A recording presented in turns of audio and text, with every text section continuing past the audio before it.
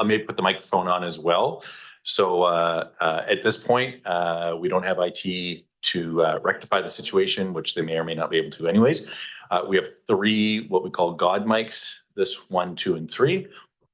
So during the delegations will go into mic 3. And then if a councillor has a question, get my eye, put your hand up. I'm going to put you on a list, and then you can come up to mic 2 and then ask the question there. And then Jeff will relinquish his seat for the questions. Yeah, he'll slide over or something like that. And then for those in Zoom land whose technology is working flawlessly today, I might add, you guys, same old, but again, if you put your hand up and we haven't recognized it here, please feel free to nudge us once in a while if you need to get us back on track. All right, so hopefully everybody is good for that.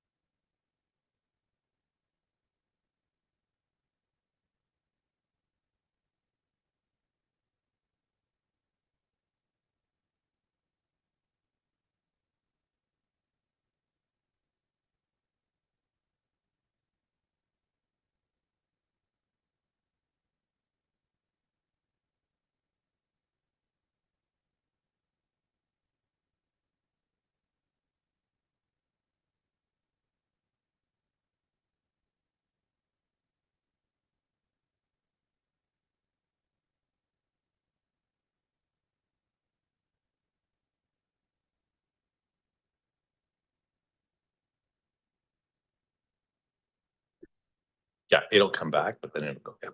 Okay.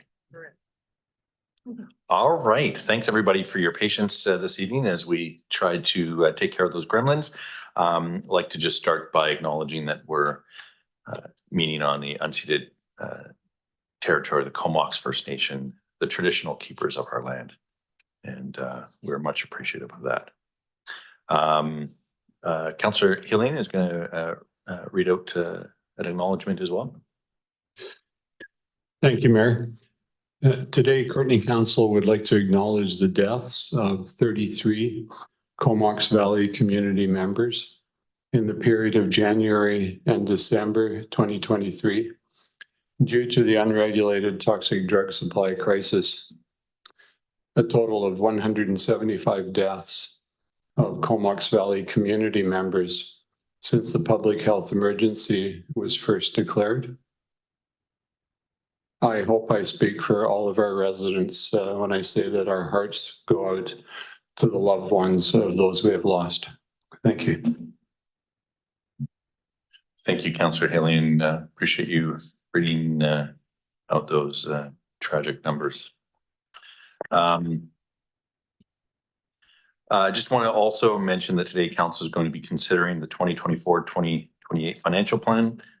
Oh, sorry, I can cross that off. No, we're considering next meeting. Right. That we're going to be considering that on February 28th, 2 weeks from now. The next council meeting, February 28th, regular council meeting will start at 12:30 p.m. and council will review the budget starting at 4 p.m.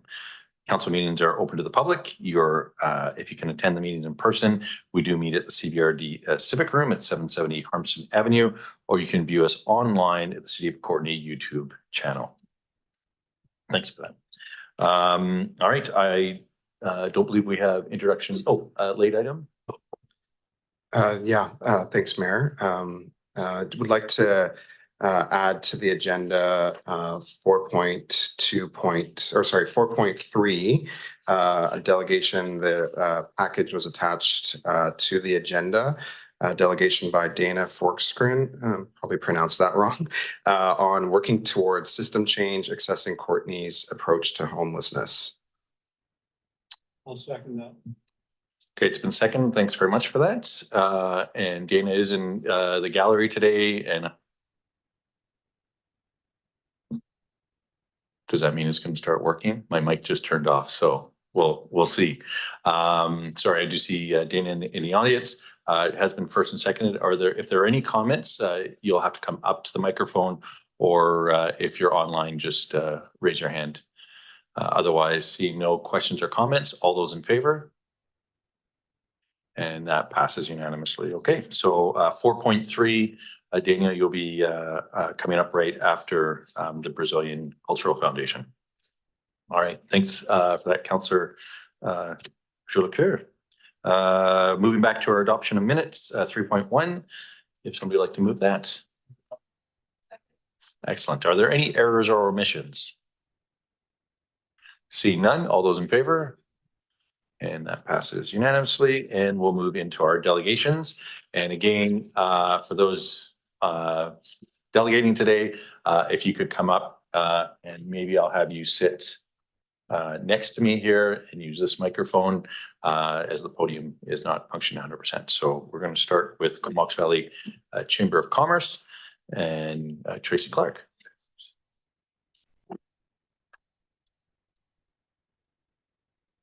I'll leave a chocolate here for you in case you would like one.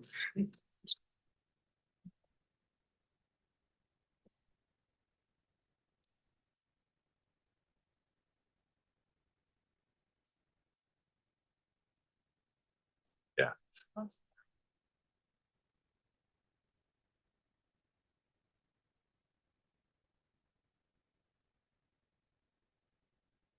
Oh, the clicker.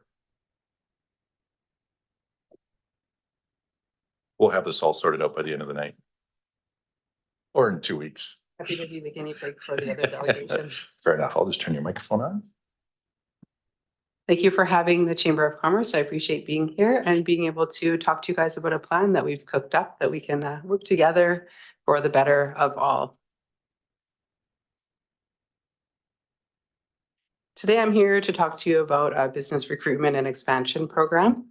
And we're going to be going through several phases of the project. And to explain it, I've broken it down as such. So we'll talk about the project phases. We'll talk about our communication and our procurement strategy and how this aligns with our priorities and the city's priorities. And it wouldn't be a big project without challenges. So we'll talk about how we may deal with what may come up. We'll look at the project budget, and also we'll be talking about some funding independence and funding agility.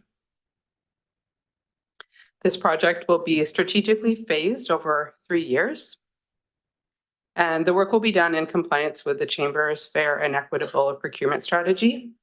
There's going to be lots of opportunities for us to work together. And we're going to be talking about why we are ideal partners for this. So what are we doing? How and to what end? It's been a while since we've had our finger on the pulse of the business community. So we're going to be looking to find out what that looks like for the current business practitioners, what they need and how we can help them. The action will be the bulk of the project.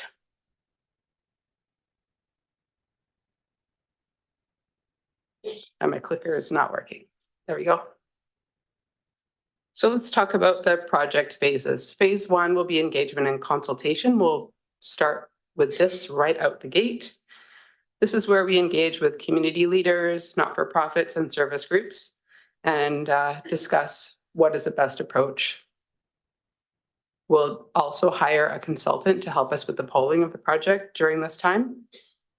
Phase 2 will be data collection and analysis. We expect this will take 3 months. And we'll do a fulsome data collection and then look at that. This will move us into the third phase, where we analyze the data and make recommendations. At that same time, we report back to those first groups that we engaged with. The fourth phase of this is our action plan. So this is the bulk of the plan occurring from month 6 to the end of the 3-year time period. This is where we implement and make all the actions. So let's talk about that. This is where the real work begins in response to the stated needs of the business community. And we will react in accordance to what we've heard from them. This 2 and 3/4 year plan is designed to address the key themes that we've discovered. and that make sure that those align with both the chamber and the municipality's strategic plans. We expect this action to have various components that will support and grow the business community. So anticipating what some of these components may be, we expect that the business community will benefit from the development of an online resource library. So the goal here is to create a comprehensive online resource library on our own website that businesses can access when they need help. Concurrently, we'll also develop some strategies for entrepreneurial support so we can foster the growth and success of the business community. At the same time, we'll be holding various networking events to strengthen connections with the local business community. We find the best things happen when we're in the room together. As well, we'd like to expect to produce some small business training and startup advice, filling the gaps that may exist in the business community. We'd also like to offer some recruitment and awareness campaign. So this is where we look elsewhere to people who aren't in the community, recruiting people to come in and fill those gaps that may exist. So the goal here is to promote the Comox Valley as an ideal location for new businesses, staff to come in, as well as remote workers. A unique component of this plan that we expect to produce are wellness events. So these will have the end goal of enhancing work-life balance and well-being for business professionals. Finally, the last component that we expect to offer is workforce support. So this will be supporting the local workforce by collaborating with local groups such as the Immigration Welcome Center, North Island College, and others.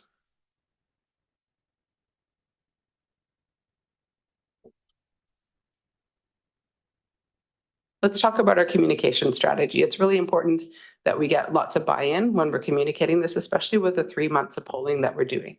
So it's our goal to hear from as many people as possible, and this will be an all hands on deck opportunity. So we'll utilize our own information channels, such as our newsletter, our website, and social media to regularly update the community. And also we hope to collaborate with you. Use your communication channels to reach a wider audience and to engage the residents. We also plan to utilize local news agencies, both press releases and purchasing ads. This will all be done in accordance with the Chamber of Commerce bylaws to ensure a fair and equitable allocation of resources.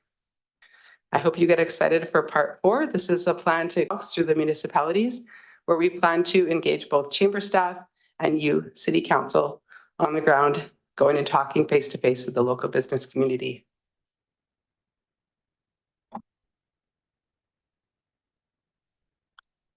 Let's talk about the strategic alignments that can occur here.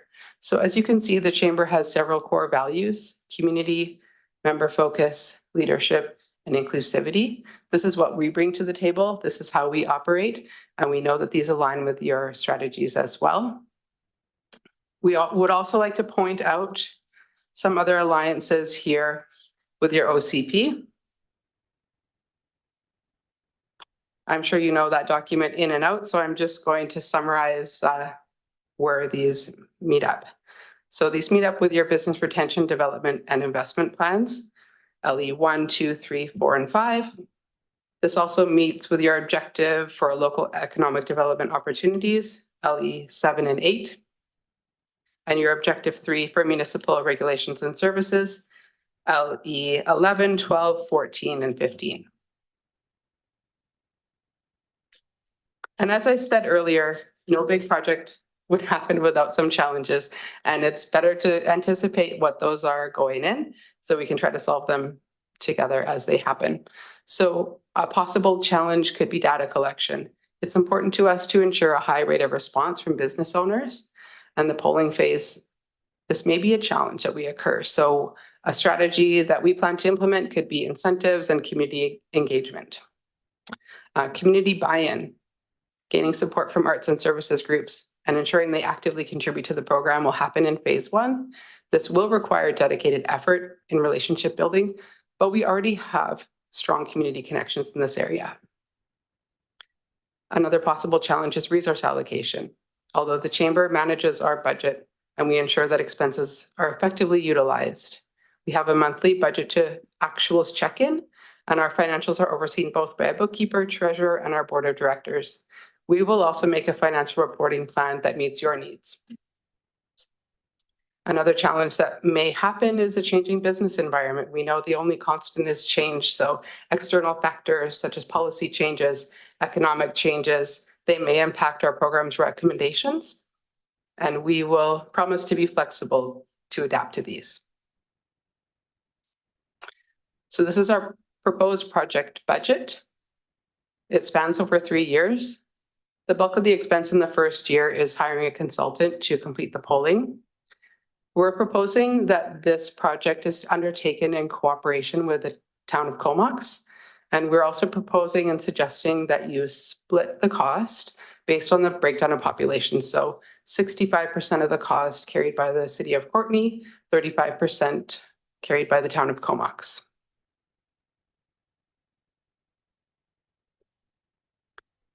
So while we're talking about money, it's also important to us to talk about funding independence. And we need to ensure transparency and accountability. We want to be sure to separate our advocacy role from this funding request.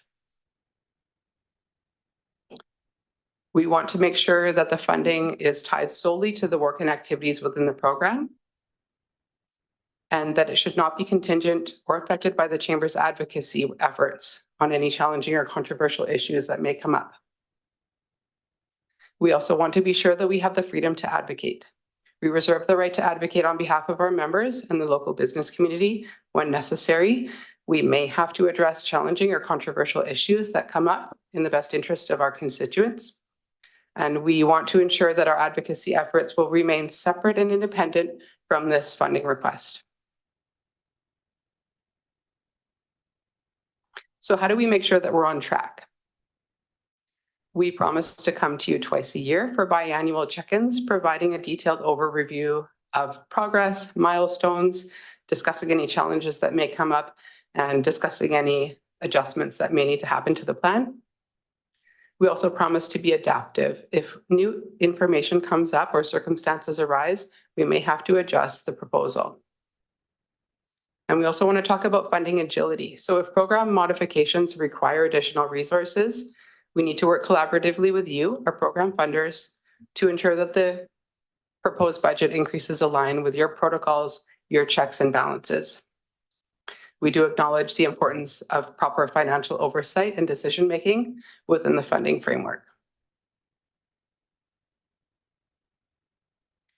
So to conclude, thank you for listening to our 3-year proposal. And we would like to complete an action plan that responds to the stated needs of the business community, and to do so with our funding partners. Are there any questions? Excellent. I'd have you push buttons, but I don't want it to blow up anything because those mics don't work. But I do have Councillor Frisch, Councillor Morin, Councillor McCollum online. So maybe we'll start with Councillor McCollum online. Thanks, Mayor. I appreciate going first because it's currently not much background noise where I am. Thanks for the presentation, Tracy. This was really great to see this kind of detail laid out. And I think the Chamber is really well positioned to provide this kind of initiative in our community. So my general sense from this is that our business community and our community as a whole could really benefit from some of what's laid out here. And my question for you is, I'm just wanting to have a better understanding of what that data collection piece would look like, what type of data we're envisioning, and if we're looking more at kind of open-ended questions and themes, or if we're looking for more numerical data, or just if you've gotten that far in considering exactly what that would look like, or if that's going to be dependent on the work with the consultant further down the line. Thank you, Councillor McCollum. I appreciate the question. That's a really good question. And that's something that we've thought a lot about.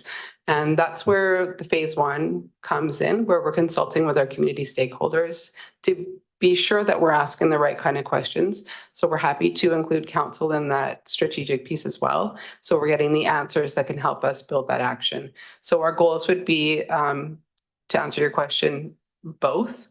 We're looking for data and numbers, as well as looking for open-ended answers. So it'll be questions like, we want to find out how people are doing, how we can help, and how we can support them.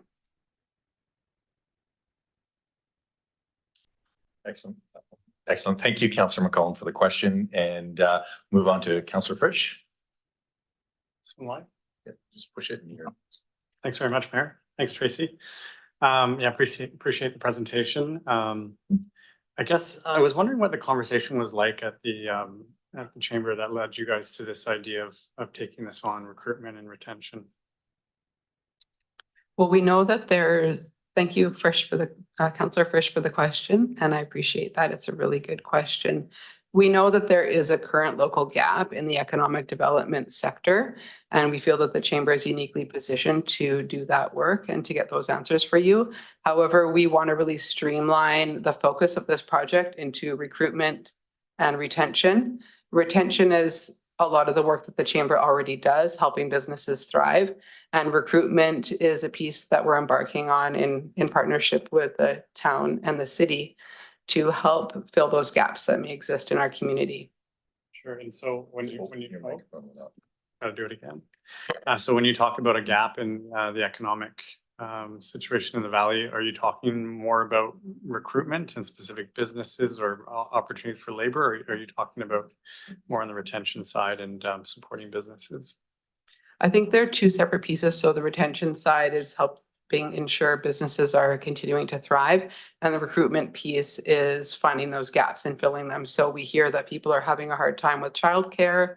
We know that there may be leakage in other economic areas, so we're happy to discover what those are and then form a strategy around that over the next 3 years. Awesome. Thanks very much. Thank you for the questions. Thanks, Councillor Frisch. And next I had Councillor Morin. Okay. Councillor Jolicoeur. And if you scooched a little bit this way, you'll get caught by the camera. It's very intimate. This is And great. apparently, if you stop talking for more than 30 seconds, Great way your to be microphone will- collaborative, is to be close to Yeah. each other, right? And if you stop talking for 30 seconds, your mic will automatically turn off. So Okay, good to know. And thanks, Mayor, and through the chair, thanks for the presentation, Tracy, and for the good work that obviously went into this for the development of the proposal. I really see this as a key driver for a lot of my peers, people, young families in the community, new people to the community who are really trying to understand the landscape of the business community more generally. I was really excited to see the piece around wellness. We know that our small business owners and their staff are quite stressed. There's a lot of stresses on our businesses right now in an evolving social and environmental landscape and the economic impacts of the world right now. And so really happy to see that. I guess I just really have two technical questions. One was why my understanding of the Comox Valley Chamber is Comox Valley as a whole. And so this plan is for Courtenay and Comox. So just curious why Cumberland and the regional areas were not included in that. And then my second question was around the advocacy piece. And I appreciate that you put that in because I guess I'm curious if you foresee there to be any tension points between the findings and what will be in the action plan and any kind of advocacy activities that the chamber does with the city, for example. Thank you for the question, Councillor Jolicoeur. I appreciate those insights, and I'm happy that you appreciate the value of the wellness offerings. I'm really excited to bring those. We have some creative ideas that we're gonna make happen there. To answer your last question first, why only the Comox? Why only Courtenay and Comox? We're happy to start a conversation with the CVRD and Cumberland as well. I think it's good to start here. Because we know the bulk of the population is in Courtenay and Comox. And the advocacy piece, That was a part of the plan that was important to my board. We don't anticipate anything big coming up that we're going to have to fight about. But we think it's important just to say that right off the bat and to just to be totally transparent and to clarify that we do stand for the business community no matter what, and we're there to have those hard conversations if we need to. Thank you. Excellent. Thanks, Councillor Jolicoeur. Yeah, unfortunately, the microphones are very prone to turn themselves off. Just a reminder for our delegations, just ask one question at a time, just so that they can answer and keep it all tight. And you can ask a second question later. But I just want to remind our council of that, and I'll pass it over to Councillor Cole Hamilton online. Thank you, Mayor, and thanks for the presentation, Tracy. This is a really interesting and exciting plan. I just wanted to follow up a little bit on Councillor Jolicoeur's question. You said you might be approaching Cumberland and the regional district at a later point. The allocation is currently based upon sort of 100% of the funding allocated between Courtenay and Comox by population. Would there be, I assume, some sort of recalibration of the amounts and re-estimation if you're going to be going to other councils? I'm just curious about how that would be done. Thank you, Councillor Cole Hamilton. That's currently not part of our plan at this time, but my answer earlier, and I could be more clear, is that we're open to working with the entire region. At this time, it's not part of the plan. Okay, all right, thanks. Mr. Mayor. Thank you. I don't usually participate in a delegation, but following up on the question, these conversations have been ongoing following the completion of the Comox Valley Economic Development Society service review and the subsequent decision at the board. Very positive conversations, and at the CAO level amongst the 4 communities, we've had a variety of conversations about where people may look for opportunities to work together. And I believe generally out of that service review was a message to, on an ad hoc basis, find partnerships and opportunities to work together. And so at a staff level, we've been working through that, and that's why you have a proposal together. I would anticipate if the entirety of the region wants to participate, there would have to be adjustment, the budget would have to be larger, et cetera, but the sharing would still be a good portion of that. So I just wanted to add that for council's information. Okay, we're going to do a test. Would you like to push? We did some stuff here, and I believe it's now working. Can you hear me? Oh, wow. That's great. I don't have to go up to the front. It was starting to look like, I don't know, Dr. Phil or something up there. I was expecting some, disclosure or something. So my question, I guess, is this proposal is involving obviously the business community and chamber members. And I wondered if there's a piece of it that is more broadly towards the public, because business folks may have ideas around, I'm particularly looking at the recruitment side of things, that the general public might say, well, actually, we want more of this kind of business coming in, and it doesn't align at all with the business community necessarily. So I guess I'm wondering about that aspect. Thanks. I really appreciate that question, Councillor Warren. Thank you so much. And I realized that I wasn't totally clear on who the poll is going to. Anyone can respond to the poll. And although the chamber is a member organization, we represent the business community as a whole, whether or not they're a member of ours.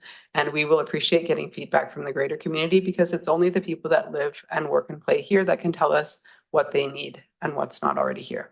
Great. Thank you. Thanks, Councillor Warren, for the question and making sure our microphones are now functioning, hopefully much better. Councillor Hillian. Thanks, Mayor. Tracy, I noticed that you didn't mention Comox First Nation at all. Is that a deliberate omission, or was that somehow inadvertent? Thank you for mentioning that. We're happy to include the Comox First Nation in this plan, although I haven't done so yet, but we're happy to include them in phase 1 of the collaborative conversations.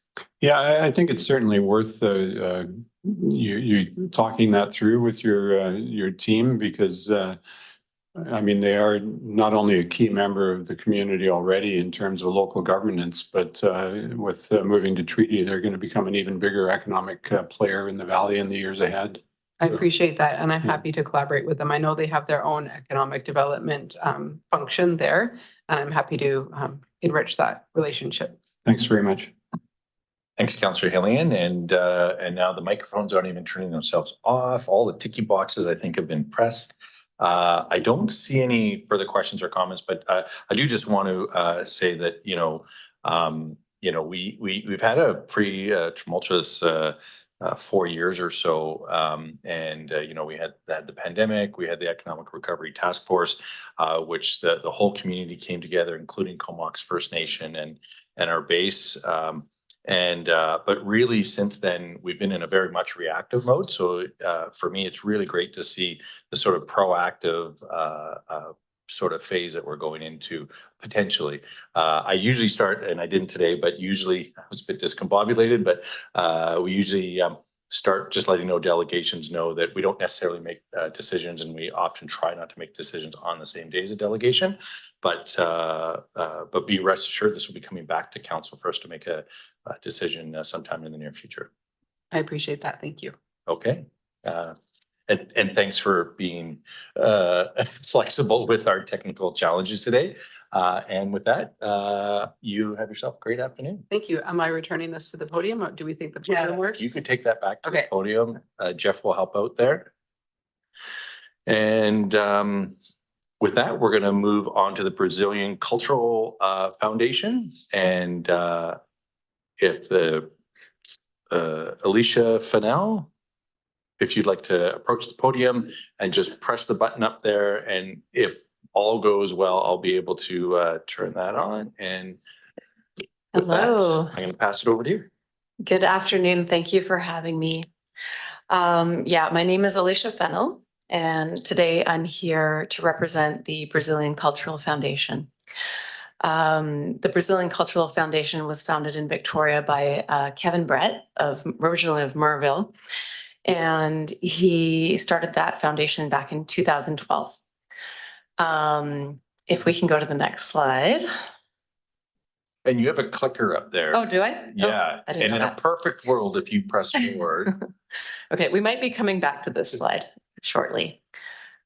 So the Brazilian Cultural Foundation is a not-for-profit foundation promoting Brazilian and Afro-Brazilian culture in Canada specifically.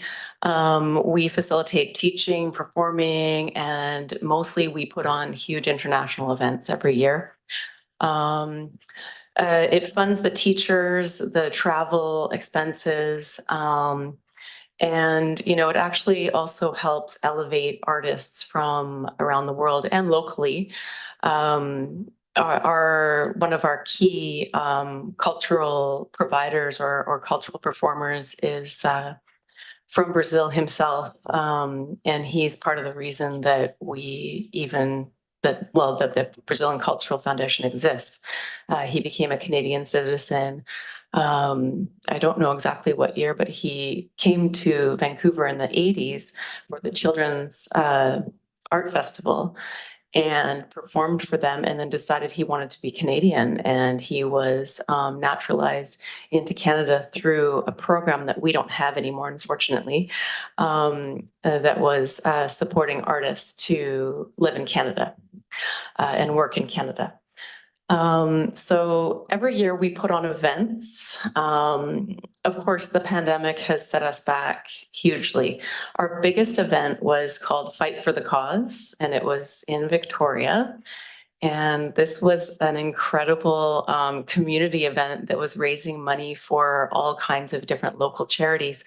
And it was in collaboration with Studio 4, which is Kevin Brett's academy down in Victoria. And they would invite community members to compete in the ring, the boxing ring. And this was a black tie event. They would sell VIP tickets, dinner, dance, live music, Brazilian dance. We would often bring masters from Brazil for it. And they would raise $40,000 to $60,000 at these events. We also, of course, put on yearly events celebrating Brazilian culture and music, which if anybody's ever been to one of those events, they'll know just how rich and amazing they are.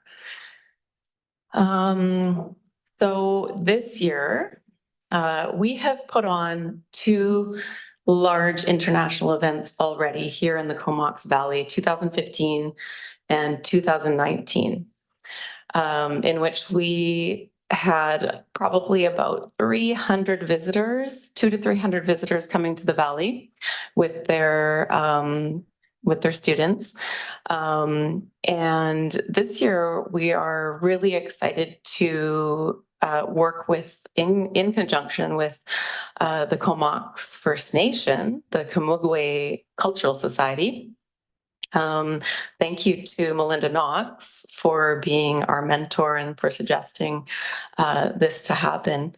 It's always been a dream of mine to make this happen, actually, to share the cultures, the Indigenous cultures of Brazil and of our local cultures.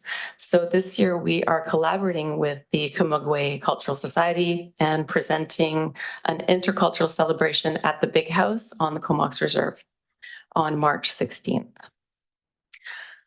We're bringing 6 masters of the Brazilian art form of capoeira. We are bringing over 20 performers of dance and music. And as you can see on the slide here, the entrance will be free. We don't know how public it can be because we can only hold 300 people in the Big House, but it will be all members of the cultural groups, the 2 cultural groups engaging, plus private sponsors and their families, and hopefully mayor and council as well of the Courtenay and Comox Council, as well as CVRD. Yeah, so next we have our leaders. I already talked about our Master Bahal, and you might have seen points there about our culture, the Brazilian culture, and the Brazilian Foundation helping to bring people out of poverty. Mestre Bahal himself, he did that pretty much on his own, but he still helps to do that in Brazil. He was born to a single mother, 8 siblings, no hydro, no running water, and now he is the leader of an international capoeira grupo with over 200,000 or more members all over the world. So he'll be one of our key guests. And then, of course, we have Andy Everson and all of the Kamugwe Cultural Society dancers. Of course, Professora Aurinha de Jesus, who's a traditional Afro-Brazilian dancer from Recife. Mestre Kokoroka, who has never been here before. We're really excited to bring him. He is from Rio de Janeiro. And of course, our local Mestre Testa, or Kevin Brett, who's originally from Merville, BC, and runs the group and is the director of the Brazilian Cultural Society himself. Budget. So yes, this event particularly is in conjunction with our 15-year celebration of capoeira in the Comox Valley. And this is just sort of an overview of what we're expecting for the budget for this event. The most expenses, the highest expenses will be artist fees. Then we have administration that may or may not be paid out to the people organizing. Travel, of course, is a big cost, accommodation, food, and otherwise. We do have partners in the community: Butcher's Block, Sure Copy, Milano, Makalani. Gosh, we have quite a few more partners. I can't even list them all, who are sponsoring the event as well. Accommodations, we've been, at this point, we've been using Airbnbs because of the proximity to our venues. We've rented the Comox Rec Center at their not-for-profit rate. We've also rented the École, I might screw this up, École de Lille as well, their gymnasium. And of course, we have the big house venue for the Saturday. There's just some pictures of our group and the members looking happy and benefiting from participating. And that concludes. Excellent. Thanks very much. And it feels like our technology is no longer an issue tonight. So that's fantastic. Probably shouldn't have said that, but a great presentation. And I'll now pass it over to any councillors that have questions, starting with Councillor Hillian. Thank you, Mayor. Thanks very much. Sounds a wonderful event. I'm just curious though, it seems that you've done all the planning and now you're looking for the money. Isn't that kind of backwards? Like I say, Melinda Knox is she's my mentor. And I am not very proficient with the funding aspects of, this is my first time really actually looking for any funding for the event at all. In years past, we have funded the event through ticket sales through the Sid Williams Theatre. So that was a big one. Sid Williams is very hard to book. It's a couple of years out now, so we weren't able to access those funds. And really, I'm plowing the way here, learning from Melinda how to even ask for money. I'm quite new to this process, to tell you the truth. Okay, and it looked like from the numbers on your pie chart there, it was about $20,000. Is that roughly the amount? More or less, yeah. Yeah. I mean, those are numbers that were sectioned off from, so the budget was for the entire event, which included the workshops, the 3 days, master's workshops, for the students who will be arriving from all over Canada. And so I sectioned off part of the budget for that evening. So some of that money will be coming from registrations from the students as well as private partnerships in the Okay, valley. so how much are you asking for from us? Tonight, we're asking for 5,000. Okay, Yeah, just to try to, take some of the edge off of some of the expenses that have gone up quite a bit this year, like accommodation, food, travel. thanks very much. Thank you. Excellent. Thanks for that. And you may want to go back to that slide because you did have a slide that said 5,000. I think it articulated kind of what that would be going towards. Oh, yes, I didn't even get to that, did I?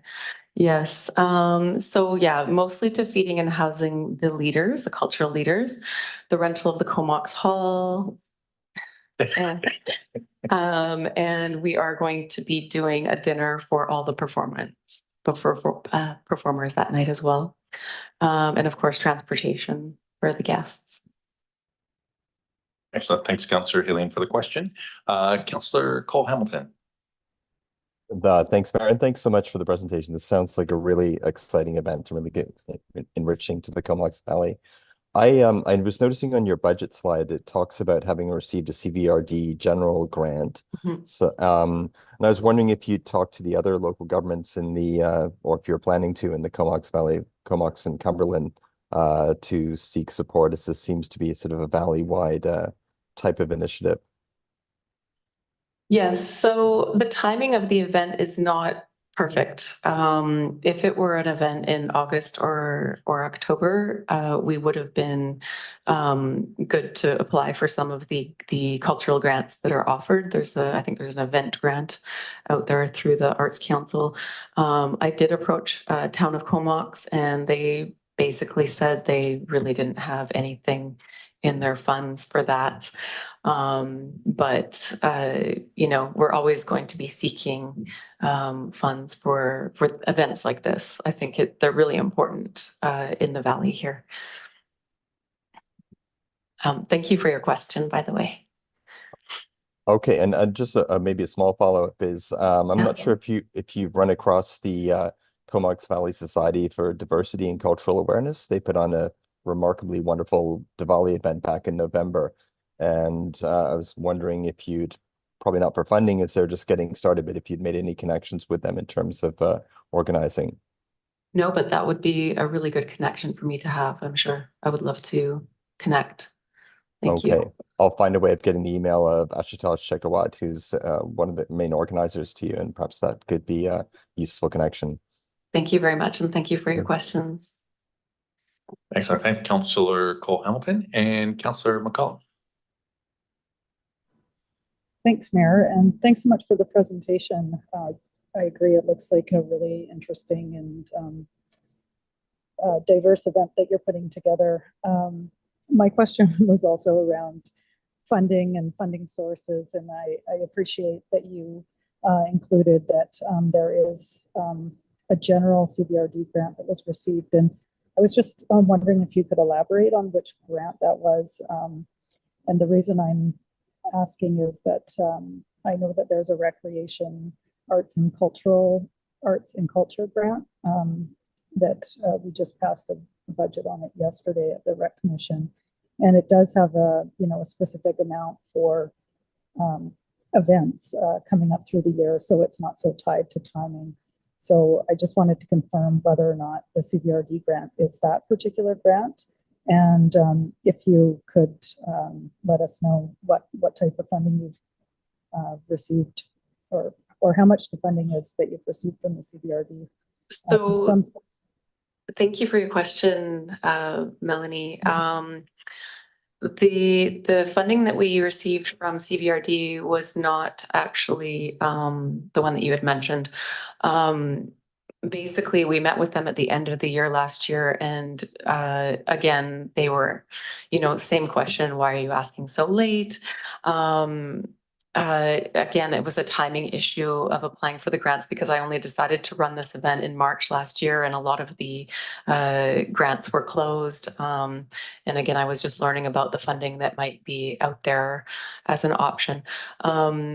Essentially, I met with the CVRD at the end of November, at the end of their fiscal year, I believe it was, and they basically just all looked into their funds and saw what they could find and just contributed what they had left. I believe some of that was cultural funding, allotted to cultural funding. But I can't actually answer that question specifically. I could very easily send out an email and get the answers to those questions, though.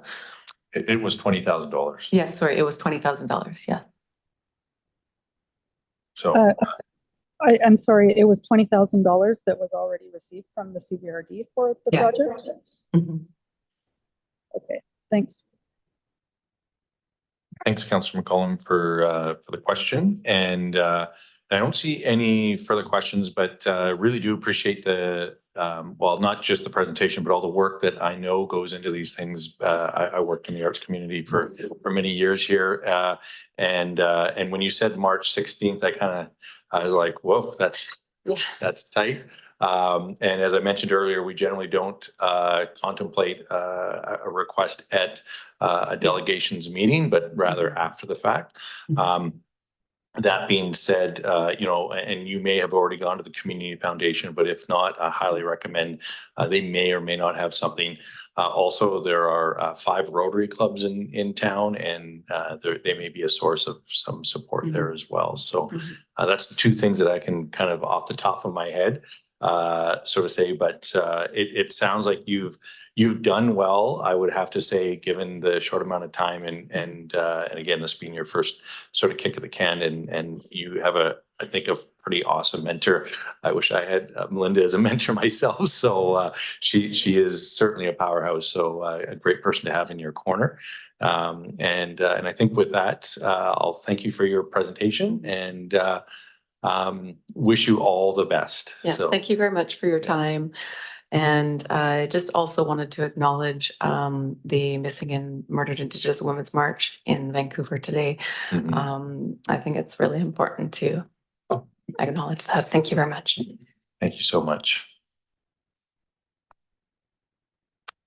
All right, and with that, we'll invite Dana up to the podium. It may just take a second to get the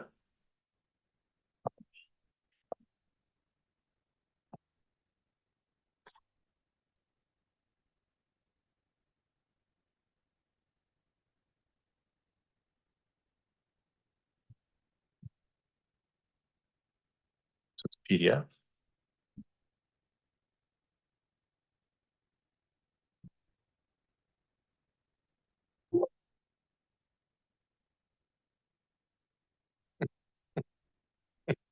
So I shouldn't laugh, but stupid computers. I think it's okay now, but.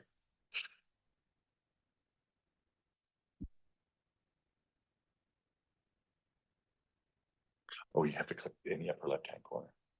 Way up, way up. Upper left. Yeah, that one, yeah.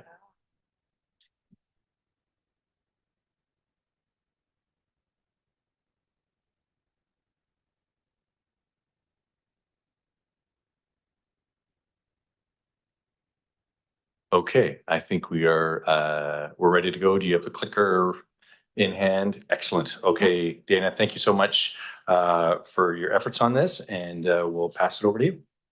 Thank you so much.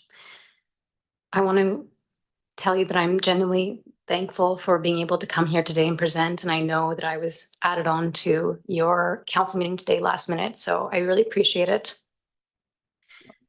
Before I begin, I would like to express gratitude for the mayors and councillors for your communication in recent weeks, specifically with several of you coming to meet with community members who are experiencing homelessness and hearing from them directly.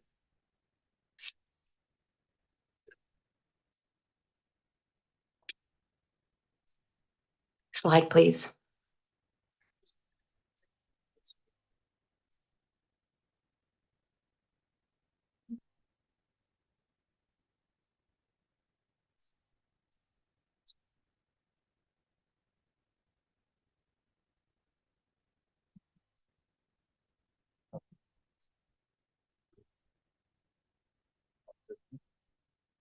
So.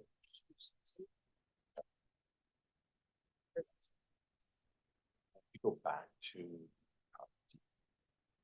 There should be an option. There's probably.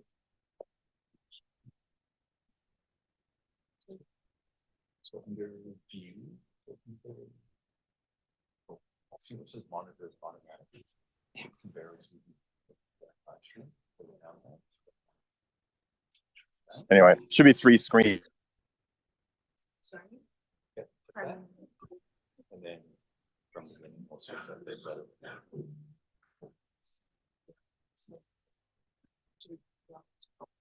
I think we're just gonna have to continue on. Sorry, we're. Nope. All right.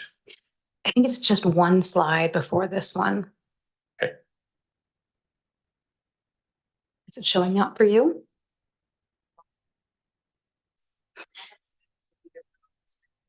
Okay, I'll continue. I spoke too soon. My apologies. Oh, The gremlins are back. So my delegation today will provide a short introduction, an overview of the current situation of homelessness in Courtenay, and some considerations to achieve more clarity and equity in the Parks and Open Spaces bylaw number 3121. I'll also be reflecting on how we can work together to maintain Courtenay's strategic goals.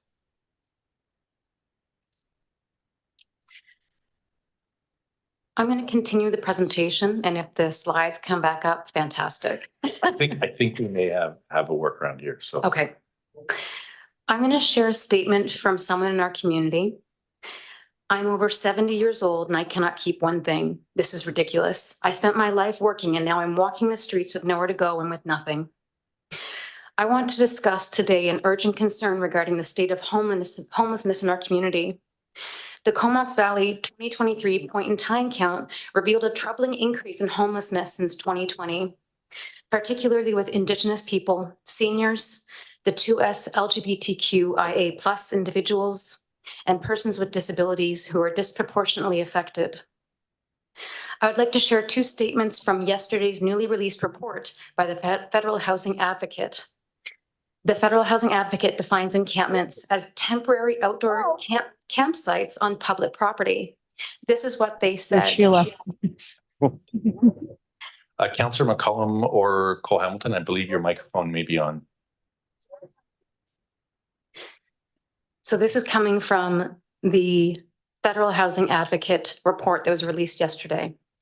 First, encampment residents are at dire risk of harm due to the failure to uphold their basic rights. Second, the encampments exist only because of a larger systematic failure to uphold the right of all people to adequate housing without discrimination. Research informed by the lived experiences of individuals facing homelessness stresses that legislation and policies can exacerbate the challenges by further criminalizing, marginalizing, and stigmatizing people experiencing homelessness. Slide, please. Oh, we're good. My purpose here today is to seek further engagement and consultation regarding Bylaw 3121 and to propose some specific considerations and amendments before its implementation. This statement in front of you is from one of the voices who lives the reality of homelessness day in and day out. I tried to read the bylaw, but it didn't make sense. It's confusing and it makes it hard for me to be comfortable anywhere. And where are we supposed to go when we get kicked out of a park? Our stuff is soaking wet and dirty. What can we do with it? It's impossible to pack it up. My objective today is not to negate the progressive aspects of Courtenay's proposed bylaw 3121, but to build upon them for a more inclusive approach that supports all members of our community. I want to bring attention to how the language within bylaw number 3121 might inadvertently contribute to the already dire conditions for those experiencing homelessness.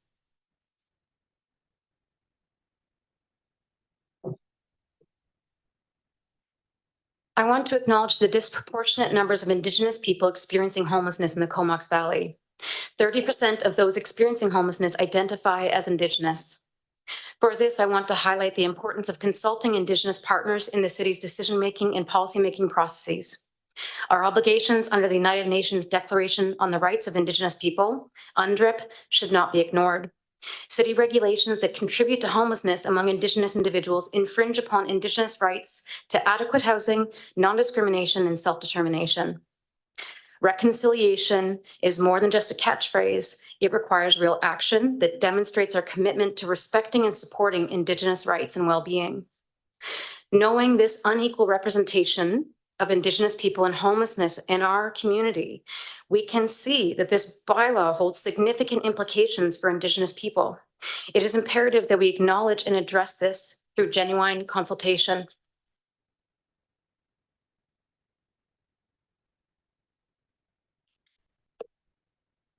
Just a quick word on reasonable adjustments. They are not a privilege. They are not intended to be annoying or to create extra work for other people. They are a human right. System change through policy and bylaw reform can have the power to shift cultural norms, promote empathy, and create lasting impact. As we discuss this bylaw, it's important to consider how it will impact individuals experiencing homelessness. Let's approach this issue with empathy and understanding, taking into account the real-life challenges it may present for them.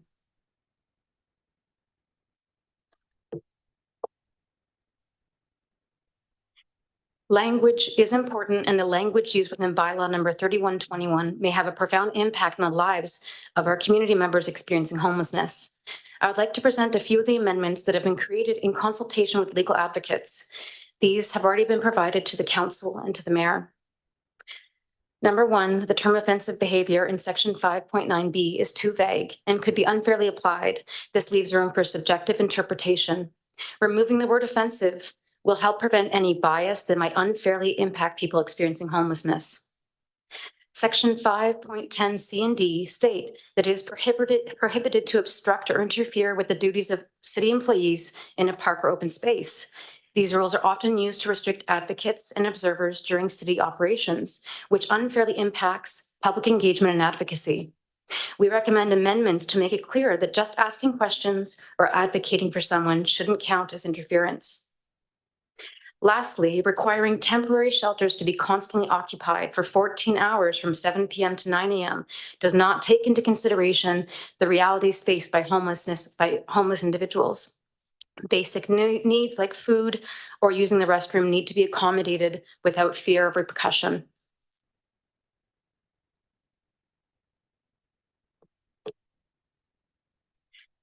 Section 5.10 addresses interactions between city employees and the public. However, it lacks clarity on the expected conduct by bylaw officers. We propose integrating language from the bylaw compliance policy to ensure consistent expectations for officers. We also urge the council to include explicit language on trauma-informed enforcement. This ensures sensitivity towards vulnerable individuals who may have experienced trauma. Implementing these amendments demonstrates our commitment to fostering positive interactions and upholding principles of respect and inclusivity.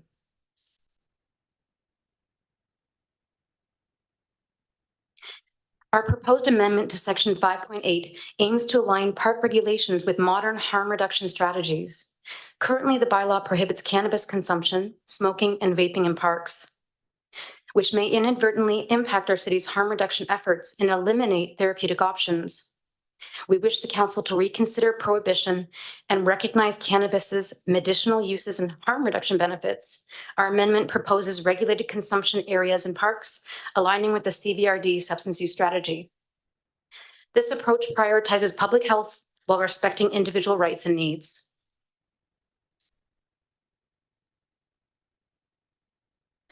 In bylaw section 10.2, I would like to address an enforcement issue. Currently written, this section permits any city personnel potentially untrained to support officers and enforce the bylaw. This poses risks to both the public and to themselves. I would like to propose 2 amendments. Remove the provision to ensure that only trained officials are enforcing the bylaws. Include language that welcomes collaboration with social support services and enforcement. This aids individuals who are experiencing homelessness. These changes ensure effective, safe, and fair enforcement practices while enhancing our community's well-being.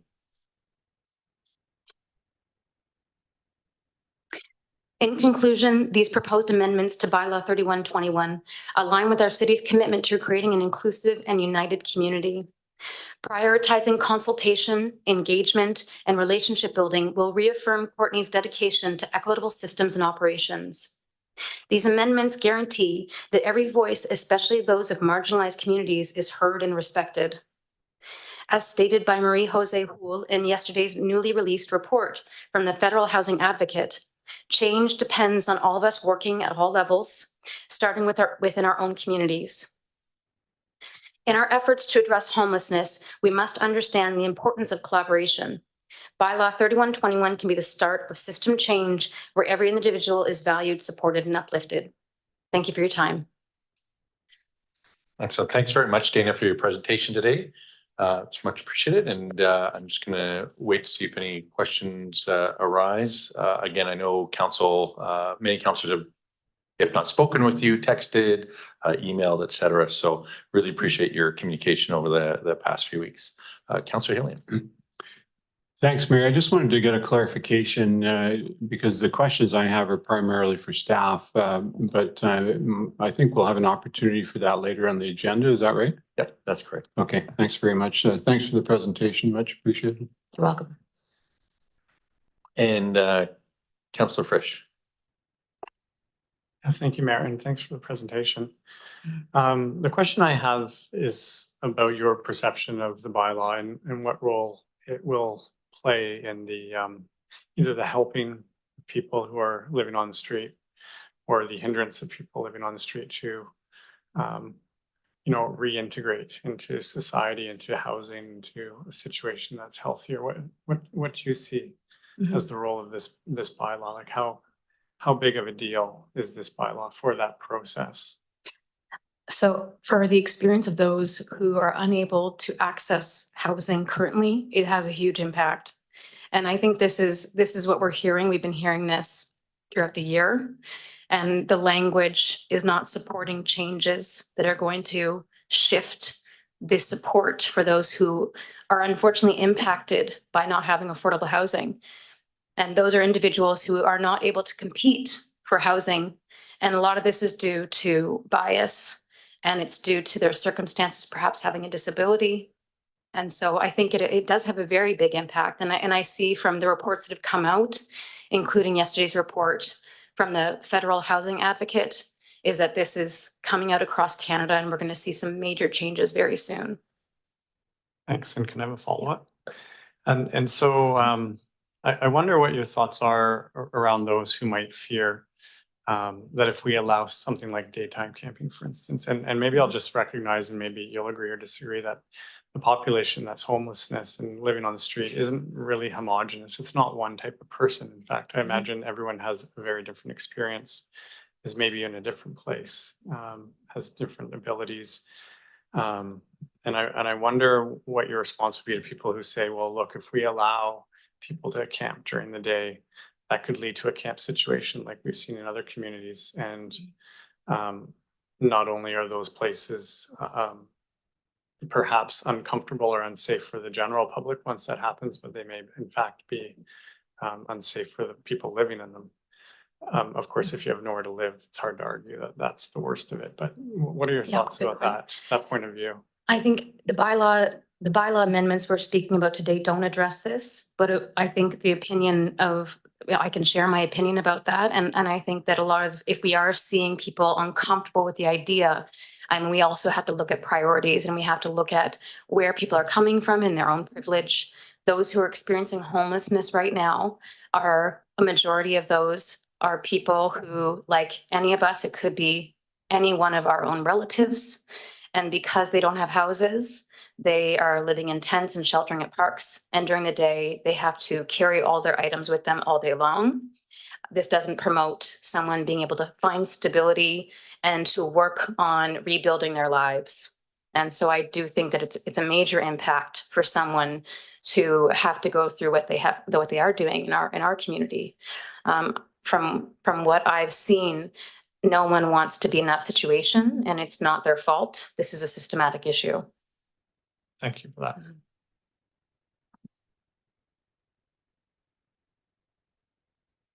All right, thanks. Councillor Joker. Thanks, Mayor. Thanks for the presentation, Dana.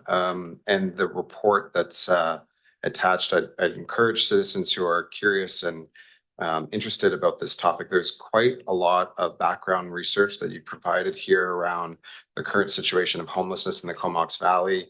That we had that report come to council a few months ago from the point in time count, and you highlighted it in your presentation around the disproportionate representation of Indigenous people. We're looking at almost 30% of our unhoused population identifies Indigenous. And so I appreciate that one of your first recommendations is to do further engagement with our Indigenous partners in the community. And particularly also noticing that one of the key things that I've kind of seen throughout the recommendations and the amendments, and that's something that in the year and a half I've been in this role, I haven't seen as much correspondence that actually provides solutions to what we're considering. And so I really appreciate that effort and the time that's gone in. And you also bring forward people's lived experience through some of those quotes. But I'm curious if you can speak to a little bit of what I spoke to when this came to council for first and second reading was really the human rights perspective. And that's kind of sprinkled across your report, and also some language you're suggesting that we include in some amendments. And I'm wondering if you can, and you did share the Federal Housing Advocates comments recently around this unfortunate reality that Canadians are facing within our communities right now. But if you can speak to what you see as the practical impacts of us having a bylaw that explicitly mentions the human rights of all individuals within the bylaw itself. Can you reframe the question? Just human rights, and Yes. why it's important that we actually recognize human rights in the bylaw. Okay. Right, Thank we've you had so lots of much. conversation around human rights, but specifically the recommendations that include some amendments to include human rights. Absolutely. And I think we're all seeing across Canada that this is a phenomena that we've never experienced before with homelessness. And so this is new for every community, but it's being it's being experienced in every community. And these demographics are very similar in every community. And so I think that right there shows how important it is to have the language supporting those who are being most impacted by the bylaws. In many communities, the percentage of people who are experiencing homelessness, the Indigenous community, is the most impacted. That's always a very high number. And that really shows that the systems we currently have in place are not protecting those individuals in particular. And again, we always see in every community, those who are being impacted are those with disabilities, with mental health issues, the LGBTQ community. So I think we're seeing this disproportionate impact, and that our laws need to make sure that we are being equitable in how we protect people and provide affordable housing, or in the meantime, a safe space and a place of acceptance and empathy for the situation that they are in. Thank you. That's it, Mayor. Thanks. Thanks very much. I'll just go to the folks online. If you had any questions, I'm not seeing any hands, but just want to make sure everyone's okay out there. And any further questions from councillors? Seeing none, again, just want to say thanks a lot for all the work that you've done over the last couple of weeks to get prepared for this. And we do have this on the agenda as an item coming up. And yeah, thank you very much. Thank you so much. Okay. Thank you for your time. All right. And with that, we'll move into our Comox Valley RCMP report on the second and third quarters of 2023. And I think we have Sergeant Kilbourne. I hope the title is close. Staff Sergeant, you know, I know about 50% of the time what it says is very close, but I appreciate that. So Staff Sergeant, I'll pass the podium over to you. Thank you very much. I also have Staff Sergeant Beauregard with me as the operations NCO at the detachment. Thank you for the opportunity to review the quarterly reports from quarter three. As you'll notice, it covers October 1st to December 31st, which our fiscal year runs April to April. All right. And I guess, do you have the clicker there? Oh, I do. Let's see if it works. There we go. All right. Yeah, so as you can see, we begin with our calls for service, and that's spread out over the last few years here. You can see we're just very slightly up by 5 calls for service, and that encompasses every single call for service in the Comox Valley RCMP for Courtenay. And I would just, I'm not sure, Mayor, if people want to interject with questions while we're presenting the slides or save them till after. I think we're open to either. You know, if there's a burning question, but I think at this point, yeah, we'll probably try to keep it to the end, and then just because we've got people online as well, so it's be a bit chaotic just for me wrangling everything. So sounds good. Yeah. Here our analyst has pulled the most common call types in Courtenay. At the top is the check well-being, and I might just add some clarity to that it can encompass anything from checking on a person who appears to be, you know, down in the street and non-responsive, to someone calling in their grandmother who they haven't heard from in a week. And so we don't parse the occurrences any finer than that. So it actually encompasses quite a few different responses. And then we've got a significant increase in the calls for unwanted persons. And again, these are all calls that come in from the public. And so we're not self-generating a lot of these files. It's calls that we get to our operational communication center.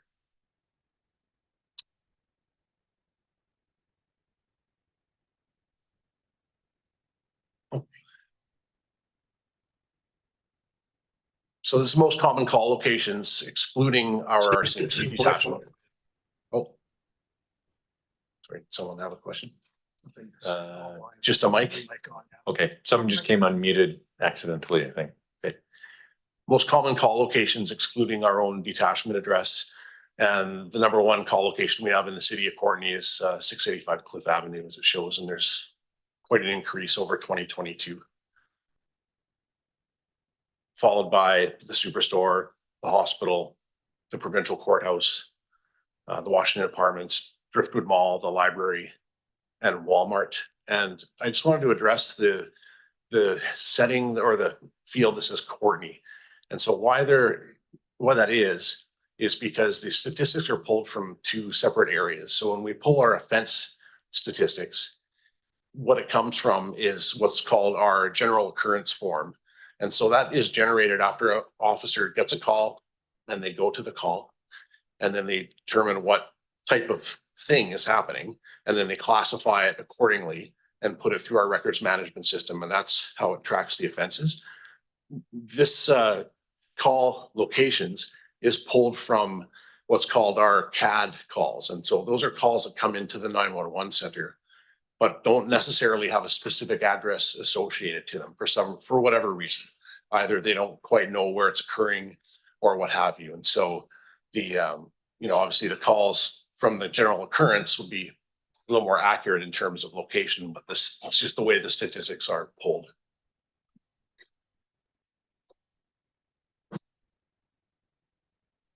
Then the most common downtown calls for service, you can see your unwanted persons, check well-being, and so on. Traffic incidents, theft, weapons, mischief. Sorry, that slide is a little small.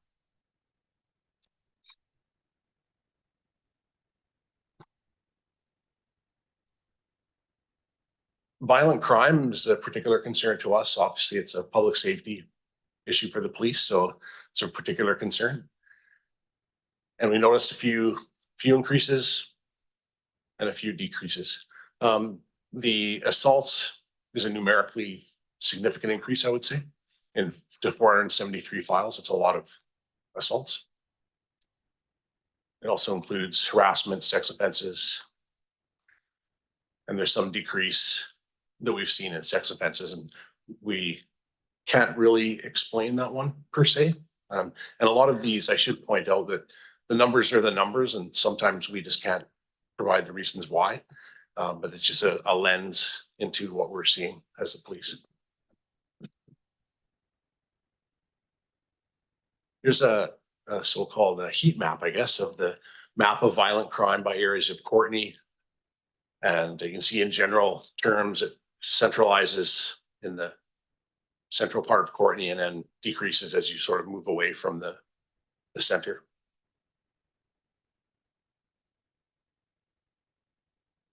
For the types of property crime we're seeing, just going to flip to my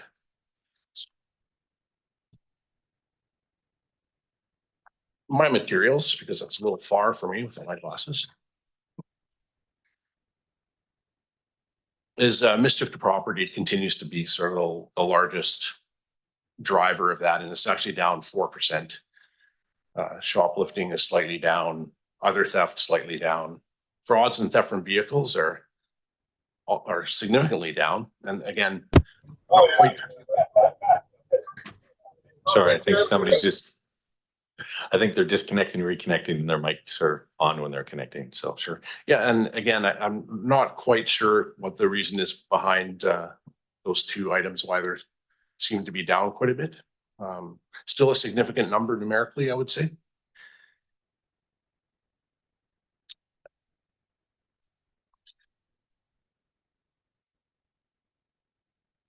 And whoops.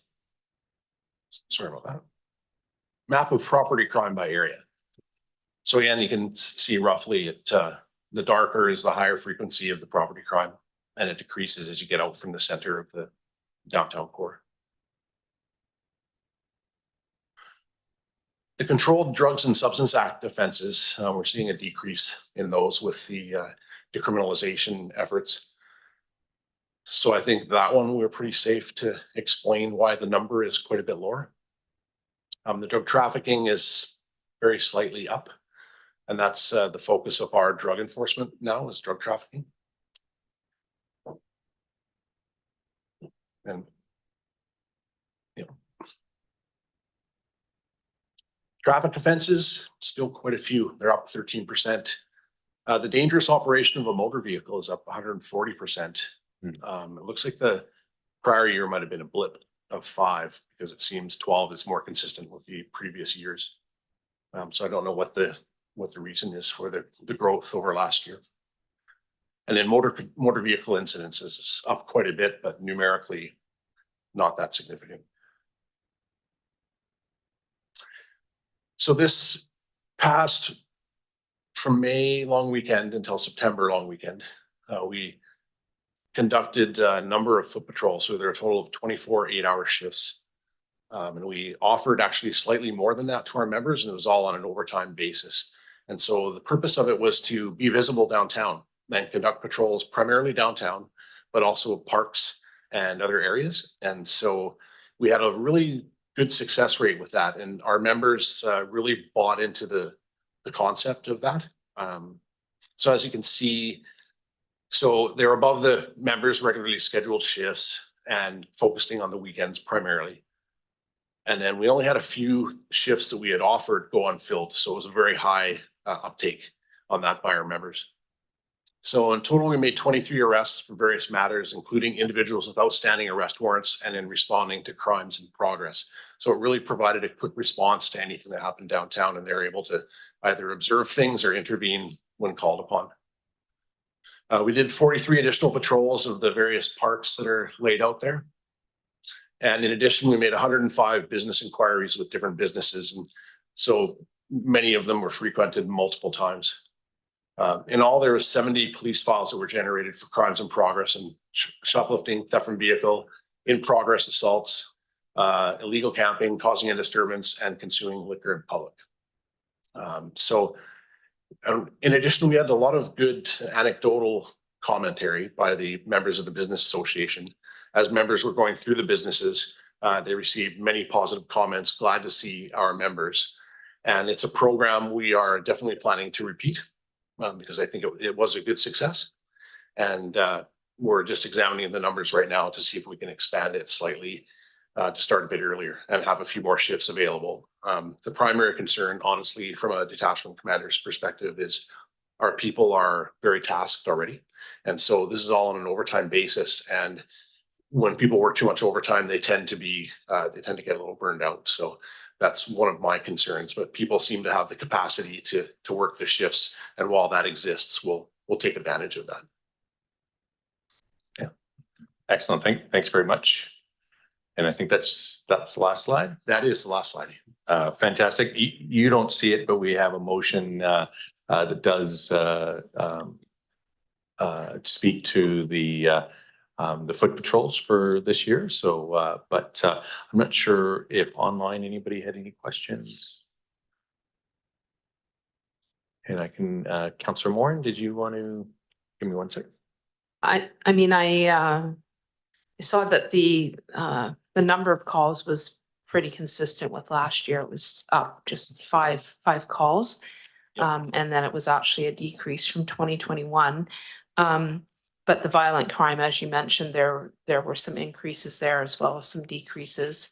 I guess it's always tricky because we don't know. You know, when we hear violent crime, obviously it's very concerning.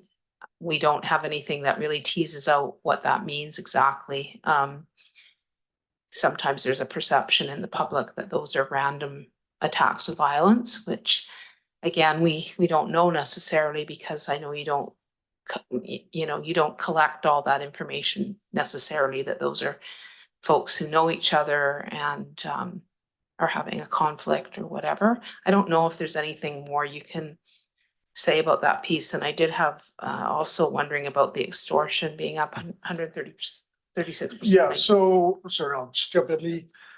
So the 5 files that I think the term the statisticians uses, it's insignificant, statistically insignificant over that many files. So it could have gone either way. Violent crime, your first part of the question, sort of anything listed in that offense, those offenses that are listed right there, those are the violent crimes.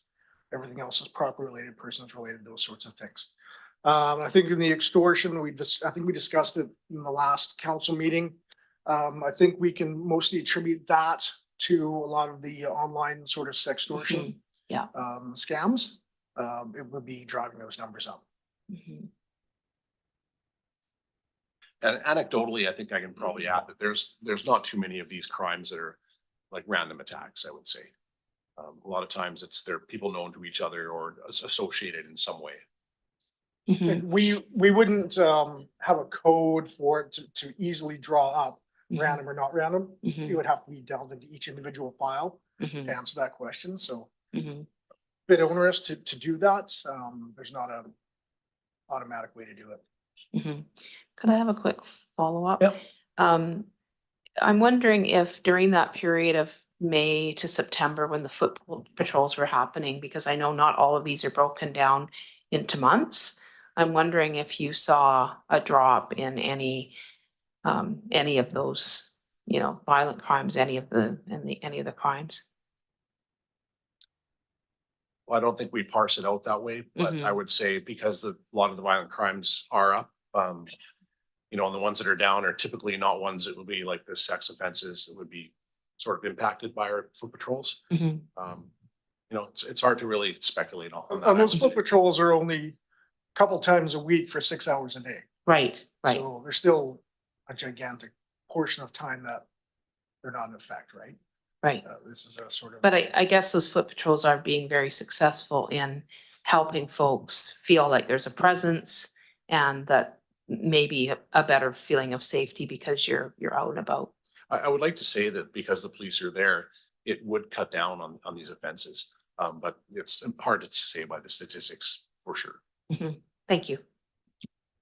Thanks, Councillor Moran. And yeah, I know when I think maybe it was my first police report 9 or so years ago, we did ask about that known versus unknown component, which would be really useful for us. But I think all of that data stuff is all federally kind of mandated, and so they wouldn't change it just for our little municipality here.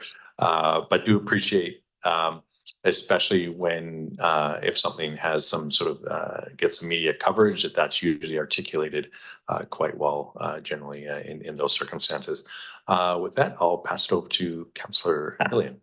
Thanks, Mayor, and thanks for coming today, officers.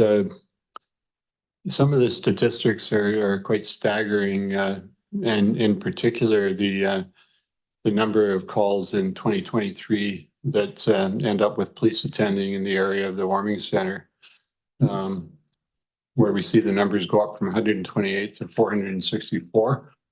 Now, I know that every time the police attend somewhere, it doesn't necessarily mean that anybody gets arrested. You haven't actually given us your arrest numbers, but the foot patrol arrests are the only place that you did mention that. And I mean, they weren't particularly significant in terms of the number of arrests that you'd make over the course of a year. But nonetheless, I know a lot of the time the police attend and basically they help to sort something out and then carry on. Oftentimes they attend and something has already happened. So it's maybe a matter of reassuring people or whatever. But what I'm wondering, our perception is that people who frequent the area of the warming center are probably more likely to be victimized than many people in the community. And I'm wondering if you have any way of knowing how many of those 464 calls are related to victimization of the individuals themselves who are frequenting that area versus complaints from, for example, shopkeepers in the neighborhood or others that might have a concern. Right. I think I would start by just saying that Troy alerted me to the fact that the warming center was closed in 2022 for some portion of the year. Is that correct? So that may blunt the numbers somewhat. Well, they still dropped pretty significantly. Yeah. And of course, we know that the numbers of people that don't have a place to live has increased very significantly over the last few years. And yeah, that's a big part of the reason why we're also overwhelmed with the challenges that this presents, not least of which the challenges to those people themselves. And to answer your question, you know what, I believe that this is a vulnerable population for sure down there. We don't necessarily parse out the, you know, the vulnerability of a victim in our offenses. So the numbers may be drawn out by the offense types somewhat, and you could, you know, maybe speculate as to the types of offenses that are being committed as to the, you know, the state of the person being committed against. But again, we don't thread it out that way, and it'd be hard to say without sort of speculating. Right. And the other thing that I did want to ask was, you know, the phrase unwanted person jumps out at me as well. And, you know, I'm sure all of us have unwanted persons in our lives. Wouldn't it be nice if we could call the police to deal with some of them? Oh, we do. We do get those calls too. Yeah. But I'm guessing this is mainly, again, businesses who have somebody kind of hanging about who they may be worried is going to steal something, or is there something else going on? And of course, I hearken back to the meeting we had with the downtown business people about 1.5 years ago, you know, where we had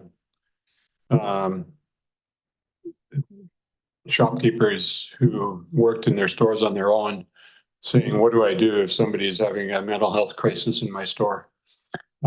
Is that the type of thing that we're talking about when we use that term, when the police get a call saying unwanted person? I would say it depends, because the behavior of the person might dictate a different call. It might be a check well-being call for a call like that. But it could be anything from a person sleeping in a doorway to someone selling something outside of business that people don't like, or on the street, or a busker that people don't want there. You know, the language behind it is, you know, it's provincially mandated police reporting language.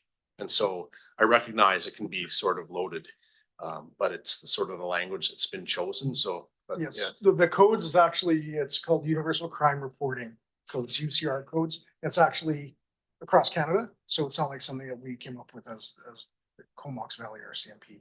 So we can compare apples to apples across the country, you know, community to community, region to region. So those are, like I said, UCR codes are federal wide, nationwide. Okay, thanks. Yeah, that's primarily what I wanted to ask about. I mean, I know that we're all looking forward to the PAC program rolling out in the next few months, and hoping that that will provide an alternative to police involvement in some of these, at least some of these situations.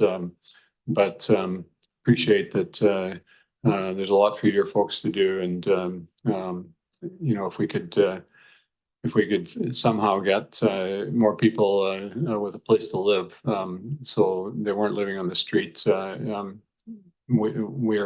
hope still is to get a purpose-built shelter that isn't located downtown, so that we can actually close the Connect Center, knowing that it's totally inadequate for the purpose that it's serving. And so it would certainly help if we had those services in place and didn't need to have that as a focal point for police calls. So thanks very much. And sort of to add to your previous question, sort of kudos to our members. Like an example we were just discussing today in regards to other issues that we probably push forward more what we'll call reports to Crown Council or charges of them, let's say West Shore area, those major. Sorry, I'm not quite hearing you, sir. Sorry that our members are doing. I'm just trying to do a little bit of kudos to our members because they're doing pretty exemplary work, in that we probably push out as many or more reports to Crown Council, like go through full investigations and recommend charges to Crown than some much larger communities. So, and again, as you discussed about, there is a lot of discretion that goes on from our members. So like you alluded to, we do get a call, we'll go to sort of that court process, the rest charge is kind of a last resort, right? Or, you know, the situation is dictated and such that, yeah, it needs to be pushed forward to a court process, so. Well, yeah, and I know how much your members love doing all the paperwork that's involved to take somebody to court, so. That's why everybody joins the police, right? Yeah. Do paperwork. Thanks. Yeah, and just to add one more point to that is that, you know, looking forward to the PAC, we're very behind anything. As everyone knows, the police are mostly a downstream sort of agency. We deal with things that have already happened and we don't really have a chance to intervene on the proactive side in that way. And so we're very behind all of the upstream efforts that might happen to sort of minimize the chances of that they have to deal with police, because it is, like Troy says, it's a kind of a last resort, right? Excellent. Thanks for that. And Councillor Joker. Yeah, thanks, Mayor, and thanks for the presentation. Nice to see you gentlemen again. And I do recall one of the, just some follow-up to Councillor Morin's comments around the relationship between victim and perpetrator. I do recall at a previous quarterly update that you shared that anecdotally that most people do know each other. And so I think that was cause for some relief, because there's a lot of, I think, just general consensus in the community that there's a lot of acts of random violence. And so I guess one of the technical questions, I appreciate that you spoke to Courtenay on page 3 of the report and what that represents. But the other question I had, simply because if the members of the public are, I know I'm interested, one of the highest increases was I think 111% increase on mischief caused by act or omission under types of property crime. And we, you know, council hears from members of the public quite frequently around property crime and perceptions of risk to property crime as a result of kind of the social dynamics we're experiencing across Canada right now. But I'm wondering if you can speak specifically to this increase about mischief caused by act and omission, and what some examples of what that could be. I'll defer to my crime reporting code expert. Sure, so. It's 95 files this year versus Yeah, it's just crime or mischief by act or omission versus property crime. So really, so mischief by act, mischief to property. Think of somebody's keying your car, right? Somebody threw a rock through your window. Mischief by act or omission, somebody's yelling, swearing on the street corner in the act of doing something not to your property, right? Mischief by act or omission could also include potentially public mischief as well. Some false reportings, things like that. But those don't happen too often, or caught somewhere else. So having that much of an increase definitely is a concern. Again, to speak to it is difficult to do so. The criminal code definition of mischief is quite wide. So it could be directed at a specific thing, or it could be there's a loss of enjoyment of property. That's one classification of mischief. So your neighbor constantly playing loud music at 4 a.m. for weeks on end, you know, could be a mischief charge. But it's, you know, interfering with the lawful enjoyment of someone's property, and that's classified as a mischief, and that would fall under this code as well, like by act or omission. Yeah, mischief thanks. to property, also tagging, vandalism, those types of things. Just one more question, Mayor, if that's okay. Yeah, happy, positive. One of the few positives in this report is that most of the types of violent crimes have decreased. But obviously the one that stands out is 136% increase. In the last report we spoke, and we got some comments from you on the extortion, and you spoke about sextortion specifically. This is quite concerning. The 26 in a community of the size of Courtenay, this is big. And I guess I'm curious if you can speak to any of the demographics. I recall you saying that at a previous meeting that there's a lot of issues in high schools.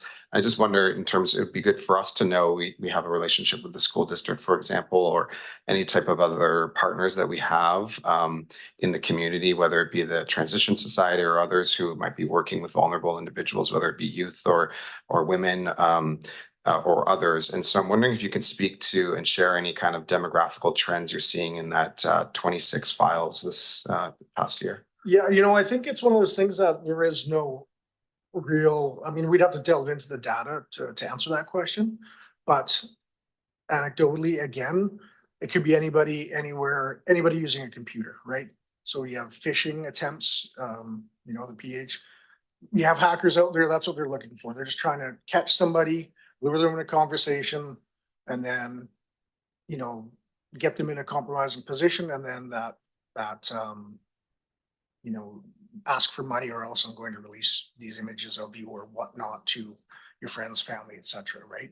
And there's a lot of PSAs that are out there by us, other police agencies, to combat that. Let people know you need to be safe online. You know, you need to know who you're talking to, but it's, and a lot of it's driven very difficult to enforce because it's an unknown person, fake IP addresses. It could be using VPNs, fake IPs, all these different things. Very difficult to enforce or to investigate. So education is a huge component when it comes out. I know we have run some stuff, and I know there are things that I run through our school liaisons as well in the schools to make youth aware of these. You know, just internet safety for youth and everybody, right? So cautionary tale. I mean, we've all read the horrendous stories online. And yeah, the more information that we can get out from there for people to be aware of what you're doing with your online activities and to be safe is encouraged, right? And I've seen victims from senior citizens to high school kids. So it does run the gamut a little bit. Like we had one investigation here that involved a Comox victim. And there was a suspect in the States that was arrested and sentenced to a lot of time in prison, but they had 75 victims. It's horrible. And so it's a big trend. Our school liaison officer spends a lot of time educating people and hopefully trying to prevent some of it. And that's something I think we plan on getting more into the media in the future to sort of educate people. And it's a huge, unfortunately, a huge trend. Thanks, Councillor Zilker, for the question. And I don't see any further questions or comments at this point. You know, having just spent a couple of meetings last week with our local downtown business improvement association, there was definitely a resounding yes for the downtown patrols that happened, the foot patrols. Again, just that feeling that you could see people out there, and then again, speaking to some of the arrests that happened, and really the ability, I think, and I think maybe the officers felt this as well. We're able to communicate to people without the duress of a stressful situation, so you can really be that much more proactive on things rather than just being reactive and in a much more kind of contentious situation. So. With that, your presentation is done, but we do have a motion. I'm not sure if anybody is Councillor Warren. Thanks, Mayor. I'll move that council rate the RCMP requesting implementation of the downtown foot patrol program on an ongoing basis from April 1st to Labor Day weekend, and that all costs related to this service be included in the 2024 financial plan. All right, it's been moved and seconded. You guys don't have to speak to it. It's just while you're here today, and with the conversations we've had with the BIA, and there's been some conversations happening as well about possibly trying to start it a little bit earlier. And so this just gives us, as we're going through our financial plan, it gives us the opportunity to make sure we're on top of it. And with that, I'm going to pass it over to Councillor Jolicoeur. And we appreciate the support. Yeah. Thank you very much. Councillor Jolicoeur. Yeah, thanks, Mayor. Yeah, generally supportive of this. I guess I don't think I've seen yet a motion like this without a staff report, and there's nothing in our agenda about this other than the printed one that we have here in front of us. So I was just caught a little off guard that this was coming to us tonight. So I'm just wondering if staff can speak to any kind of initial estimates, specifically, you know, if the first piece is that we're committing for an ongoing program. And then the second piece is to include it in our budget for this coming year. But we don't have any numbers in front of us, any kind of analysis. So I'm wondering if staff can speak to that. Obviously, we'll get the numbers when the budget is proposed, but yeah, I'm just wondering if there's any initial work that's been done so we know what kind of numbers we're thinking about for especially, if we're saying that we're wanting this on an ongoing basis, it would be nice to know what we're talking about here. Fantastic. I'll pass it over to Mr. Garbutt. Thank you through the mayor to Councillor Jolicoeur. Feedback that we had received suggested having a conversation with the RCMP when these foot patrols were instituted following I would say the open house related to the downtown business improvement area. It was, I would say it was unplanned, so it was a response to a situation, and the RCMP needs some time to implement these types of things. If there is some consideration to go forward, it will be a matter that is considered during our financial plan. The initial estimate is between $50,000 and $60,000, I believe, for the service, and it has no financial implications. There's no taxation implications, and can be accommodated within our existing budget. Having said that, though, this is not intended to take away the ability to consider that during the financial plan. Just in conversation with the acting detachment commander, from an operational perspective, there needs to be some consideration, particularly since there is an ask for the April 1st timeline. And if I may carry on, my apologies. Just ensuring that it would be operationalized is something we'd have to work at, but there was a need to have a timeline. So we'll work together should council give us this direction to start on the actual implementation date. Perfect. That was the answer I was looking for. Thank you. Thanks for the question. And Councillor Hillian. Thanks, Mayor. I just want to clarify, based on a comment of Councillor Jolicoeur's, the word ongoing. I'm reading that as ongoing from April 1st to Labor Day, not ongoing beyond this year. Are we clear that that's the intent? We're talking about a program for this upcoming summer, essentially. This doesn't bind us to doing this every year necessarily. Mr. Garbutt. Through the mayor to Councillor Hillian, the intention, because there's operational implications, is to consider if council wants to make this a regular part of our policing program, and we would discuss that during the financial planning process. But passing this motion doesn't commit you for eternity to fund this. But again, just getting some signaling, and if what we're hearing generally is it needs to be considered, and I think it's good for our RCMP partners to hear. Great, thanks. Yeah, and I think, really the feedback that we got from the community and maybe from the RCMP as well, just that it could potentially start a little bit earlier. And again, we're going to be having ongoing conversations with the RCMP. There's a new detachment commander that's been announced. And once he sort of gets his feet solidly underneath him, we'll be continuing these conversations. And so, the potential to say, let's do this every year, that can certainly happen ongoing, but it's not bound in this particular motion. So looking out in Zoom land, I don't see any questions. So I just want to make sure you can hear us, and excellent. So with that, we do have a motion on the floor. All those in favor? And that passes unanimously. All right. Thank you, gentlemen, very much for your presentation this evening, and I'm sure we'll be chatting soon. Thanks, everyone. All right, with that, we're going to go to corporate services 6.1.1 bylaw dispute adjudication system. And we'll pass it over to Mr. Garbutt. Through the mayor and council, Ms. O'Connell will give an overview of this report. I'll turn your mic on. Thanks very much. I'm very excited to bring the first bylaw adjudication report to council. It feels like we've been talking about this for a long time. So happy to see our new bylaw manager really getting things going quite quickly. So as council is aware, we've historically been under the MTI system, which is the Municipal Ticket Information System. It is a court-bound system. So it's the difference between MTI and adjudication system is MTI tickets need to be personally served, which cause issues for, as you can imagine, things like parking tickets or other tickets where we may not have the time or liberty to wait to meet the individual personally to provide them with their ticket gift. And with bylaw adjudication, essentially we can issue the tickets. It takes it out of the court process.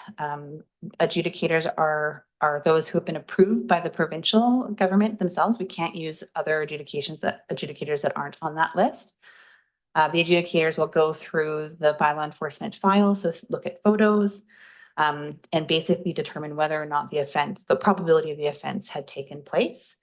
Bylaw officers would support that process by providing the evidence. Individuals who want to dispute can also come and provide their evidence. However, before you get to the adjudication process, everyone's dispute will be considered by a screening officer. And the screening officers really are subject matter experts within those areas. So it could include somebody like the building manager. It could include a city planner around interpretation of tree bylaws. It could include our manager of bylaw services. It really depends on where the expertise lies to make the interpretation. And really in those situations, the screening officer are more considering the specifics of a case, like something that may have led to a bylaw infraction that was beyond someone's control. So in my experience working with a bylaw adjudication system in my past life at another city, this was often, parking tickets issued around hospital areas where people weren't able to leave the hospital to plug their meter because their appointments ran late. So there are definitely life circumstances that can be considered in the screening process, but the adjudicator is really a bit more, did the offense take place or did it not? One of the nice things about rolling out bylaw adjudication now, not only is it a stated council strategic priority, but we've also had the regional district move to adjudication and the town of Comox and Cumberland. Oh, sorry, town of Comox and village of Cumberland. And we've been talking to the CDRD specifically to be able to share the adjudication resources. So we'll be able to split the costs between us. And depending on the volume of ticket disputes, we could be looking at a quarterly or biannually adjudication process. So essentially tonight, we're just seeking direction from council to begin drafting the bylaws required in order for the province to consider moving us into the adjudication system. And just as to be mindful, this does not eliminate the need for MTIs. There is the limit of only $500 fine tickets are the maximum that can be issued under adjudication. So we still, under the MTI, can do MTI tickets as well as long form is also an option. So with that, I'm happy to answer any questions council may have. Excellent. Thanks very much. And Councillor Jolicoeur. Thanks, Mayor. Thanks for that verbal report and the additional staff report. I'm really proud of this. I spoke to this when it came to us first. I think this is something that we can showcase to the rest of the province. Really, our approach. Reading it a second time from the first time this came to council, you always catch new things, and I really appreciate under the highlights from the policy, the curiosity, engagement with curiosity, and you spoke around really the expertise across staffing around the unique perspectives depending on the infraction. But one of the things that I really appreciate is the commensurate intervention. Just as enforcement activities are to be proportional to the infraction, the process of disputing a bylaw ticket should also be commensurated to the severity of the infraction. And you used the example of someone parking near the hospital. I think that is really it allows us to meet people where they're at and take into consideration their unique perspectives and of course the trauma-informed practice piece. So I'm just really happy to see this come forward. I only have two questions. One is under the screening officer section of the staff report. It speaks to the date of the adjudication, which can be conducted through MSM Teams and Zoom. And I just, from an equity lens, I'm just wondering if staff can speak to any ways that we can inadvertently or that we can support inadvertent impacts of having these types of processes through virtual means if individuals don't have access. I'm wondering, would we make a room available or a laptop available, things like that. I'm wondering if staff can speak to ensuring that we have that accessibility lens to this. Thank you for the question, Councillor Jolicoeur. This is one of those pieces where in the event that an individual isn't able to participate virtually, they of course can come in person. It's the adjudicators themselves that are virtual. And then disputants can either participate virtually as well, or they can participate through a medium here at the regional district in order to dispute that ticket with the adjudicator. Great, thanks. And my other question, it was just around, and you spoke briefly around the cost savings and going in on this process with Cumberland and Courtenay. I'm just wondering if you can, and it's kind of highlighted briefly in the staff report, but if you can explain what that would look like in practice in terms of the adjudicator and the day, what that day would look like. Sure. So really the cost will be distributed on adjudication day based on the proportion of the tickets that are being brought forward for dispute from each of the municipalities themselves. So in the event Courtenay represents 80% of the tickets, we would be responsible for 80% of the adjudicator costs for that day. All right, thanks for the questions. And Councillor Frisch.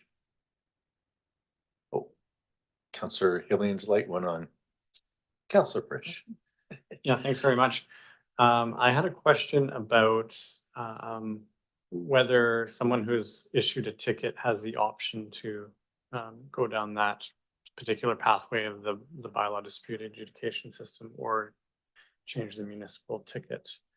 No, it's No, it's whichever one or the other. So it's a different ticket that's issued in the event of an adjudication ticket. It's not the same form of ticket as an MTI. Sure. And so the question has come up about, fairness and process. If someone's given a ticket, and I guess it's stated on the provincial website that there's a lower burden of proof for the bylaw dispute adjudication system. What are our thoughts on that? Because of the type of infractions that would be routed through the bylaw adjudication process versus something like the MTI. Speaking to what Councillor Jolicoeur highlighted around the commensurate response, you won't have things that are overly complex being sent to bylaw adjudication. Really, we're looking at things like minor tree bylaw violations, parking violations, things more along those lines, potentially like noise, off-leash dogs, that type of thing. Anything that's more substantial that would warrant that level of investigation process or that meet that burden of proof, those are really the ones that will remain in the MTI or long form court process, because typically those are ones that are very expensive infractions in the case where they need thousands of dollars per occurrence. So really proving whether or not someone was parked illegally.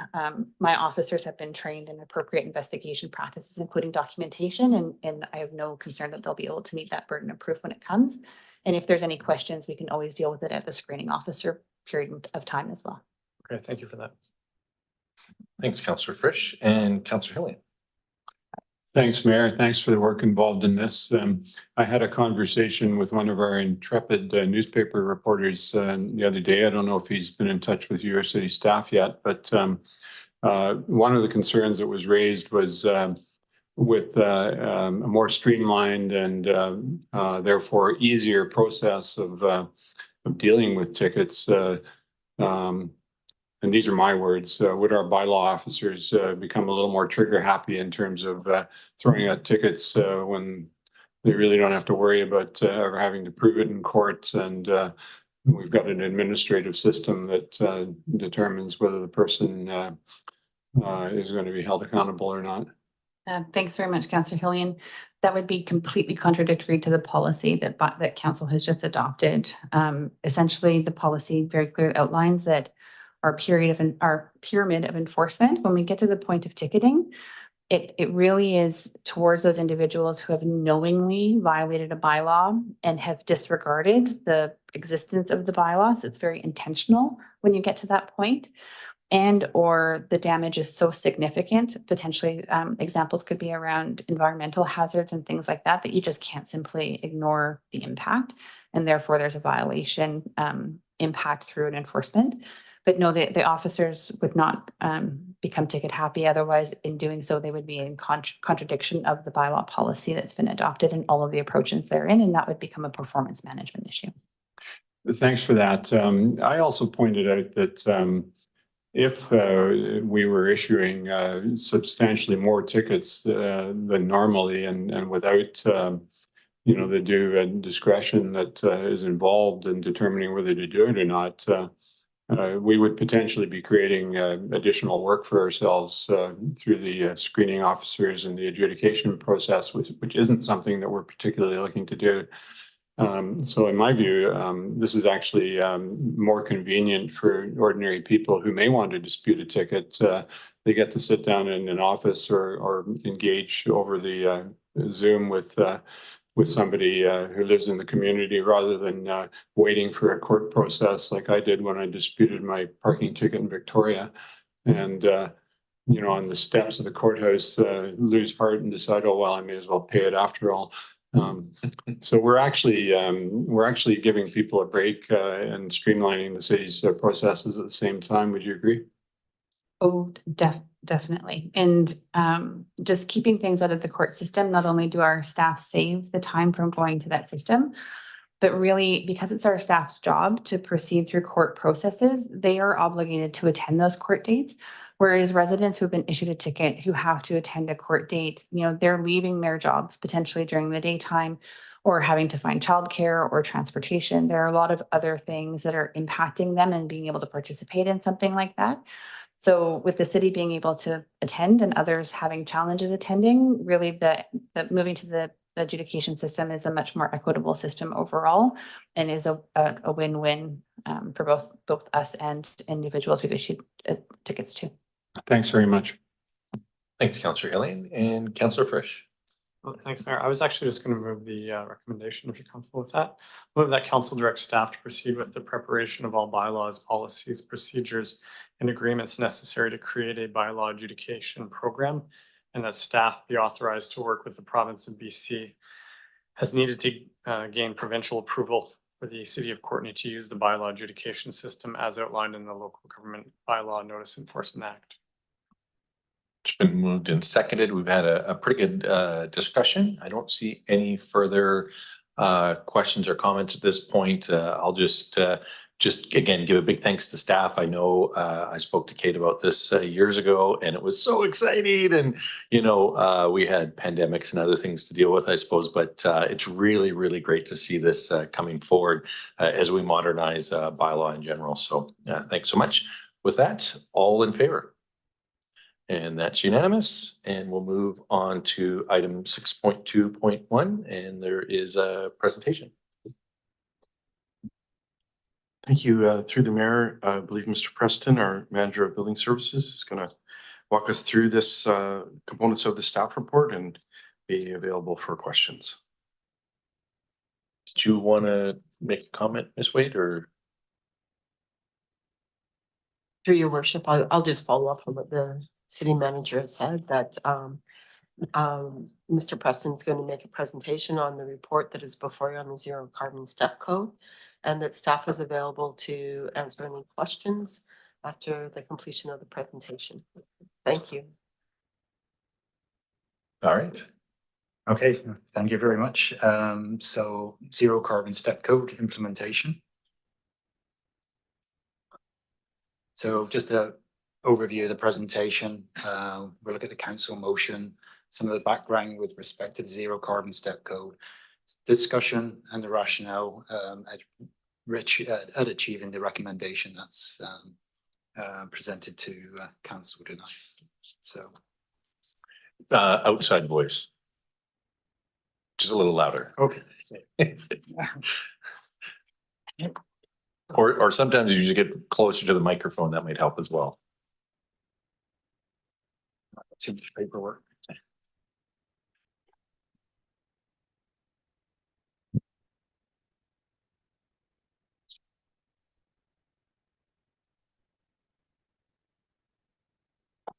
So on 25th of October of last year, and the following motion was put forward to staff to review implementation options for the zero carbon step code.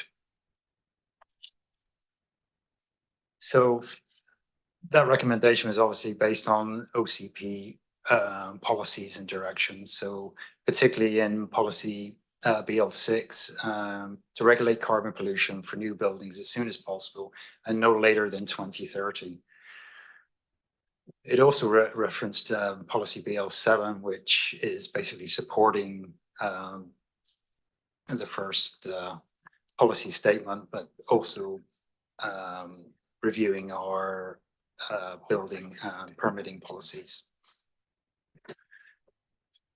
One policy I've also included here was BL4, which was the acceleration of the adoption of the BC Energy Step Code to stay one step higher than the minimum standards. So on May the 1st, 2023, the province actually updated the BC Building Code. And what that did was it introduced the energy step code, so requiring buildings to be 20% more energy efficient. But it also introduced the zero carbon step code, basically the metrics that local governments can apply, and a pathway forward to zero carbon. So during the first, we introduced the building bylaw 3114 that came into effect. So we addressed our policy direction in BL4, and we are now one step higher than the BC building code. And one thing that I think tends to get overlooked a little bit with the energy step code and the zero carbon step code is one does actually influence the other. So as you improve energy efficiency, you would actually decrease your GHG emissions because you're not using as much energy to heat a building per se. So at the moment, Courtenay's now at step 4 for Part 9 buildings and step 3 for Part 3 buildings, which is basically, you know, a 40% increase over base values of the prescriptive requirements of the code. So with the introduction of that, local governments now have the option to regulate carbon requirements. So the metrics that's been established in the code, there are 4 levels. So the EL refers to emission levels. So you go from EL1 and progress up in an incremental process to EL4, which is full decarbonisation of buildings. EL1 is just a monitoring process, so it has no metrics. It just assesses where the building is at this time. So it has no impact unless somebody chooses to do so. So as we looked at it, the Clean BC roadmap has a pathway to 2030, which actually also follows our policy statement in BL6 for achieving that as well.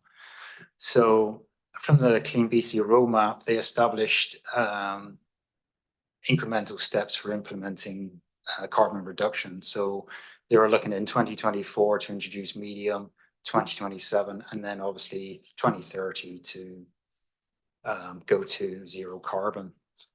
So it sort of relates, the incremental steps within the BC code also aligns with the BC roadmap as well. So as you can see just through this slide, how EL2 has a medium reduction in 2024, which is this year, and then progresses EL3, then EL4 up into 2030. So staff had looked at this. So we are considering harmonizing with the Clean BC roadmap because there's a strategy already in place. It aligned with BL6 and BL7, which is the policy directions in the OCP. Now, there was no time limits with respect to the zero carbon step code implemented in the building code. So, but as you could see from the previous slide, it certainly relates to an incremental increase. And with the BC Clean roadmap, it established a timeline for that. Now, other local governments, we looked at how they had moved forward with respect to the implementation of the zero carbon step code. And particularly we looked at Nanaimo, Victoria and Saanich, particularly Victoria. That was the first local government that actually took the initiative to move forward on this. So they went through a very significant engagement process with the development industry and also community. And they also had delegated staff to work on this plan. And so, they didn't, and this process would probably take, it was around about 6 months to initiate this. So if you were considering sort of establishing more of an accelerated plan than how the Clean BC plan is looking, that certainly is achievable. But as I said earlier, the city of Nanaimo, Victoria, and how they did it, they did a lot of engagement with the industry first, where at this stage we've not had any direct engagement. with respect to the energy, the zero carbon step code. We did have one meeting of last year in July, and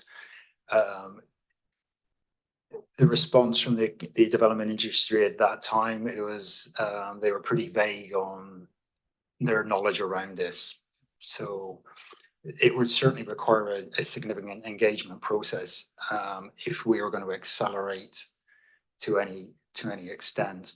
And this is where you get the leapfrog approach that sort of Victoria and Nanaimo is taking, where they've gone from EL1 and they just jumped to EL4. So it is a consideration, but I believe that a certain amount of engagement will need to be done if we are going to pursue that.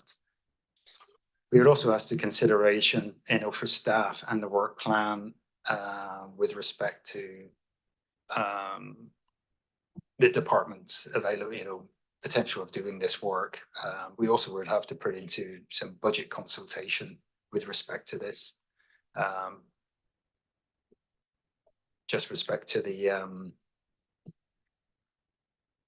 how much cost it would actually to do the engagement and the timelines. So that would need to be considered if we were going to move forward with accelerating the energy or the zero carbon step code. So our rationale for coming up with the recommendation, which is basically on the last slide here, is the current BC building code doesn't have any EL, there's no EL requirements that you have to meet. It's all driven by council's direction and what they choose to adopt. So there is no timelines actually within the building code at this time. So how staff have looked at it is that to be one step, you can be one step higher than the BC building code if you follow the Green BC or the Clean BC plan, because at the moment there are no requirements. So EL1 is just measure only, so it has no impact on reducing GHGs. So to reduce GHGs, you would have to go to EL2. So in essence, you would actually be one step higher than the BC building code, which sort of falls back to the direction that council took with the approach with the energy step code, which was that policy in BL4 staying one step ahead. So the rationale of following the Clean BC plan actually also supplements the being one step higher than the BC building code at this time. We also look at the engagement with the development industry. We're being more of an inform and educate. So if we're looking at implementing EL4 to EL2 this year, we would have a time period in which to educate and inform the industry, and there wouldn't be as much of an impact as going right to zero carbon EL4. So that is part of our rationale on how we're looking at that. It also provides time for industry to adapt and prepare for these changes. City of Nanaimo adopted EL1, and then it's a 6-month window before they actually even move forward. So there's still no impact on their GHG reductions at this time, even though they're leapfrogging higher than that. It also allows us to get some understanding of the current BC Hydro service capacity. That's something that we'd have to investigate and communicate with BC Hydro to see where they are. If you're moving to the higher emission reduction standards you're requiring, you're using more electrification of the building.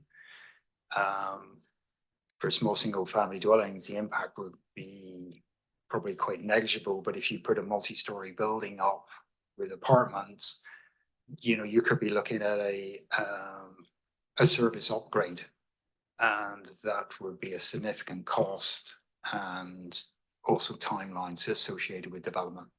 So, there's obviously a significant drive for units and building more accommodation. So it's something for consideration. So to give us the opportunity to look at that as well.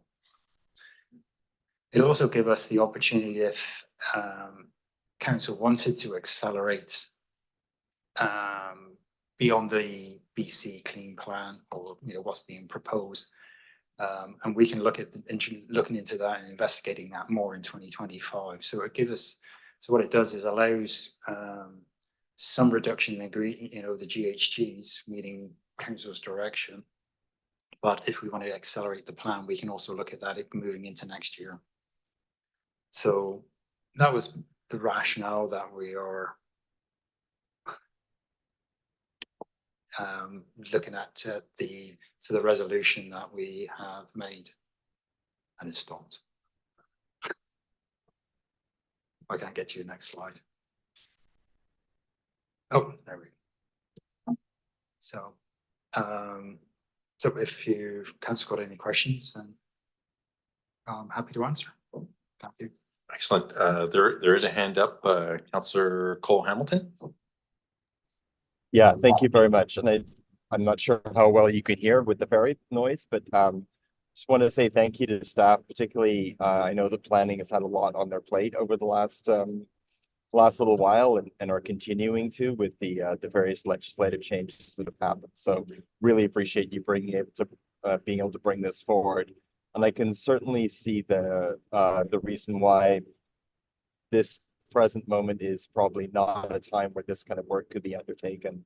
But what I did want to think about a bit is, currently the resolution's up on the screen, talks about increases to EL3 in 3 years from now and EL4 6 years from now.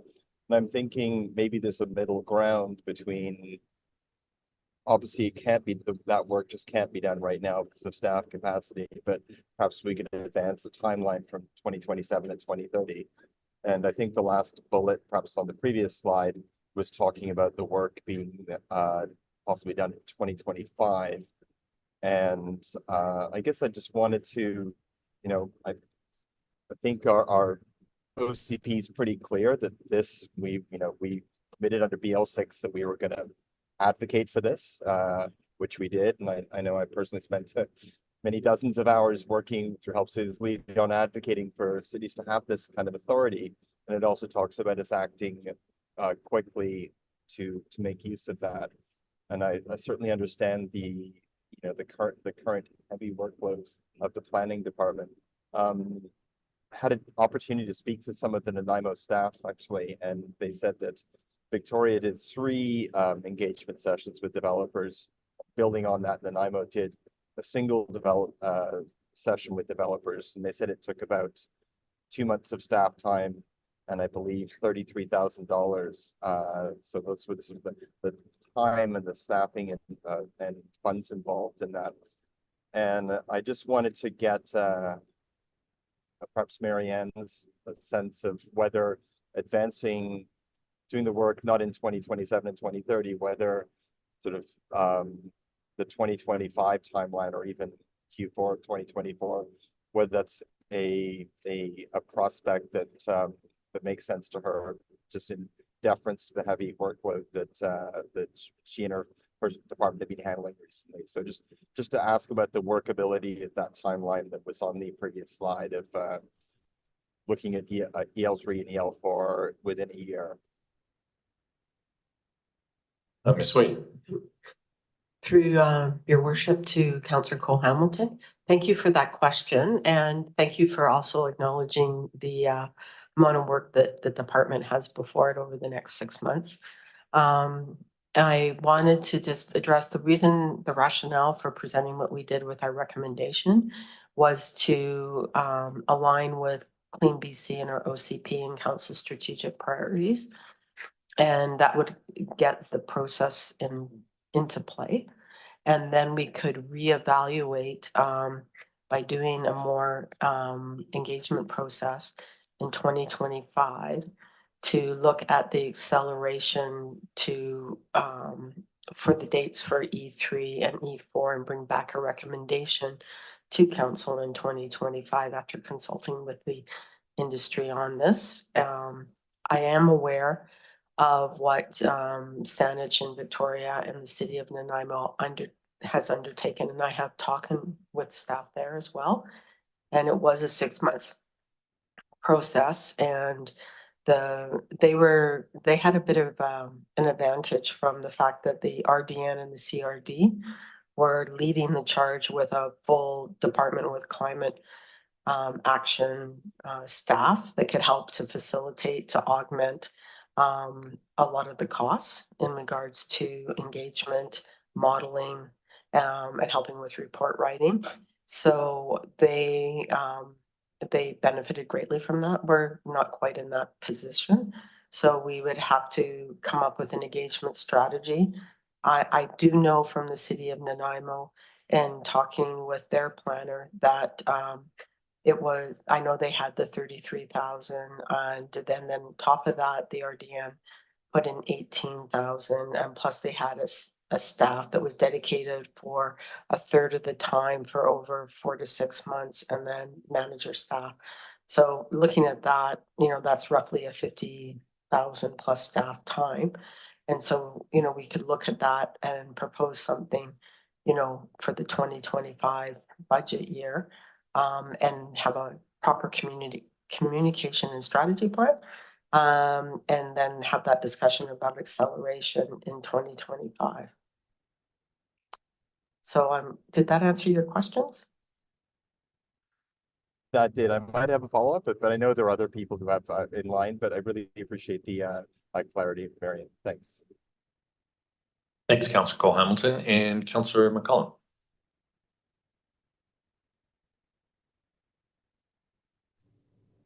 Thanks, Mayor. I hope I'm coming in okay here. Yeah, thanks for this report and just the thoroughness provided of the rationale for the recommendation.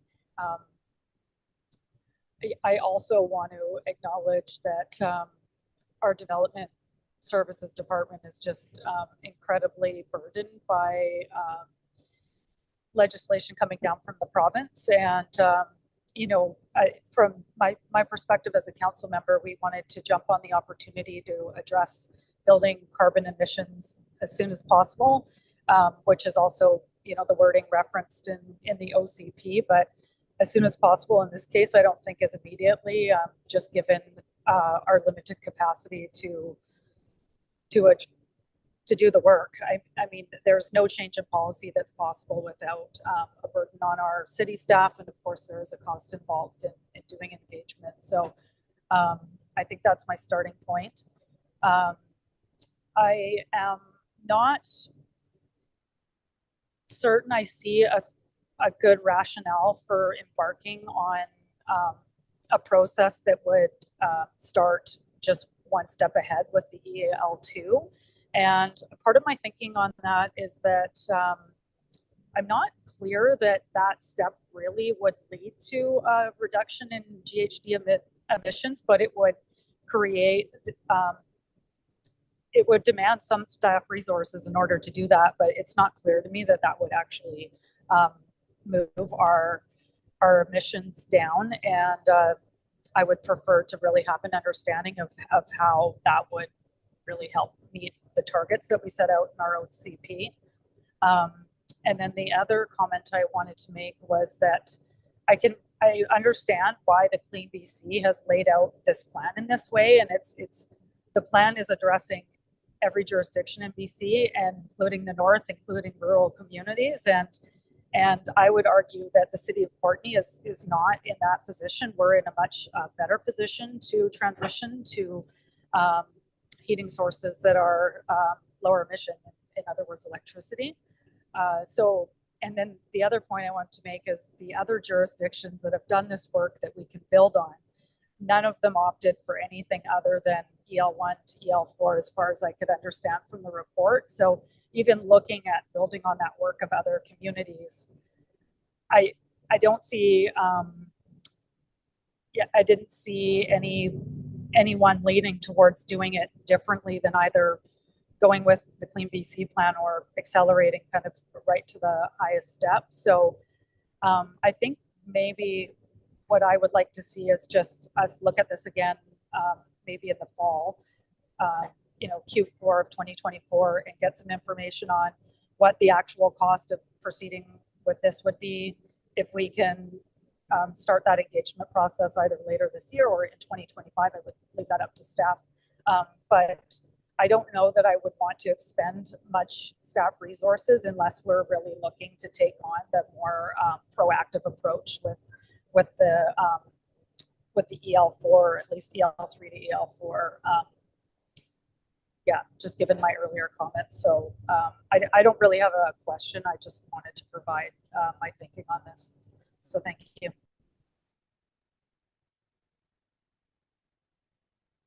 Thanks, Councillor McCollum. And we do have some more speakers, so we'll go to Councillor Hillian. I'll move the recommendation, Mr. Mayor.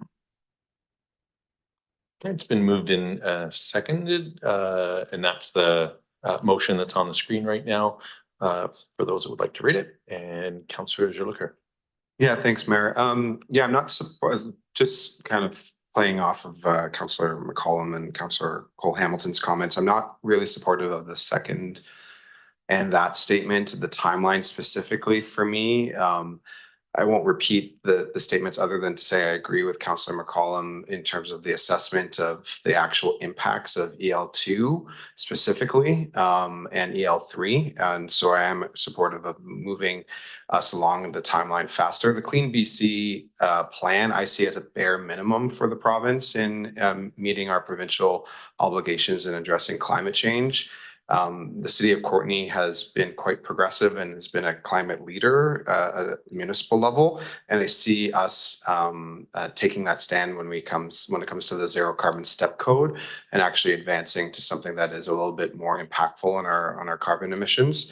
And so I guess the other piece that I have more curiosity, and I did speak to staff a little bit about this, but given that the Clean BC plan has been out for a few years now, and I understand that staff met with the industry in the summer of 2023, I think, or last year.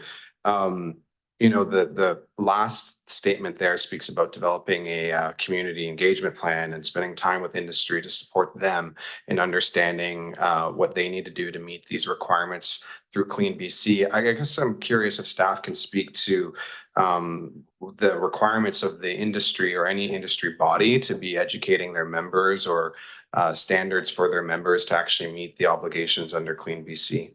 I'm just a little, this is, for me, seems like we're doing work that might be done through either the province or through industry experts. So I'm wondering if staff can speak to the rationale around the community engagement and the industry engagement piece. Ms. Ward? Wait, sorry.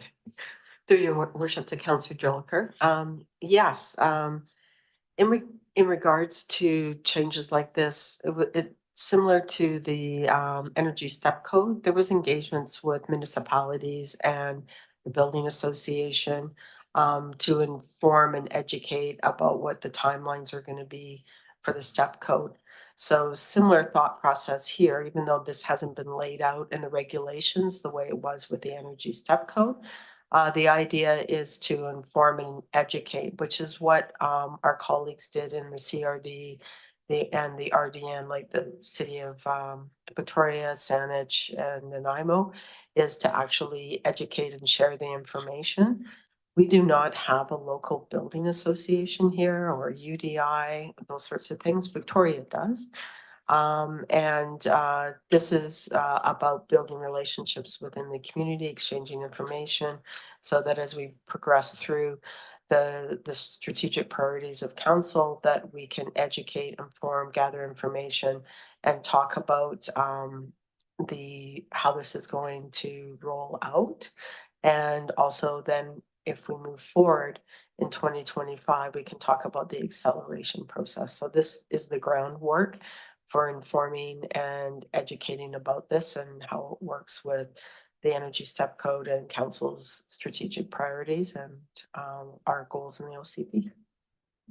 Thank you. That's really helpful to understand some of the local context of what our industry partners are looking for in us as a partner.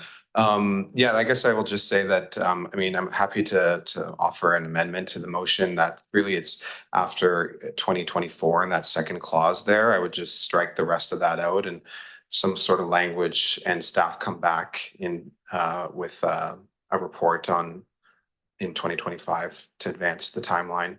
I'm not sure if those who moved this motion, if they're open to that, or if others have any thoughts, but I think everything else I'm okay with, but it's the explicit timeline for EL3 in 2027 and EL4 in 2030 that I'm not supportive of. So I'll leave it to others to comment. Thanks, Councillor Jolicoeur, and I see Councillor Cole Hamilton has a hand up. Yeah, thanks very much, Mayor. And I wanted to support the proposed amendment by Councillor Jolicoeur. As I've acknowledged, I fully understand this is not something we can do right away, but deferring any significant movement to 3 and then 6 years into the future seems to be extending the timeline longer than is necessary, and it seems to me to be very challenging for us to meet our, the goals that we set in our OCP in terms of GHG reductions if we're extending these quite as far as we are into the future. So I would, I'd support and second the amendment by Councillor Jolicoeur. All right, and I see Councillor McCollum has her hand up as well, and our clerk has been writing things down as well, so I'm not sure, but maybe I'll pass it over to Councillor McCollum first. Yeah, thanks, Mayor. I know that the amendment hasn't been moved yet, and I just wanted clarity. I believe there was a reference to removing the text after 2024. But I would want the EL2 reference removed as well, because I'm not supportive of putting staff time into to communicating that step with the development industry. It's I'm not convinced that there's value in adopting policy that aims for medium carbon emissions in this day and age. So I'm in favor of amending this to maybe broaden it to just allow a report to come back on an implementation plan in 2025, preferably early in 2025, but I don't want the EL2 reference in it, nor the timelines of 2027 or 2030. I prefer that it's less prescriptive if we can't move ahead with the process in this work plan, in our current work plan. Thanks. Okay, so we have not necessarily dueling potential amendments, but certainly some different thoughts. Councillor Frisch. Yeah, thanks, Mayor. I wonder if staff can comment on the effectiveness of moving to EL2, earlier, and speaking to what Councillor McCollum is suggesting, that maybe doesn't gain us any benefit from emissions, and if they're sensing that there's any workable solution to speeding things up based on work plan. I know you spent a lot of time already putting this together, but does staff have any comments on those two ideas? I'll pass it over to Ms. Wade. Thank you, Your Worship, and thank you, Council. Just a couple of thoughts. The reason why, the rationale that we put this forward is to follow how this energy step code rolled out, which was that it did it over time, and it was a way of signaling to the industry the intent to move into the zero carbon step code and the emissions, and that was the intent of where we wanted to go with energy efficiency, carbon emissions, and building performance. So following that philosophy, the idea is that with this in place, it signals that council is moving towards the zero carbon code, the zero carbon step code. And the intent is to bring it on in line with the Clean BC. And then from there, what staff will do is then go into the industry and come back with a recommendation about acceleration. Very similar to what the city of Nanaimo did, as they went out into the industry. They had a certain energy level they were going to look at in step code. They did it in combination. We're already way ahead with the step code, so like we're leading the charge on that one. And then what they did is they adjusted the energy level emissions over time with their time frame as they consulted and engaged. So the idea would be we go in 2025 with talking about how if we move up EL3 to an earlier year, say 2026, and then move up EL4, earlier, then we could come back and make that amendment to council and bring that in. So it's kind of like a two-phased approach, but at least with this recommendation, we're starting the process.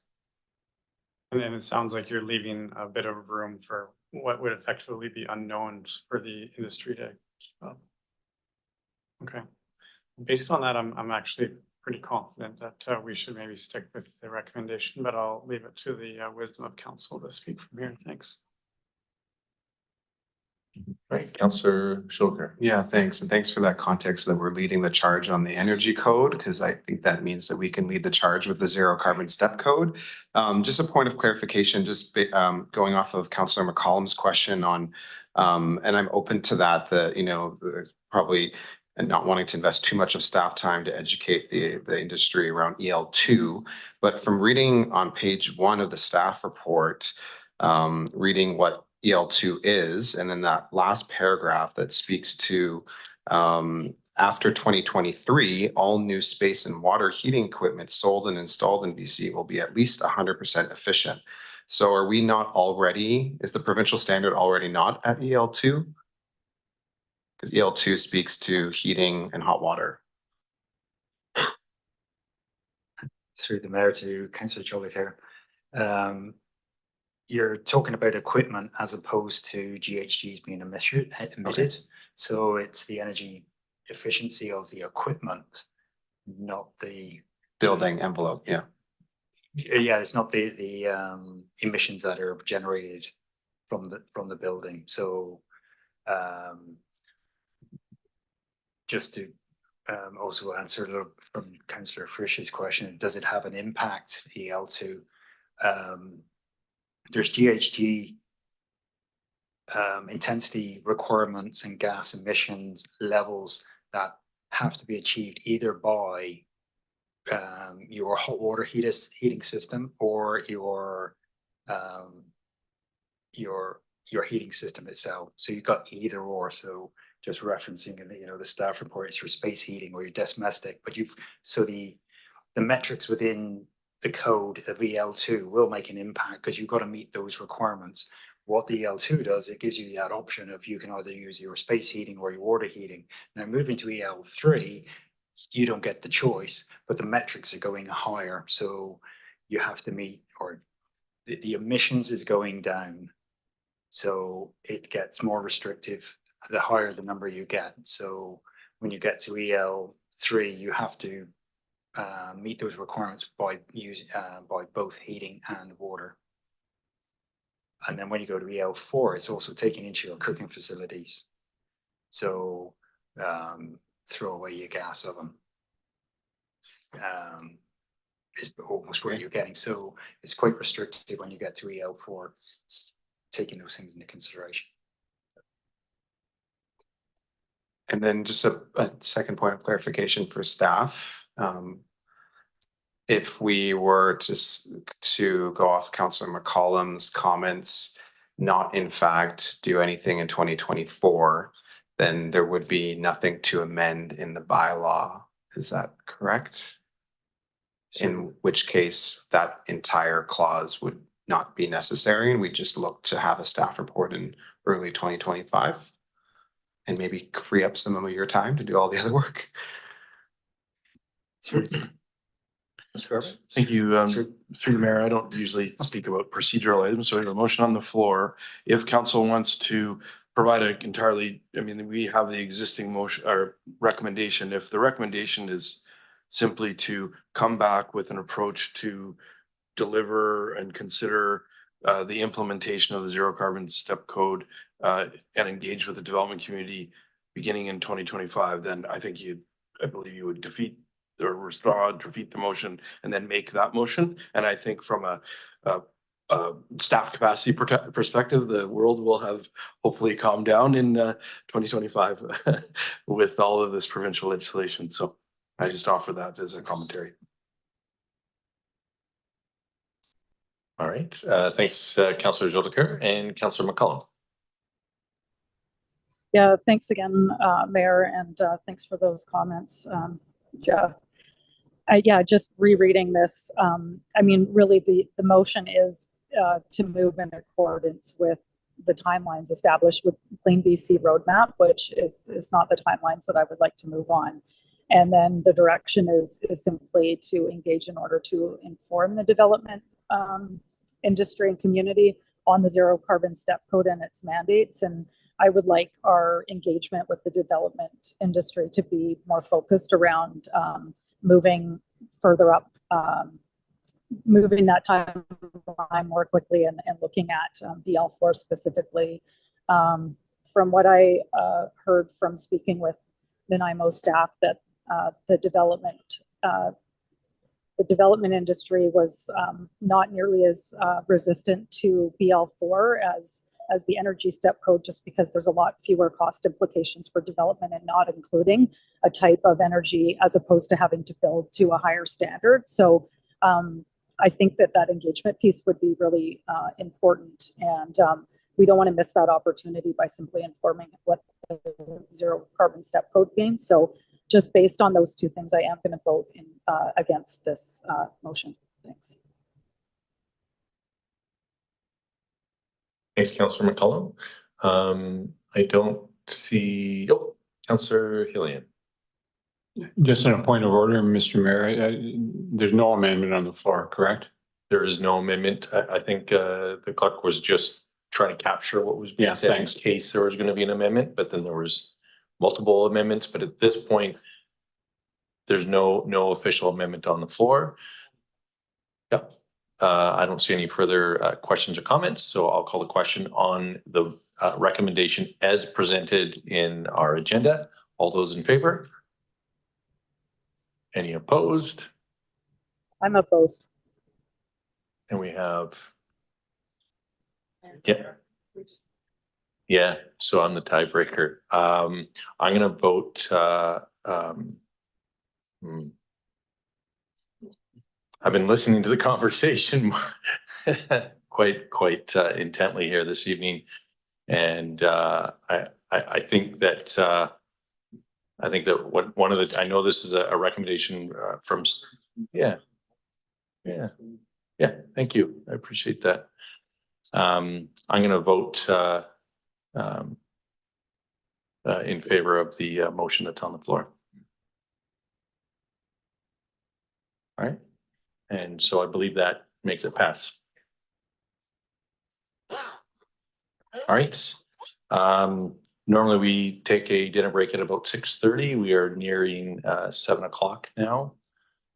So my recommendation is that either we take a break now or potentially one more item. Look to council for any thoughts on that. But given the time, Councillor Jolicoeur. Yeah, thanks, Mayor. I just think that there's probably a fair bit of people in the audience here who are waiting for likely item 10.2.1.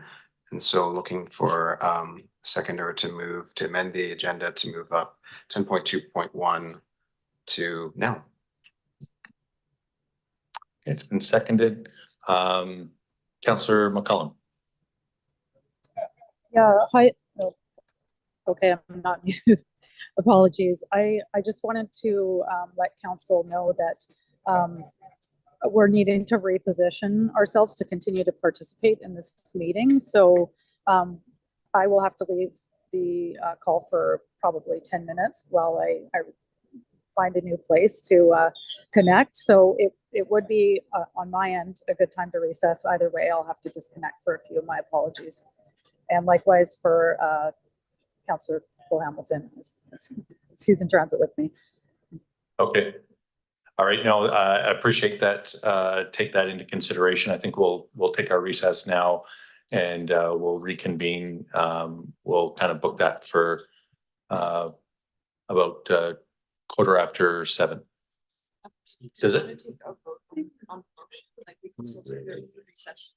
Yeah. Are we still going to do that? Do we? Oh, right. They're gone. Sorry, my apologies. I'm feeling a bit discombobulated, but okay, everybody. So we're gonna just take a bit of a break and then we're gonna come back momentarily. Do you want to go on to consider the? Yeah, we can still, I'll just get council's attention again. Sorry, Councillor Frisch, Councillor Moran.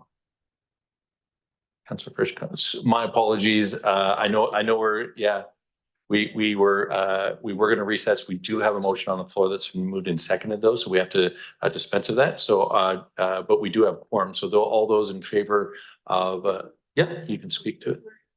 Yeah.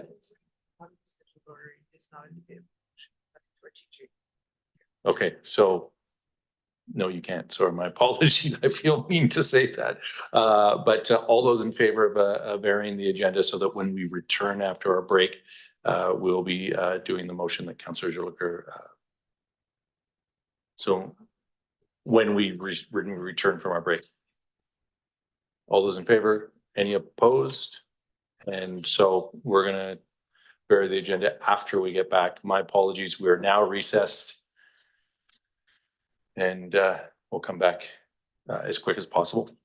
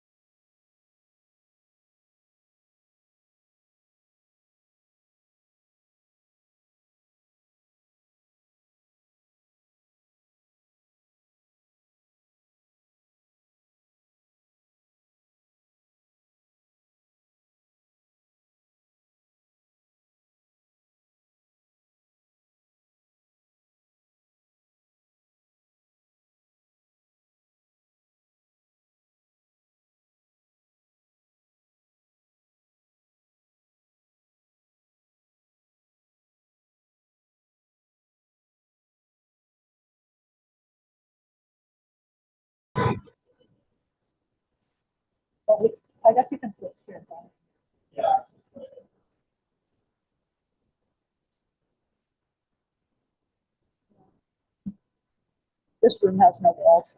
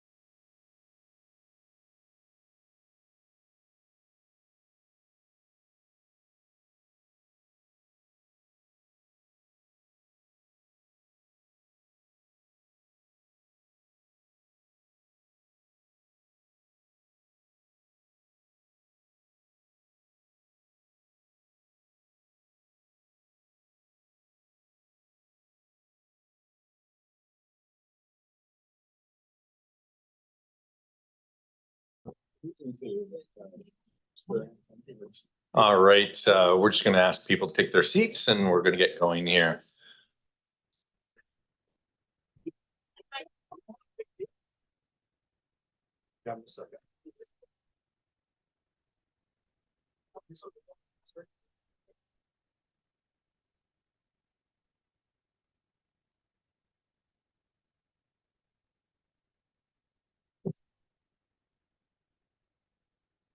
All right, just to refresh everybody, we're going to be going to item 10.2. We voted on that right before the break. And we have the Parks and Open Spaces bylaw 3121 for third reading.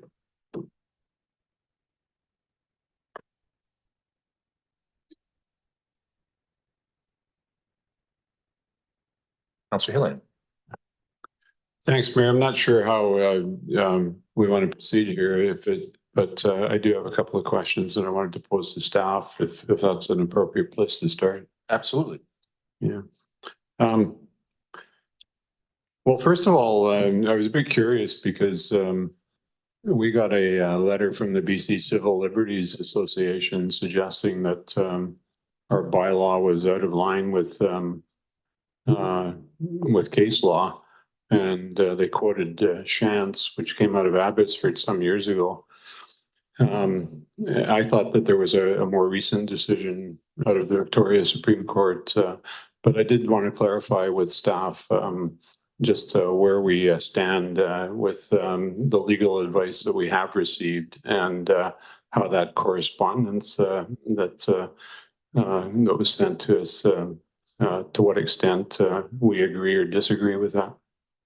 Ms. O'Connell. Thank you very much, Councillor Hillian. For a more in-depth response, I'd say we'd be looking at getting a more fulsome legal opinion.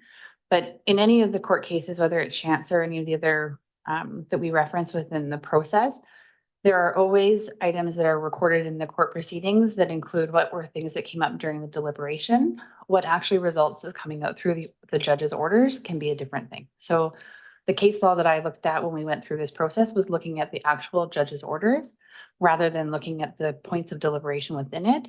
But again, it would have to be something that would need to be looked at by legal to make sure that that is the distinction between the interpretation or how staff and legal have looked at it in the creation of the bylaw versus what is being kind of disputed through the letter. Thanks for that. The other question I had was whether staff had any comment on the specific amendments that were proposed in Ms. Forgren's presentation tonight, which we also received in writing a few days ago. I think there were a number of specific amendments taking the word offensive out, a number of things like that. I wonder if staff has had a chance to digest any of that, or if we would be better served by asking for an additional staff report and putting this off to another day. All right, Ms. O'Connell. Thank you very much, Councillor Hillian. I have had a chance to take a look and have some initial responses back. At the same time, because of the amount of energy and effort that went into the report that was submitted, I think it definitely would warrant a more formal response back in the form of a report. At the same time, if there are specific amendments that you're curious about, I'm happy to provide the kind of surface level response that I have in front of me. Yeah, I think I would prefer that that we give you the time to respond to this in a more fulsome manner, and I think it would give us the opportunity to fully digest and reflect on it. I think you know, there's been a tremendous amount of work done by staff, but clearly we've had a significant response from the community, and you know, we want to make sure that that what we do is measured and appropriate, and I, for one, don't want to be perceived as acting against the human rights of vulnerable individuals in the community. I mean, I don't think that the bylaw necessarily does that as it stands, but if there's ways that we can make it more effective to signal that to the community, then you know, I'd support that as well. So I don't know if a motion to defer is in order, but maybe since I've already spoken, I'll leave that to somebody else. Thanks. All right, thanks, Councillor Hillian, and City Manager, Mr. Garvin. Through the mayor, thank you, Councillor Hillian. Would say significant review has been part of the drafting process. However, I think it would be extremely important for council to signal what components you would like reviewed for a number of reasons, including this bylaw affects the entire community, and if we are going to be asked to look at certain components, then if it's clear what components are going to be looked at, then other components of the community would know that. We'd be really concerned that this doesn't turn into a back and forth with different perspectives on this bylaw, because we have a very well organized and well informed group that has provided us specific feedback on the bylaw. However, if the entirety of the bylaw is still to be reviewed, then other people may have some perspectives as well, and they haven't weighed in on areas that they support or don't support. So I would really ask that we have specific direction, and that will make it much more effective, because I think there's areas of agreement, and our delegation today spoke to some good components, not specifics, but general good components to the bylaw. And we do know that there are other matters, other important matters that are being regulated by this Parks and Open Space bylaw. All right, thanks for that. Councillor Jolicoeur. Thanks, Mayor. Took a little while there.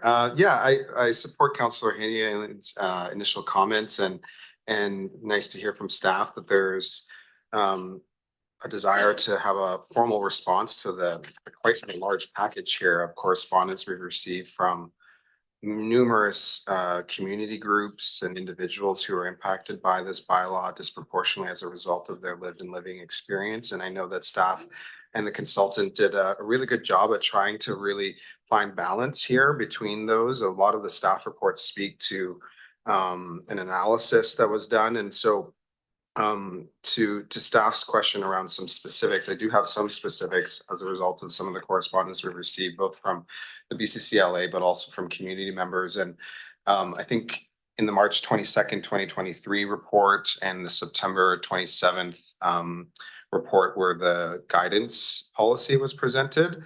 There was reference to numerous case law that was used in the analysis. And I'm curious, now that we've had some legal experts in the field of sheltering and unhoused populations and human rights share their concerns, I'm wondering if in that process of doing the case law analysis, if there is any kind of documentation that would be available for council to review.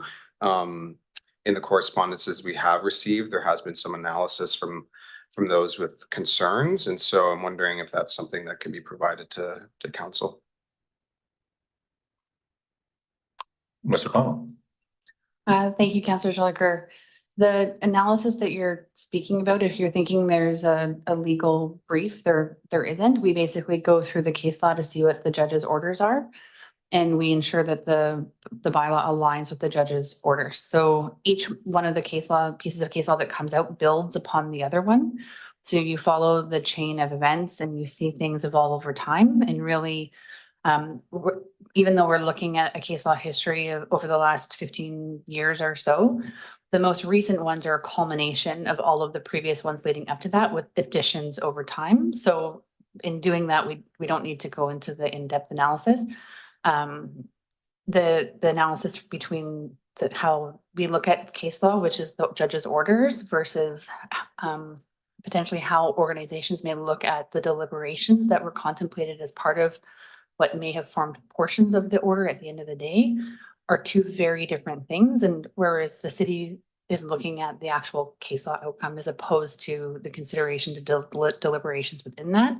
And the criteria for the bylaw itself was to bring it into compliance with the case law. So if the case law changes, the bylaw will naturally, ideally change with it. Yeah, thanks for that. I guess it's hard to sift through all the legal language when we received a kind of a counter argument from legal experts as well. So I appreciate you highlighting kind of our approach to analysis. I will share the floor, but I do have one more question as it relates to some of the recommendations that were provided by a letter that we received from a group of service providers and workers in the community.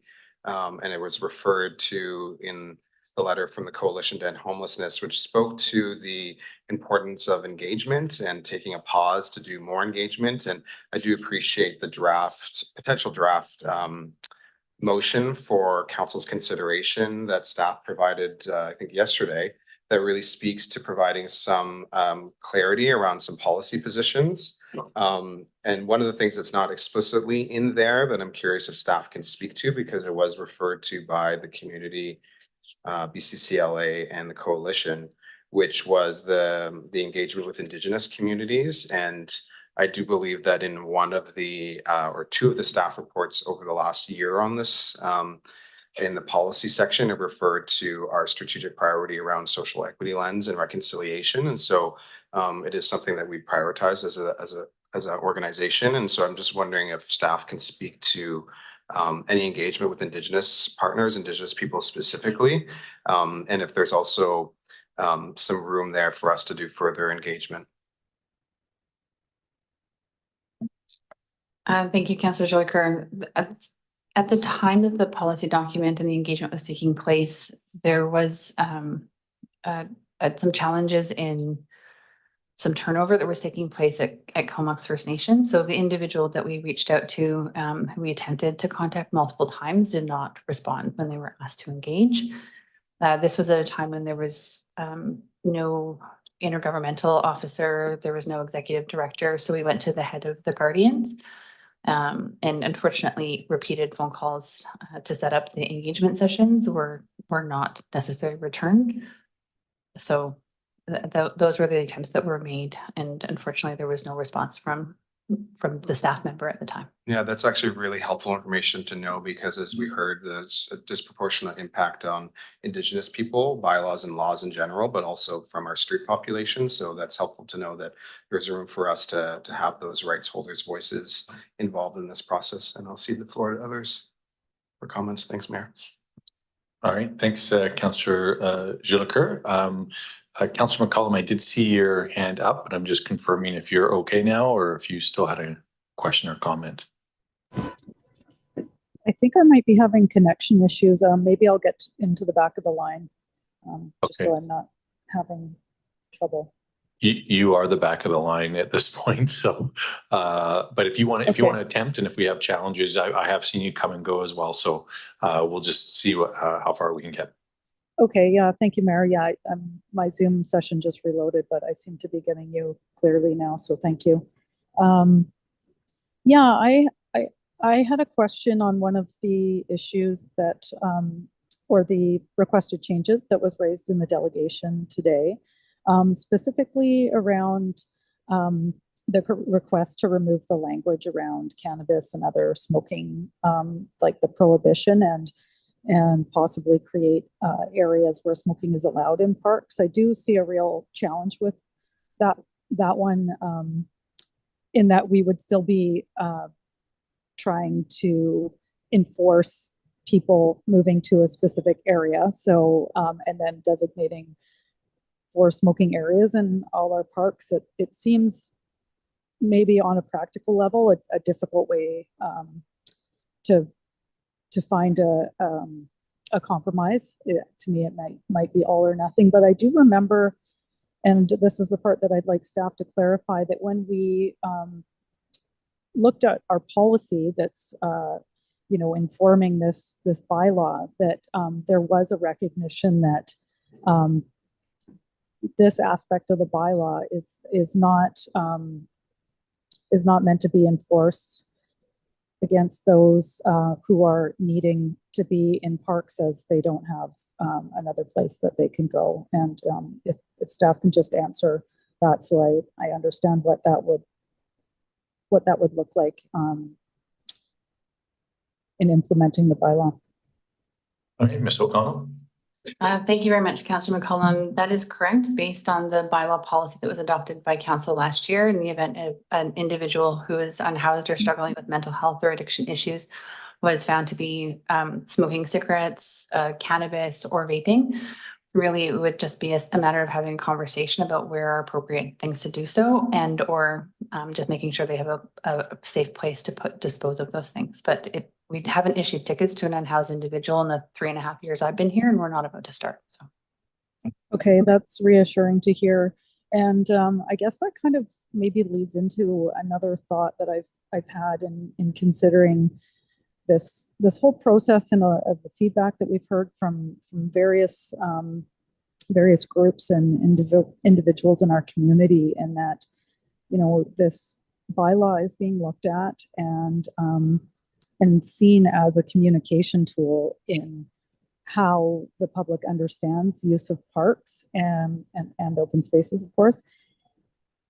And it's my understanding that really it's not the bylaw that's the communication piece, it's our communications, and that it's clear that we need to do a lot of communications on a change, and that process is just beginning. And maybe staff can speak to, again, some of the points that have been raised, and more importantly, concerns around how this will impact the most vulnerable people in our community, and whether those protections really come through policy and our community's understanding and in accommodating those folks, or if really that communication piece needs to come through the wording in this bylaw. Ms. O'Connell.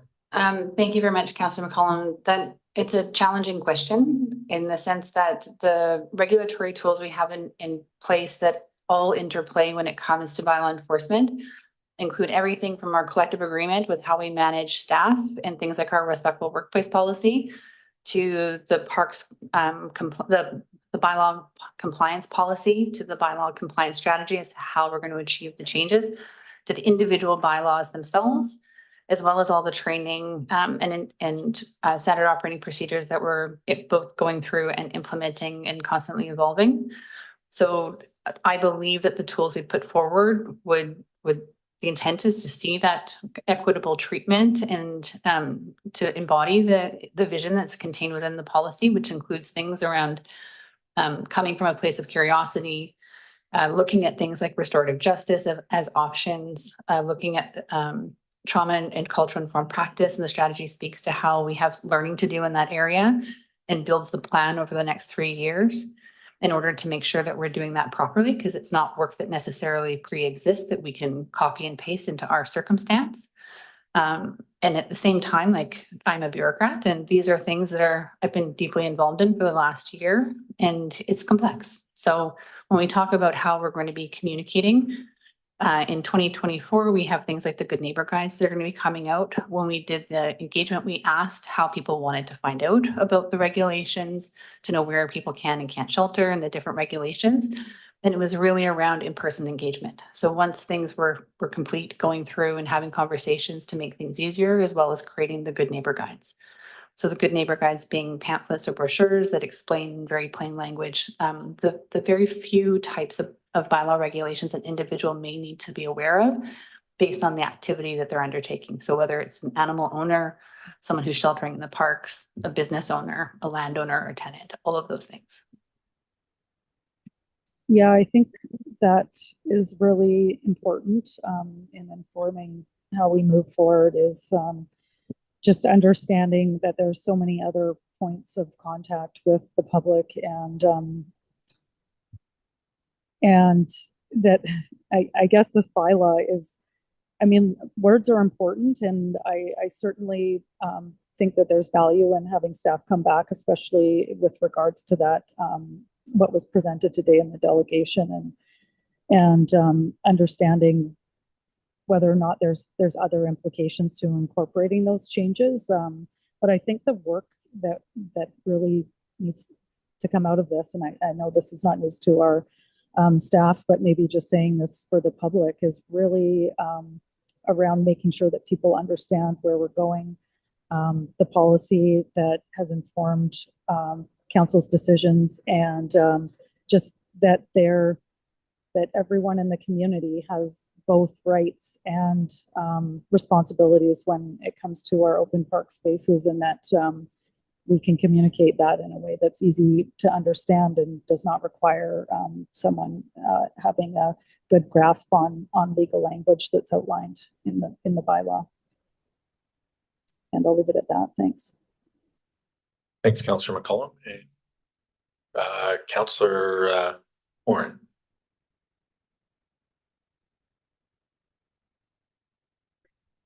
It's okay. Going on, sorry. Definitely. Great. Thank you, Mayor. One of the pieces of feedback was around the temporary shelters, asking for that, to not be left unattended. I'm just wondering if staff can give the rationale if those shelters are up during the times that are permitted, what the rationale is with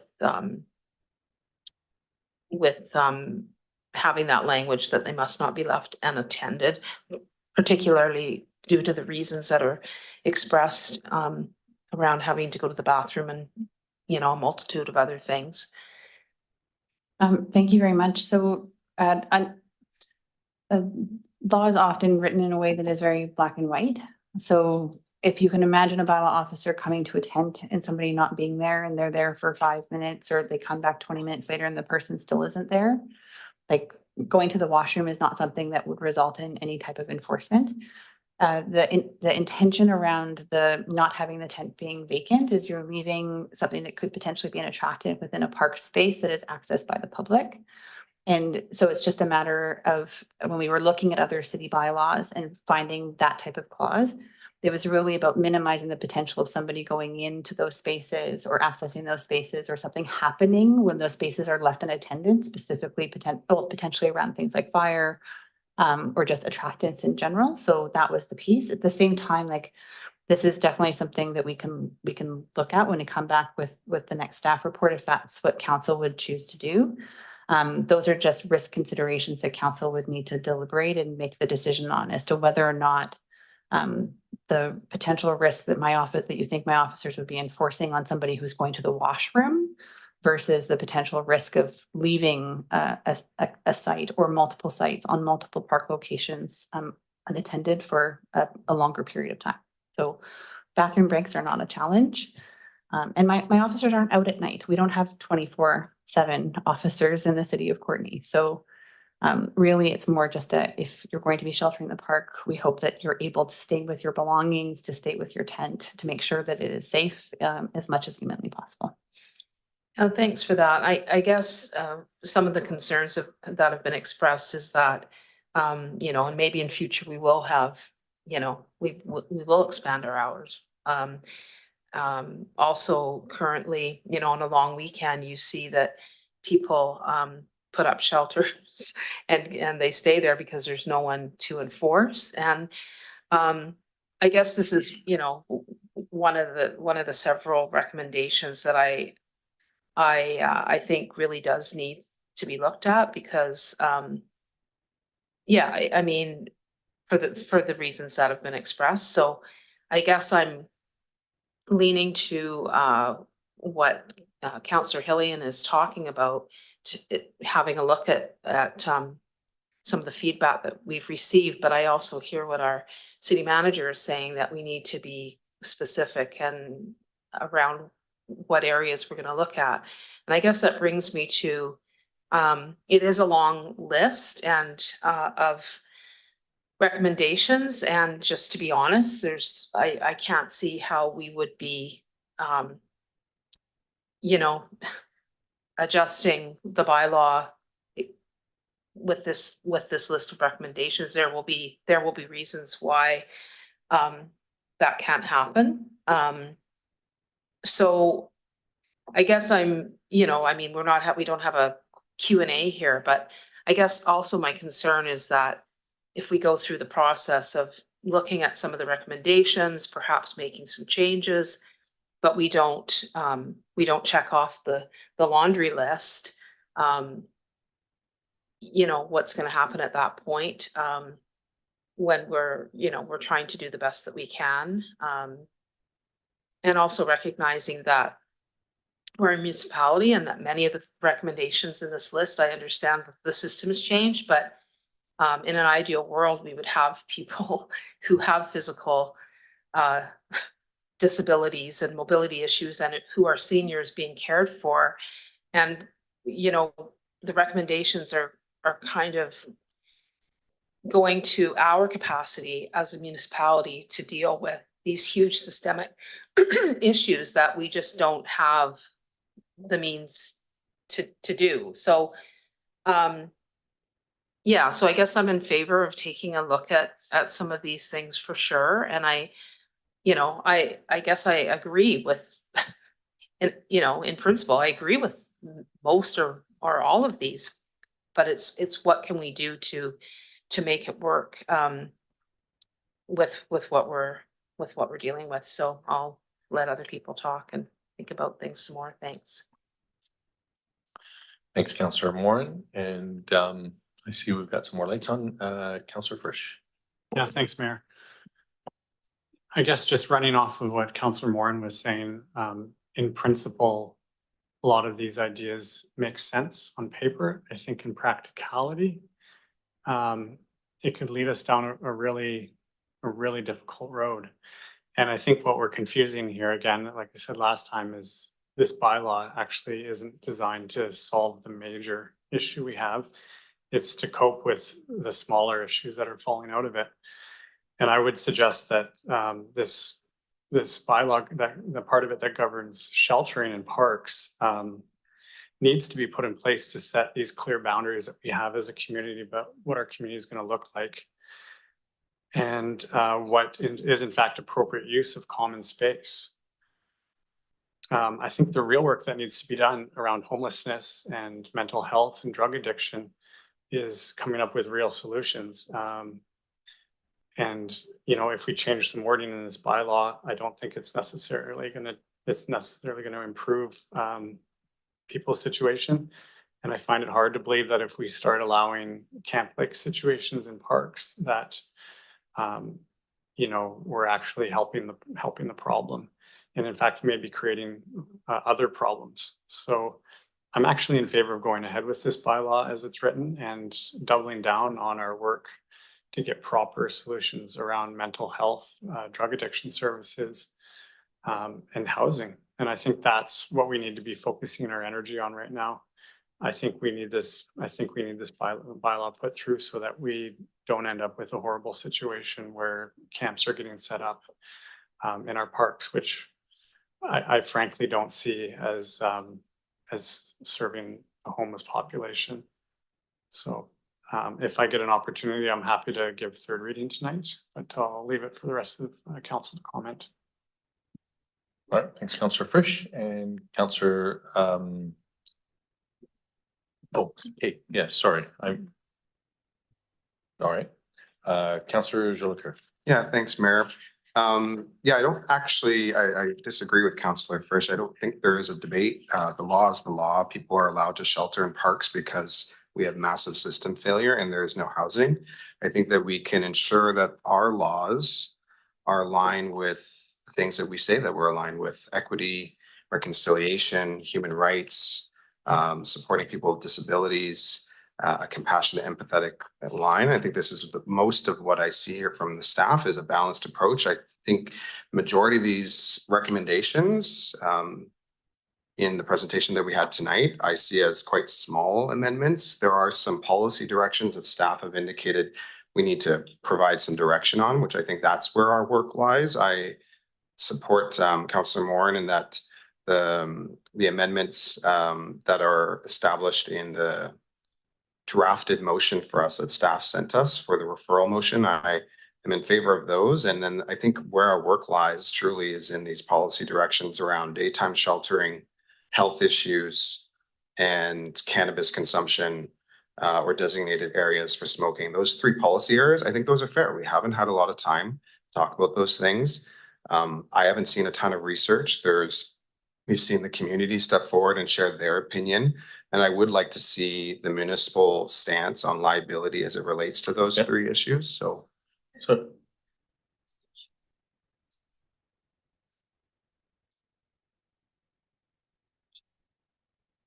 Yeah. Sorry, give me 1 second here. Yeah. Could I request a short recess to discuss a in-camera procedural issue, please? Yep. Thank you.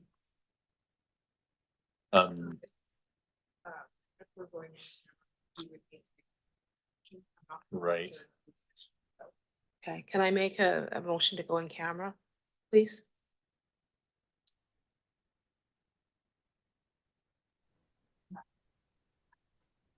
Do you Well, need a I don't know. seconder?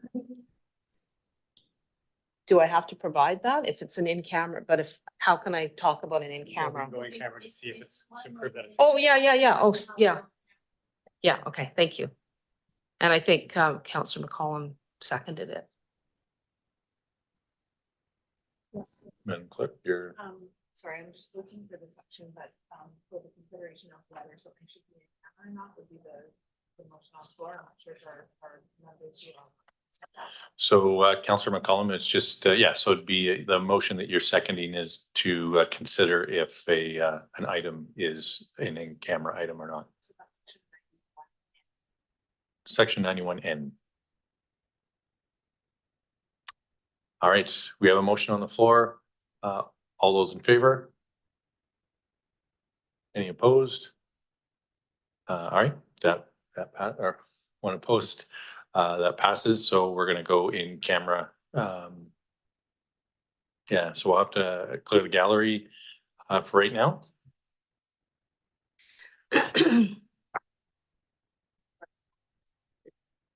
Yep. Want to stop the live stream.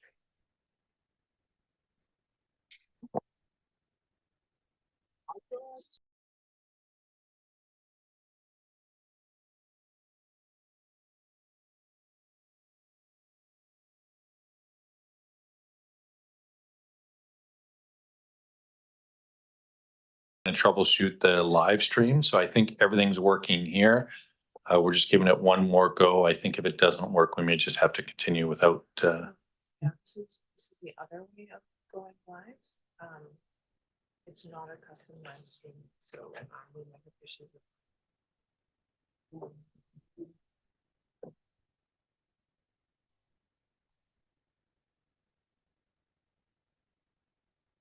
refreshing to see if it's working.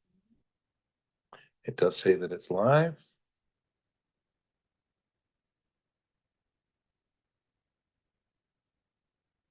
I'm still not getting anything. Yeah, I'm not sure. I don't have any troubleshooting me on that.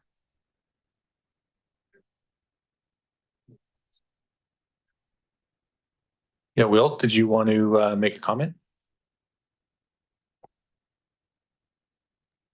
Yeah, thanks, Mayor. Sorry, this keeps freezing, so hopefully this will get through. But I just wanted to say that I'm largely in agreement with Councillor Hillian.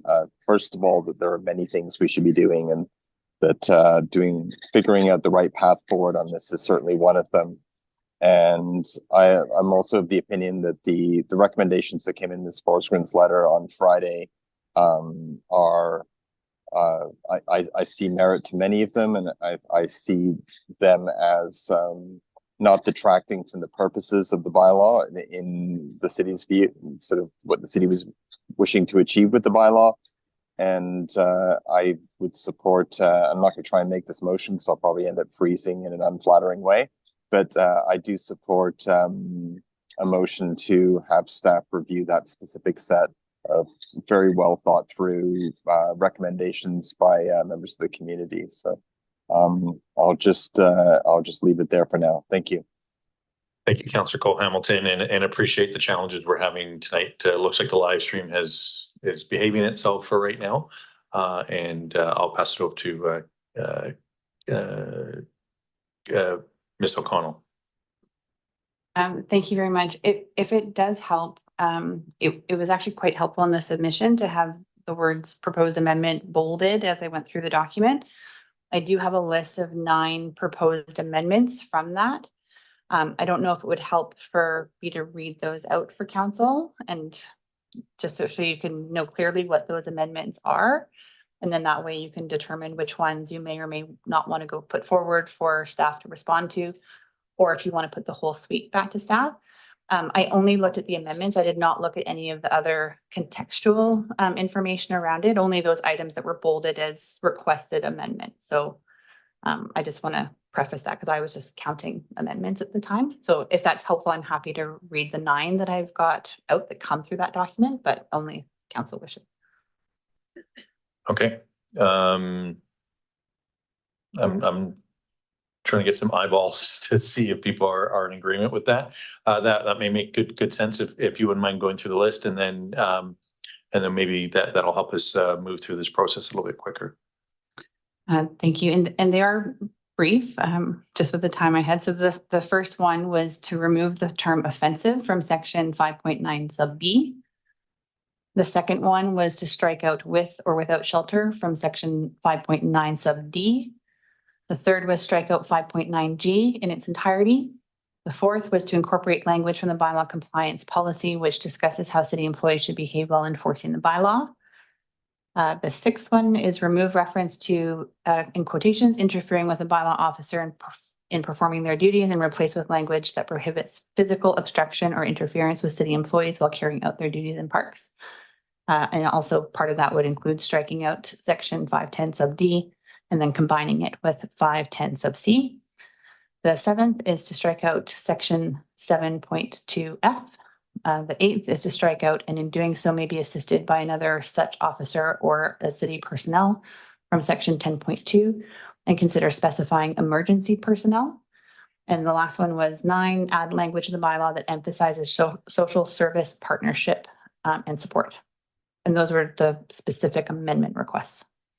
Okay, I appreciate you articulating those. And again, I think we saw those earlier this evening in the presentation. Councillor McCollum, I do see your hand up, but we do have a couple lights on here, but I will get to you very quickly, and we'll go back to Councillor Frisch. Yeah, thanks, Mayor. I wonder if we caught the one to include express language outlining trauma-informed by law enforcement.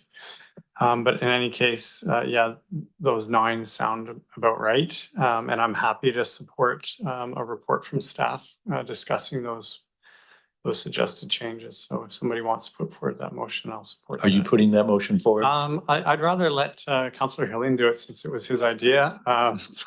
But yeah, I can do it right now. I'll move that council, since everyone thinks it's so funny. I'll move that council direct staff to report back on those requests and amendments as proposed in the report. Entitled Working Towards System Change, Assessing Courtenay's Approach to Homelessness. Okay, that's been moved and seconded. Thank you, Councillor Frisch. Sorry, just in the brevity of time, it's sort of trying to move through it, and I really appreciate you reading that out. Councillor Moore. Thank you. Yeah, I'm supportive of that motion for sure. I just wanted to say I appreciated Councillor Hillion's strong words.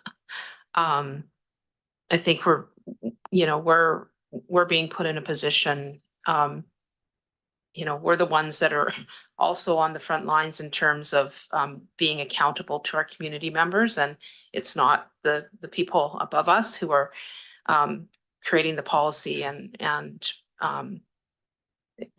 reinforcing the systemic problems, and it's extremely frustrating. I'm hoping that maybe beyond this bylaw that we can look at a couple of the things that Councillor Hillion talked about for future motions, particularly around trying to find something for storage for people, covered dry storage. I think that's something that we could look into and see what we can do to help in that regard.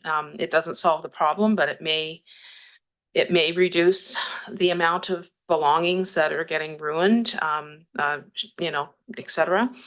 And I think the other thing that we need to do is to have yet another meeting or something with the province around some kind of emergency temporary shelter while we're waiting for this, this pie in the sky purpose-built shelter that's not, that's not just one of our buildings that we do as like an extreme weather shelter, but something that's, whether that's portables on a lot with security or whatever it is, and the funding for that, because it's just, we can't continue like this. It's not okay. Other communities are getting money from the province. Kelowna got a whole whack of money to put up tiny homes with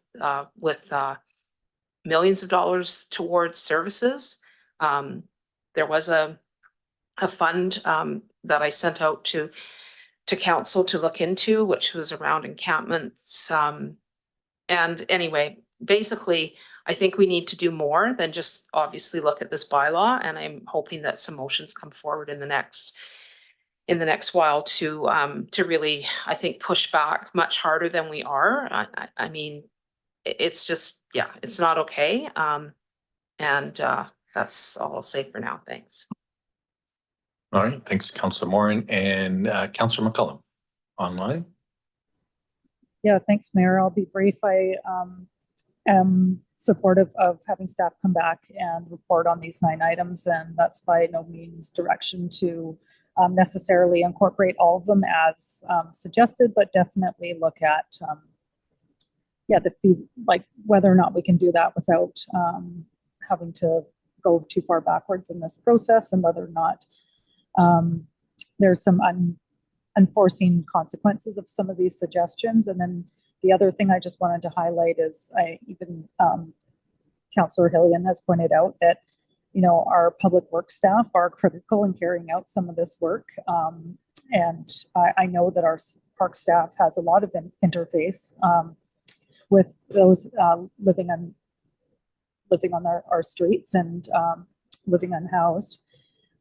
So I don't expect that we will completely strike out that clause that's outlined in number 8, but perhaps we could add some wording around their training, that they are in fact trained, and that's an expectation.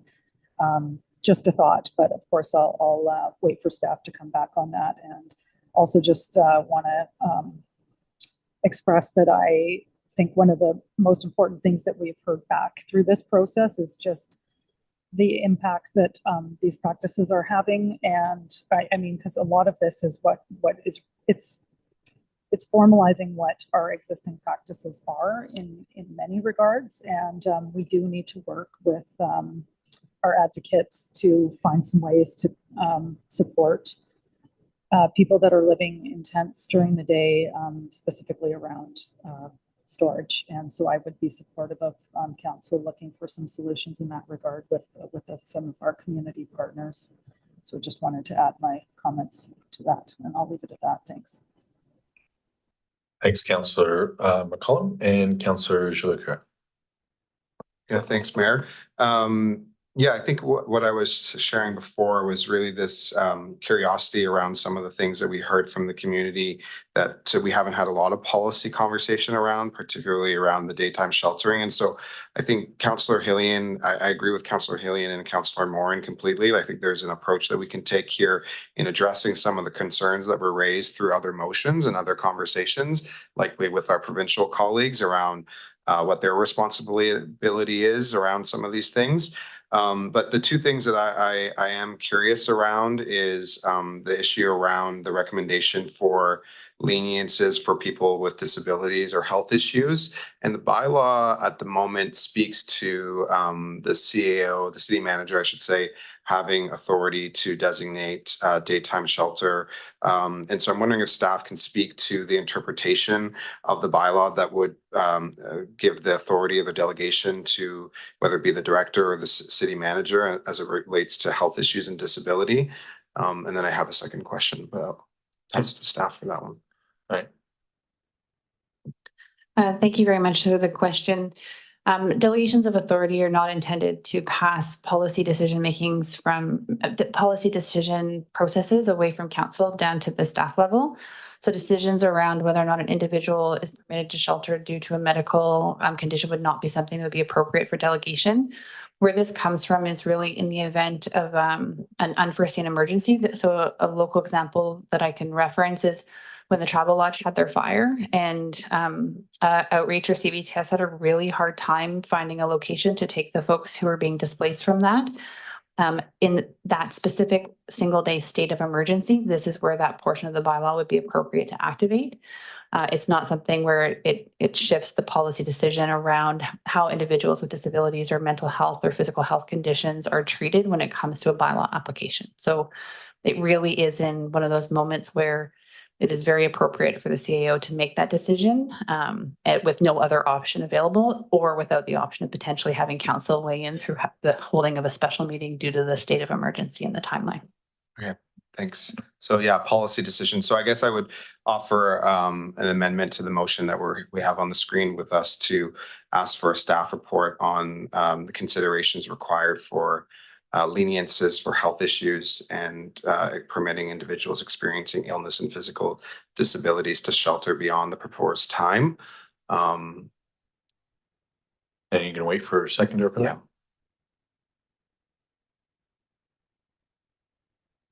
Oh. Okay, it's been seconded. So if you want to speak to it. Yeah, I think just I'm hearing clearly from staff that they need direction on whether or not this is something that council will allow in the bylaw. And so I think hearing back from staff around the pros and the cons and any kind of human rights considerations that we need to be considering when we're talking about people with physical disabilities or health issues. Okay, so there's an amendment been proposed. It's been seconded. Does anybody want to speak to the amendment? And starting with Councillor Morin. Yeah, just for clarification, you're saying the existing motion, you would just add that to include that with the other part of the motion? Okay, thank you. All right. Yeah, so for clarification, this is just adding that component. Councillor Elaine.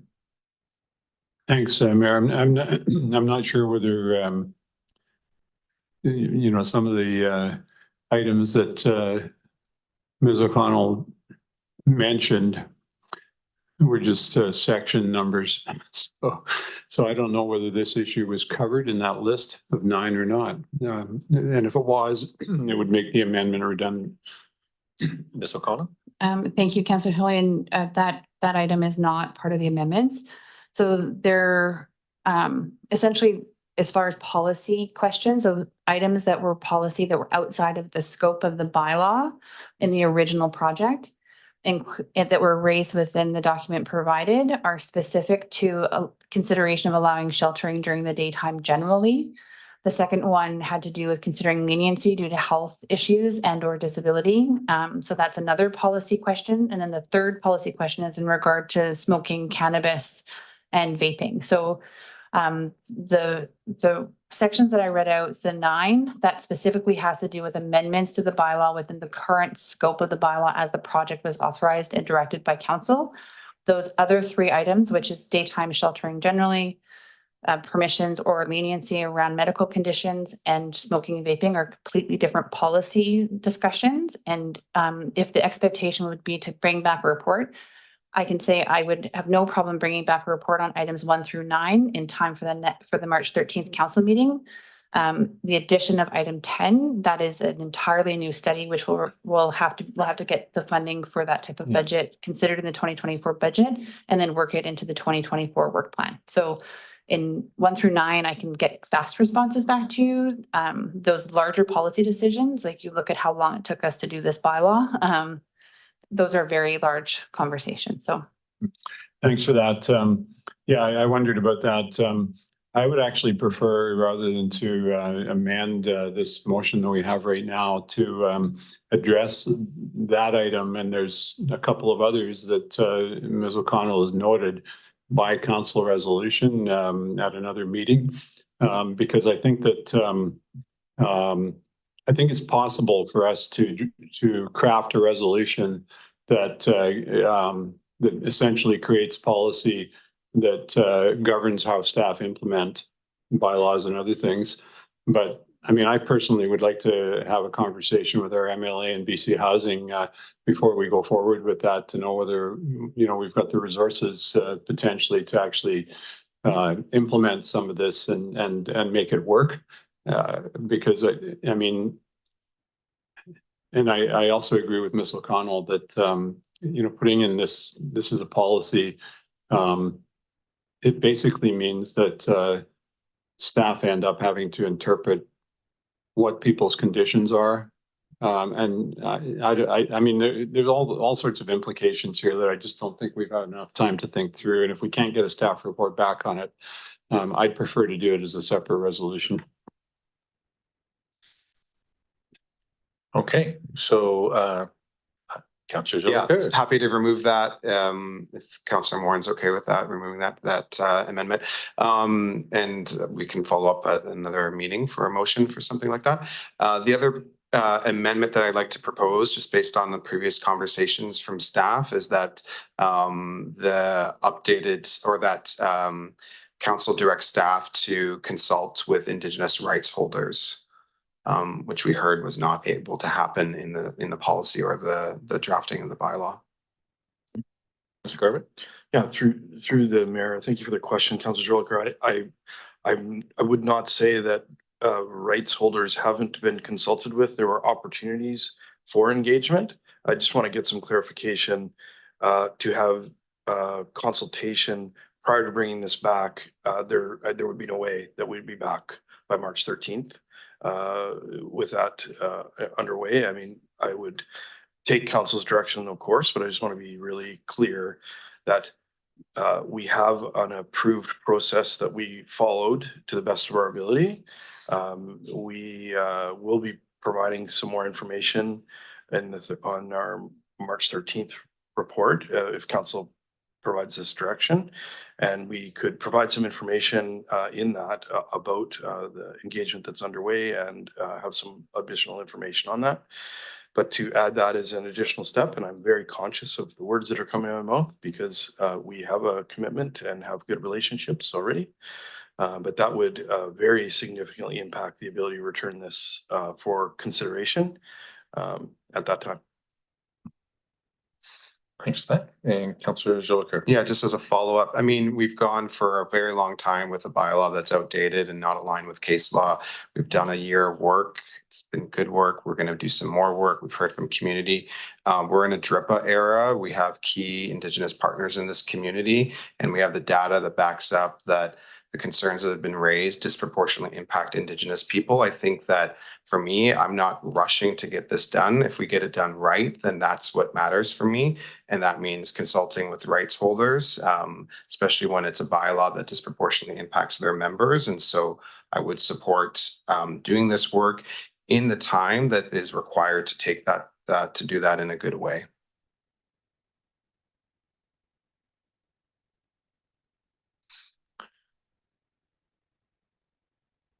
Councillor Hillian.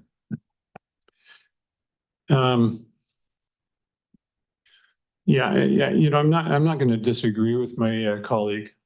But I think that what I would prefer is that the report coming back from staff potentially address how that issue might be resolved going forward, as opposed to necessarily coming up with a plan and doing a consultation process and getting it done before we move forward. In any case, we will get a staff report at some point in March, and we'll be able to make some decisions then about whether we want to move forward or not. All these options will still be available to us, and we might have had the benefit of having some additional time to actually think about how this might take place. So again, I'd prefer that we just limit this to addressing the amendments that have been proposed, and if I can't remember what your exact wording was, but if the wording was that the report also include how further dialogue with Indigenous partner agencies or whatever might take place, I'd be more interested in that. Okay. Okay. All right. So I believe we've got a motion on the floor. We have no amendment now. Well, I'm happy to move the suggested amended amendment to in the staff report that's coming forward to highlight opportunities to engage with our Indigenous partners on the draft bylaw. Is that better?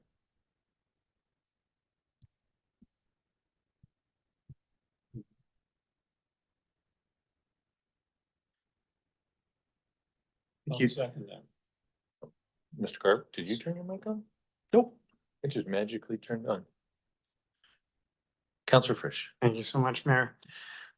I have one concern with this amendment, and I don't think it's hard to support the intent of the amendment, but it sounds like we've reached out to our First Nation partners, and either they don't have anything to share with us, or they're just so busy they don't have time to share anything with us. And so, I just wonder if we're knocking at a closed door at this point, and maybe wasting our staff's time on this. If everyone else wants to put this in and make that work, higher priority, then I'll go along with it. And maybe I can suggest an alternative, just given some conversations that I've been having with at least the chief counselor, that maybe this is an opportunity for a council to council meeting where, having a very specific item or two to discuss that might solicit some direct contact to get some conversation around it and some dialogue happening. So it's something, but it's not a motion. It's just, but those conversations about having a council to council dialogue are already ongoing. And so we're really just trying to make that happen kind of as soon as possible. So,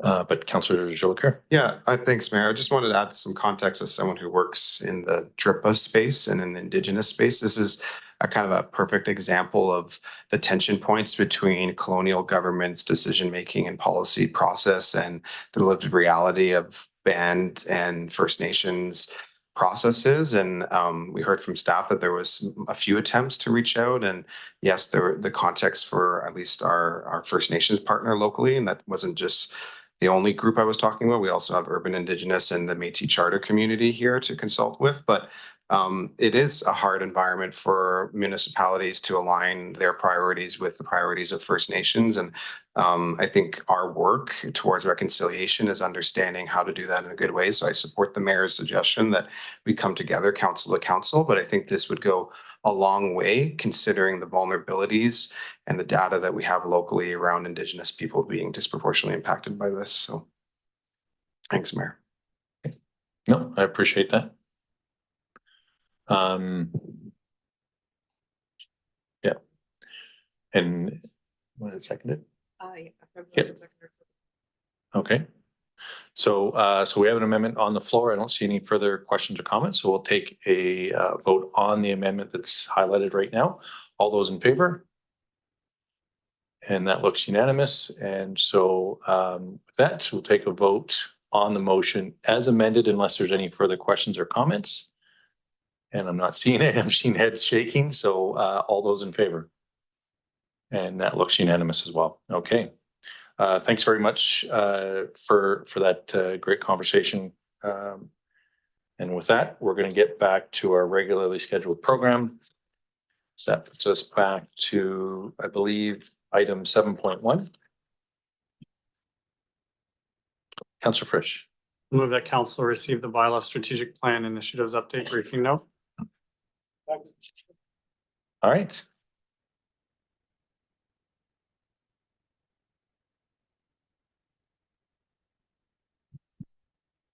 Mr. Garbutt. Yeah, thank you, Mayor, through to council. So the purpose of this report is to bring council up to date on the next steps in our ongoing bylaw strategic initiatives project that has been the focus of the last 2+ years of work. Obviously, the term bylaw has occupied a lot of our space in the last little while, and it should, as the community's weighed in on a number of items, and we've undertaken basically a ground up reformation of our bylaw enforcement issues. And this, if I recall, could remind council, that includes education, training, resources, strategy, regulatory updates, as well as engagement, partnerships, as well as detailed information campaigns that will follow. So Ms. O'Connell is just going to give a little bit of information on where we're headed, as it's very clear that where we're headed is extremely important.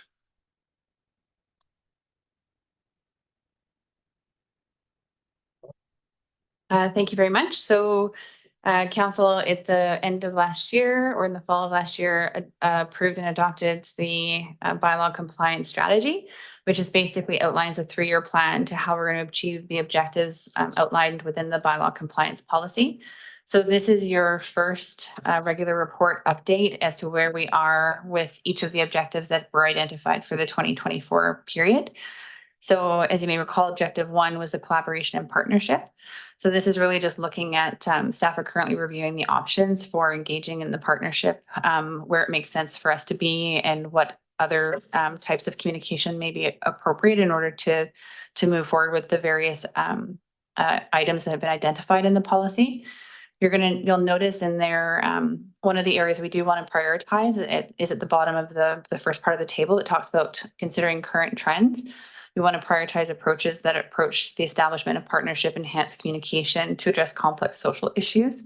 So even though ideally we would be looking at creating partnerships across the multitude of our bylaw areas, so this could include business owners, residents, developers, that we can't do all of that simultaneously with the resources we have. So we have to kind of pick where we start, and that is the suggestion for this year, or where we will be going unless you decide to correct my course a bit. The second one has to do with the bylaw enforcement and trust building. So this is around creating the Good Neighbor Guide. So we are currently working with the external designers, and staff right now are going through the most common bylaw violations in order to inform those communication materials. So I'm excited to see those come out seasonally. So in the event the Parks bylaw does go through, you'll see those Parks Good Neighbor Guides come out prior to the summer. You'll see things around snow and ice control coming out in the fall, in advance of the winter months, and so on and so forth. And those will also be accompanied by videos as well as online social media campaigns. Under objective 4, we have, this is really more about our internal operating. So building those cross-departmental teams. So making sure that we're not working in silos, but working across and with each other in order to ensure that not only are we enforcing consistently, but also providing the highest level of service possible with those improvements. We're also looking at leveraging technology. So we had the Tempest calls for service module approved in last year's budget. And just due to some challenges with the software provider, it got pushed to this year. So that'll be rolling out, which will allow our bylaw officers using tablet devices to be able to access our property database, see whether or not tickets have been issued previously, if building permits are available on a site, and so on and so forth, and then share that information with appropriate internal departments as needed. Of course, all of those things will be in alignment and consistent with FIPA and our privacy legislation. The fourth one is on process streamlining. So this is the bylaw adjudication is one really good example. You saw that report come through tonight. So good progress so far for 2024. And then also looking at some training modules as well. So investigative approaches and then leveraging our digital solutions to achieve that. Looking at our existing resources. So this is just basically allocating the staff resources needed to achieve the outcomes. And then the trauma-informed practice. So this is really related to objective number 1. You've heard me say that there isn't a guidebook on trauma-informed bylaw enforcement. So ideally what would happen is you would see the creation of those partnerships and the collaboration that would then inform what a trauma-informed response would look like at a bylaw level. And then working with the bylaw enforcement officers to include or incorporate that into our standard operating procedures. So this is your first of many updates to come. And essentially, these are what you're going to be hearing about over the course of 2024, including status updates that will be provided on a quarterly basis or when major milestones happen. So happy to answer any questions you may have. Excellent. Thank you very much, Ms. O'Connell, for the report. And we have a question or comment from Councillor Jolicoeur. Yeah, thanks, Mayor. Thanks for the staff report. Really excited to see this come forward so quickly after we passed it, and just to be reminded of our strategic plan on how we're implementing this. 2 questions from objective 1. It's highlighted on page 2, current bylaw trends, and we're prioritizing approaches for addressing complex social issues and contributing to bylaw non-compliance. Can you maybe speak to what that might look like and what kind of activities are included in that? Well, if you look to the first paragraph in that, it says we're currently reviewing options. So essentially that's the priority area, but we have to figure out how it makes sense to collaborate. So speaking with folks, so we currently sit at multiple tables. Whether or not those tables are exactly the tables that we all need to be a part of, or maybe we need a table as well, could be another question. So these are things around looking at what is effective as far as getting feedback and input regarding the implementation of bylaws and the different aspects of it. And how do you want to facilitate that? So rather than going out, we may ask and bring people in to be advisors, subject matter experts, and to help inform those processes. But honestly, we're not sure yet. We're still looking into it, and it's also a bit of an overlap too with the community services division, because it's now that we have a resource in that staffing area, where does it make sense for that person to be at the table versus my bylaw staff? And if there's needs that bylaw now has in order to implement new policies, new processes, those tables may not be the place where it's the best place for us to get that feedback or the best format. Or there may be people who aren't included at those tables that we need to hear from in addition to that. Yeah, great insight. Thank you. And then the objective 6, trauma-informed, cultural-informed practice. And, in the last item we just discussed, I think that was one of the key things. And it's good to see that we're prioritizing this. I guess my curiosity is more around just that last part of that sentence. In 2024 is our goal to create training standard. And the nerd in me, as someone who does trauma-informed practice curriculum development in my other job, I'm curious to know, like, this feels quite advanced. Like, is this a standard across the bylaw space that we are actually going to be eventually developing a training standard on trauma-informed practice? And any insight on what that might look like? We wouldn't be developing it ourselves. So essentially the bylaw officers have gone through available trauma-informed practice courses that were offered through the Strengthening Community Granting Program, Whether or not that is the appropriate and the best program for our bylaw officers, considering the work that they undertake on a daily basis, is what we're going to be looking at. It could be a more substantial training process, something through the JI or a third-party organization. We definitely would not be designing it ourselves, but we want to make sure that the training that we're providing our staff or requiring of our staff is the right fit for the type of work that they're doing, and not something that may be more appropriate for general staff, as opposed to a bylaw officer who is a much more kind of intimate engagement on the streets. Yeah, I guess I was more meaning the standard that all of our bylaw officers will be doing it. That's really. the Yes, so exciting once piece, the yeah. standard at the coursework that has been identified, we can then look at where that fits within the job classification and whether or not it's a requirement, which would have to involve discussions with the union as well, or if it's a nice to have, and something that we would be providing ongoing training and support for. Awesome. Thank you. Mr. Mayor. Yeah, Mr. Garvin. Thank you. I know we've been talking quite a long time about this, but I would say, and I think council is acknowledging this, and hopefully members of the communities are as well. The city of Courtenay is right at the very front end of working on this for a small, medium-sized municipality. I can tell you that a great number of my colleagues as city managers are part of this same rebuilding, evolving bylaw enforcement item.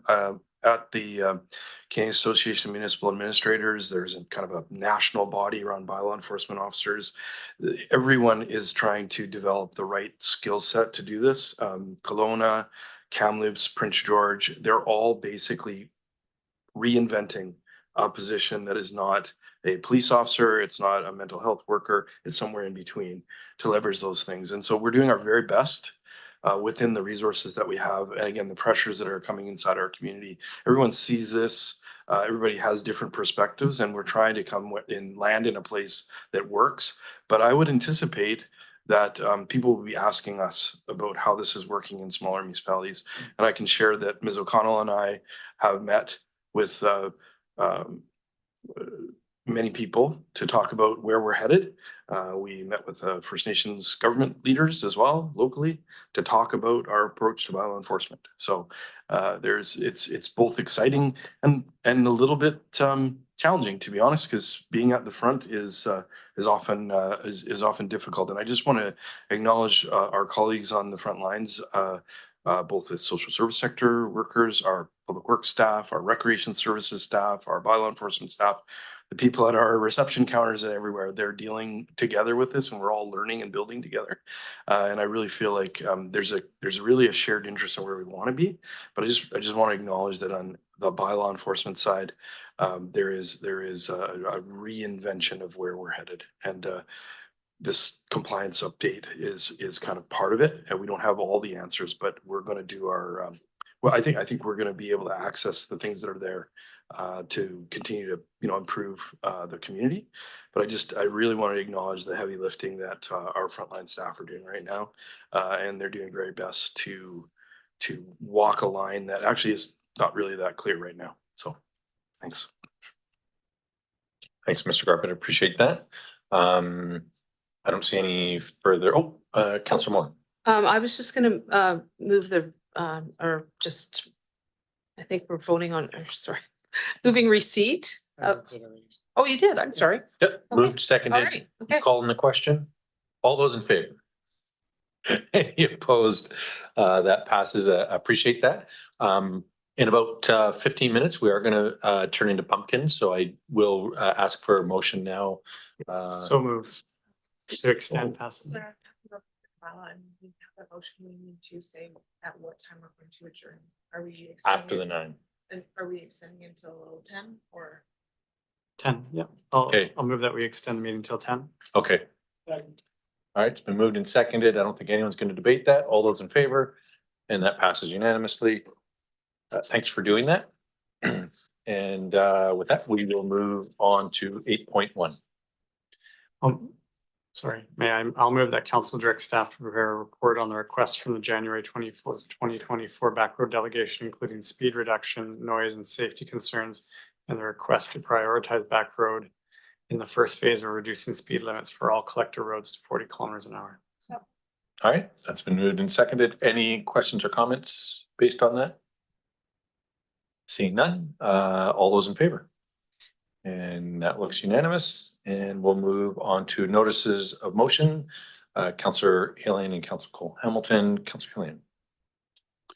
Thanks, Mayor. It's in the report, so I'll just read the therefore be it resolved that council directs staff to explore and report back on the possibility of the city working with the Youth Climate Corps, including potential funding sources and projects related to climate action to engage the public in promoting climate change mitigation and resilience. That would be on the next meeting, I would assume. Thank you. Thanks, Councillor Hillian. It's just notice of motion. And next we have notice of motion with Councillor Frisch. Yeah, thanks, Mayor. So this motion stems out of ongoing work with council and staff to make Ryan Road more safe for active transportation and cycling, especially the hill portion, but the portions that don't currently have cycling infrastructure of particular interest to me. And I know that the lower section, we already have some direction to staff to work on pedestrian infrastructure. So in any case, the notice of motion is there, and what it comes down to is working with the Ministry of Transportation and working with the staff and the minister himself on doing that work and getting it done so that we have a safe corridor for cycling and pedestrian infrastructure there. Thanks. All right, thanks very much, Councillor Hillian. And then again, that's just a notice of motion. And we'll flip over to bylaws, first, second, and third readings, 10.1.1. Councillor Hillian. I'll move that council give first, second, and third readings to zoning amendment bylaw number 3120, 2923 Lupton Road, subject to the following conditions prior to adoption of section 219 no build covenant be placed on title requiring a works and services agreement be executed prior to construction and a preliminary layout review be issued. Second. And Mayor, I'm just wondering if we will have some comments from staff on this, given that I think this is the first time it's come before us, is it? Mr. Garbutt, did you want to? Or Ms. Wade? Yes, thank you, Your Worship, and through to council. Just a high level, this is a rezoning to support a subdivision to create 3 lots. There's 1 lot right now, and they're rezoning it from a split zone to a R2 zone, which will allow it to have a smaller lot size area and permit single-family homes with suites or duplexes. They're in moving forward with this came in prior to the bill 44 assent, and so this is an in-stream application. The applicant is aware that we're going to be making some changes to density, so these lots will be able to have up to 4 dwelling units on them. They wish to proceed at this time to move forward to the subdivision. And when we do our zoning to align with the SHMU, the single, anyways, I'll say, leave it at SHMU. It is, then they would have the ability to do more dwelling units. It aligns with our OCP, it's infill, it's in an urban residential. We're requiring the PLR prior to adoption, so that we can prove out the subdivision and have a works and service agreement that will give us frontage along Lupton and also any infrastructure improvements that need to be done. And that's all I have, and I'm happy to answer any questions. Thanks so much for that. And that has generated some questions. We'll start with Councillor Hillian. Just for the record, thanks, Mayor. I wonder if staff could clarify that there won't be a public hearing. I see 2 comments attached from the public, but I'm assuming that there would be the opportunity for more if they're forthcoming. Through the mayor to Councillor Hing, no, as per our development procedures bylaw, we have, because this aligns with the OCP and also with the new housing regulations, notice was given, we sent out notices, and we received 2 letters that are in support of this application. So that the process has completed. Thanks for clarifying that. Yeah. Thanks so much. And Councillor Moore. Yeah, that's basically what I was gonna say, that this is a really good example of why it's great to be able to waive those public hearings. We have 2 comments that are in support and adding some more housing. So thank you. All right, thanks, Councillor Moore. Oh, Mr. Carter. Oh, go ahead. Thanks, Mayor. Councillor Jolicoeur. Thanks, Mayor. Yeah, I also just want to recognize the letters of support, and including one of the letters saying, you know, the recognition that we need more affordable housing, which then brought me back to the staff report, and it might just because I'm missing it somewhere, but it does speak to the DCC costs. There's no community amenities that are being collected through this development. Okay, thanks. If I may, Mr. Garvin. Thank you. Through the mayor, I wanted to highlight one component, one innovation that Ms. Wade has brought to the department. In previous times, there would be rezoning that did not actually include the details in order to support the subdivision.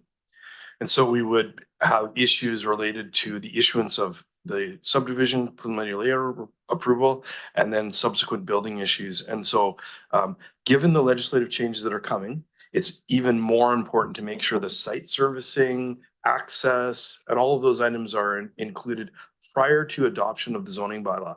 That is essential to make sure that these lots are buildable and they can achieve those densities that are required. And so that has been a change. Some of the members of the development community are working through that process right now, but that's why that's essential. And sometimes councils in the past have seen variances to frontage and all sorts of things in order to actually build the dwellings, which were the subject of the rezoning. So you've heard the term concept to occupancy that I've brought to this table since I came on as city manager, and the Development Services Department is carrying on with that. And I would reiterate that's even more important now that these 900 square meter lots, I think is what they're going to be, will no doubt have the potential to be serviced with the 4 units. And that has water, sewer, drainage implications in that area. Just wanted to highlight that good work that the Development Services Department is doing. Thank you for that clarification. And Ms. Wade. Okay. Oh. I saw your, I was like, wow, I'm all right.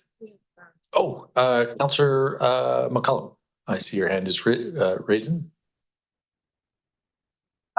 Yeah, thanks, Mayor. Hopefully I'm coming through okay. Yep, you sound good. Great. Yeah, just a follow-up question to that.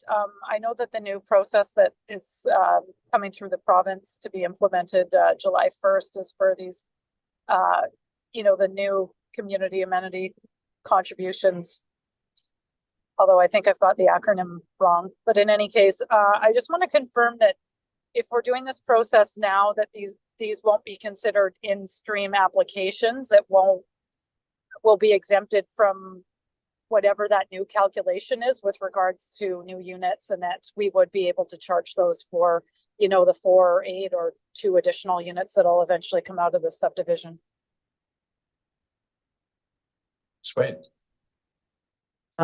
Through the mayor to Councillor McComb, the new regulations allow for what they call amenity cost contributions, which takes the place of community amenity contributions.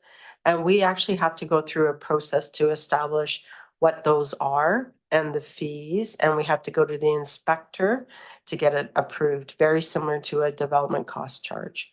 So it won't be imminent. And it's something that's on our work plan to embark on this year that will help augment the DCCs, but this will also be a high priority to get this done. All right. Thanks. Yeah. Can I just ask well, I guess I don't necessarily have a follow-up, but just a comment. Yes. Yeah, thanks for clarifying the terminology. I couldn't quite remember off the top of my head. But does that mean that as of July 1st, if we don't have that in place, we can't charge a community amenity contribution or these new community ACCs until that process is complete, where basically there'll be a gap where we kind of don't have either system in place? Is that correct?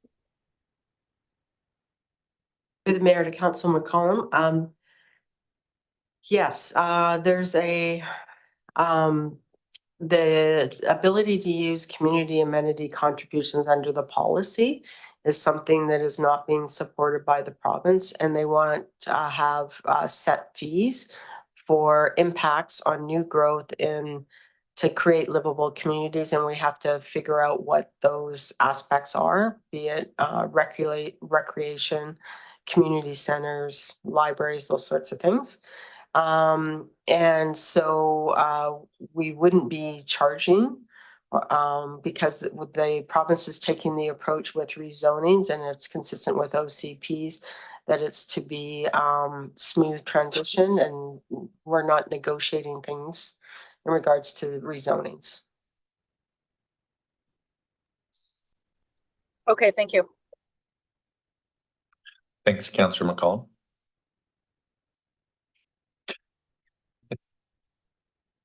All right, looks like, oh, Councillor McCollum, did you put your hand up again, or is it just up from before?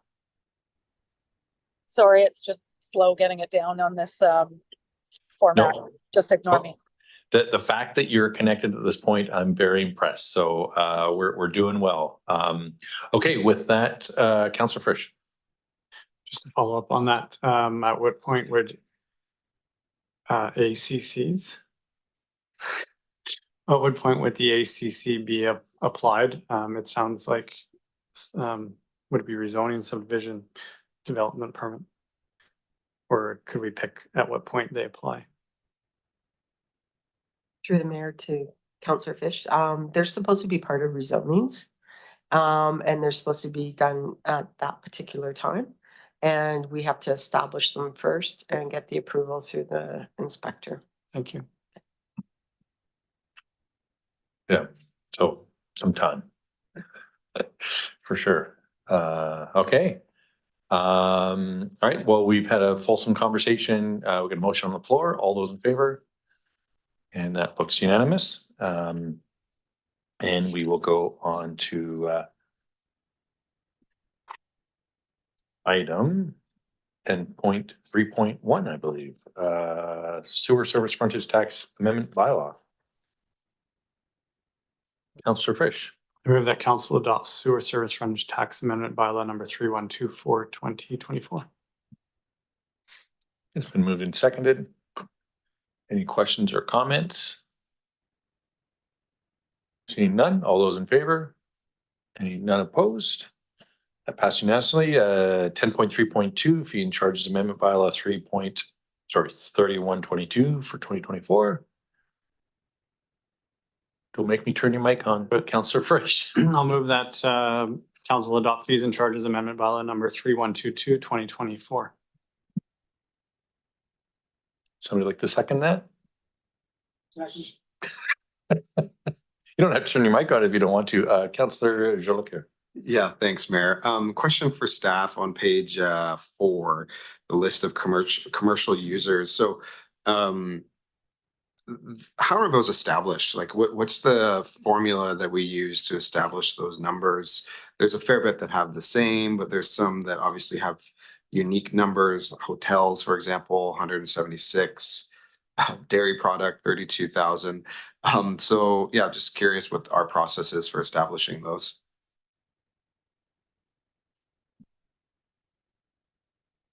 Mr. Eggenmeyer. I can speak to that one. So this is a bylaw that I inherited. And when I inherited it, we were under the process of doing a water and sewer rate review update. So the historic establishment on these numbers typically be tied to some sort of consumption or use. What has happened over many years is these get inflated over time. What we're looking at now is taking what we have right now and re-looking at what actually makes sense. When I arrived here, I saw the car wash rate is incredibly low. Oh. Yeah. And you see, you know, what does a car wash consume? A lot of water. On the water side, they have a water meter, and we know exactly how much they use, and they're charged for how much they use. Over on the sewer side, our current established bylaw dictates this is what they pay. So is it the best system? Not the best. Is there work to be done? Yes. Are we working on it? And yes, we are. Okay, great. Just as a follow-up to that, glad to hear we're working on it. The list is quite extensive under part 2, commercial users. There's 28 distinct commercial users. Is that going to be part of the review? The list here, adding, removing? Yes, it will, because it's, why do we have so many different items with the same rate? And then there are arguably commercial entities that exist outside of these very specific areas. So we're forced to fit them in somewhere. Yeah, great. Thank you. Thanks very much. Yeah, I like the item beverage room. Sounds very interesting. All right, I don't see any further questions or comments, so I'll call the questions. All those in favor? And that passes unanimously, and we'll move on to 10.3.3. Councillor Frisch. Move that council adopt water service frontage tax amendment bylaw number 3125/2024. It's moved and seconded. Any questions or comments regarding this bylaw? Seeing none, all those in favor? And that passes unanimously, and that brings us to 10.3.4. Councillor Frisch. Move that council adopt fees and charges amendment bylaw number 3123/2024. Thanks for seconding that. And Councillor Frisch, do you want to speak to it? Okay. Any questions or comments regarding this bylaw? Seeing none, all those in favor? And that's unanimous, and we'll go to 10.3.5. Sure. Councillor Frisch, you gotta Am I missing the you gotta joke? get your mic on first. Get your finger ready for the next one. I move that council adopt fees and charges amendment bylaw number 3126/2024. Still need a seconder. Thank you, Councillor Moran. Any questions or comments, Councillor Gillian? Thanks, Mayor. I could have made these comments in relation to any one of the previous 4 motions that we passed, but I'm doing it on this one because this was the issue that I spoke about at the last meeting, and I just wanted to share some correspondence that I've received. I think it's relevant, and I'm not suggesting that we change these fees and charges right now, but I think this is relevant information as we move into considering our further budget. I'm going to read 3 emails that I received. Thank you for challenging some of the proposed tax increases. I feel that the city and many of the councillors have lost touch with homeowners who are not wealthy. I'm a senior with a basic pension, $1,400 a month, plus my RIF, which now mostly goes towards property taxes, house and car insurance. I'm not looking for sympathy or handouts, just wanting to remind the city that we can't keep up with these increases. She goes on to talk about some concerns about services in relation to potholes that where she felt a substandard job was done. Significantly, she says, please continue to fight for fairness for the working poor and seniors older and much worse off than myself. I fully support money spent on trying to house and support the unhoused. They're suffering the worst in these times. So that's one. Here's another. This came to all of us. It is beyond belief that you're planning increases to the above garbage, water, and sewer. I will be paying $550.78 more this year. I'm a senior citizen on a fixed income. My mortgage came up for renewal this year and added another $200 monthly to my expenses. Where do you think we'll be able to get this extra money from? Groceries and gas prices are beyond the average homeowner's reach. You cut our garbage pickup to bi-weekly, yet you raise the garbage fees from $237.50 to $357.50. She mentioned sewer and water. I have 2 questions for you before I read a letter to the editor. Where did you spend the $7.6 million received from the provincial government last year? Why wasn't this money put towards these increases? Please read this email into your February 14th council meeting minutes and respond to me in writing so I can pursue this further. Well, we've read the letter, so and her comments are on record. And then the final one, which I believe the This is actually interesting because this person sent a letter to all of us and said, as a citizen of Courtenay, I wanted to commend you on bringing in this system of collection. And he goes on to talk about that the system seems to be working, and he thanks us for bringing it in. But then he sends a separate note to me and he says, hello, thank you for speaking up about the increase in fees. I would think that there are a lot of young families struggling in the valley with price increases for day-to-day expenses. So, I mean, I don't know what to suggest, but I do think we have to keep in mind affordability issues as we move forward with our overall budget and look at what we're going to be doing with taxes this year. And it may be that the 7.6 million that's referenced by one of those people needs to be considered in that process. One way or the other, we need to explain, I think, to our citizens how that fits in with what we're doing. And I think it's important that these comments are on record. So thanks very much. Thanks, Councillor Hillian, and as always, thanks for articulating those arguments. And I think it's very important acknowledging the comments that we get, email and otherwise. So I do appreciate it. Councillor Jolicoeur. Yeah, thanks, Mayor. I just want to add to Councillor Hillian and share, even in conversations I've been having with citizens, you know, this is, I don't think that we've seen this level of economic stress that people are facing, and you know, even young families with two incomes, and seeing the increase, it is quite frightening for people's average budgets when they're trying to choose between, you know, putting their kids into recreational programs or food costs, mortgage costs. And so I agree with Councillor Hillian that we need to consider the reality of people right now in our larger budgetary conversations. I think when it comes to this specific bylaw that we're on right now, garbage, organic waste and recycling, the one thing that provides me some solace and in what I've been sharing with community members when they've been writing to us and running into them about, you know, the issue of the increase over last year,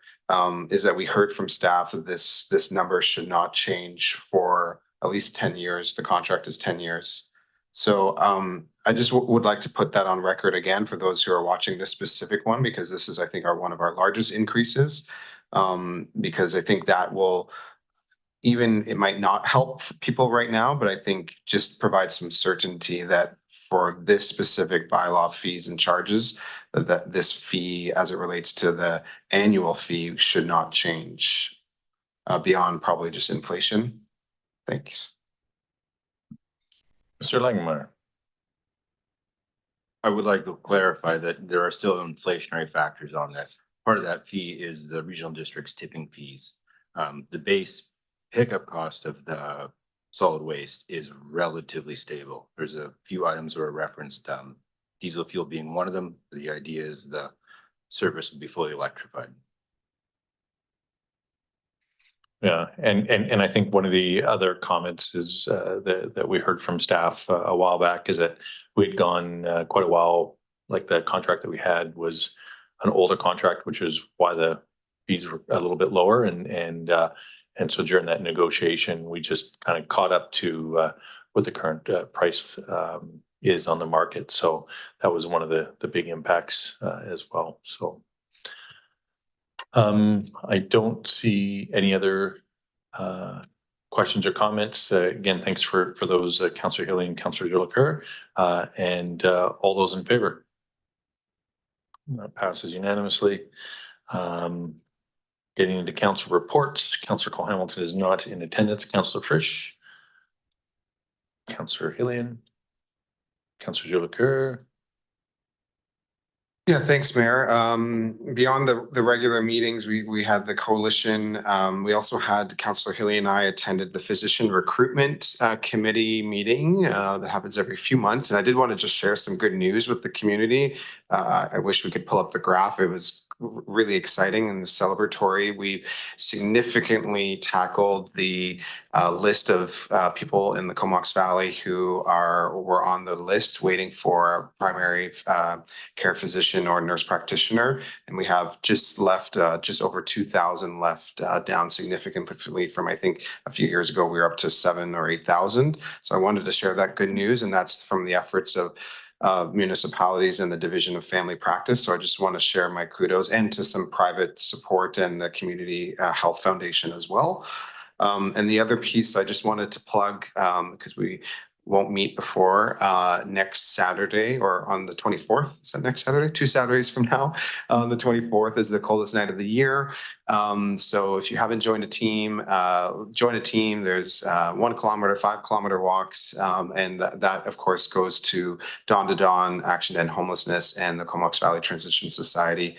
And it's a reminder of the support that the community does every year and they have a $200,000 goal to achieve some supports for those who are unhoused in our community. Thank you. Excellent. And I'll just maybe make a quick note. If you can't join a team, you can still donate money to a team or somebody who's participating. Thanks for that. Councillor McCollum. In the interest of time, I'll pass. Thank you, Mayor. Councillor Morin. Oh, thank you, Mayor. I know that we've been here a long time, but I think it's important to share good news when we have it. So today I spent most of the day with the flower man, JD Ludlow, who many people know as a local transit driver. And this is the 4th year that he's taken a transit bus decorated in hearts and lots of festive colors out on the road to spread some kindness and love to citizens. And we made numerous stops everywhere from schools to Eureka Clubhouse and downtown area, and many other places. And I know Mayor Wells joined us for a bit. And anyway, it was super fun, and many people, in fact, I had a message earlier saying thank you because there was someone in the hospital. The hospital was another location, and Valentine was delivered to that person, and it really went a long way. So I just wanted to do a shout out to the Flower Man for organizing that, and obviously to the transit folks for helping support that. And yeah, happy Valentine's Day. Thanks. Thanks very much, Councillor Morin. And yeah, happy Valentine's Day. I did wear my my red stuff today. And like you said, I was able to participate. I've been able to be on that bus in previous years, and it's always been a great time. Unfortunately, I couldn't attend, but the bus driver, JD, was kind enough to stop right outside where I was today. I just want to comment on a couple events that I've attended recently. One would be the Climate Change and Health Conference that Island Health and First Nations communities put on down in Nanaimo. That was a great conference a couple weeks ago. Chamber of Commerce has done 2 amazing things, and Tracy, who's here today, is responsible for getting the Chamber Gala Awards back up and running in all its glory, and great to celebrate our community. And I'll just mention one person, Karen McKinnon, who won the President's Merit Award, who I actually saw this morning at 7 a.m. at my Rotary Club, talking about Community Justice Center and restorative justice in general, and just the amazing work that happens there. Chamber also put on the economic breakfast last Thursday, and to no surprise, for the 2nd year in a row, housing was the #1 issue when they talk about economic challenges in our community. And lastly, just it was my honor to attend the Porter Appreciation Day at the Comox Valley Hospital. I got to go down into the basements where the porters hang out and just really thank them for the work they do, kind of unsung heroes down there. But for anybody who's ever been to the hospital and had to be moved around on a piece of machinery or had something delivered to them, it's generally done through those porters, and it was great just to say thanks to them. With that, we have an in-camera resolution. Right, it's been moved and seconded, and all those in favor? And we are adjourned.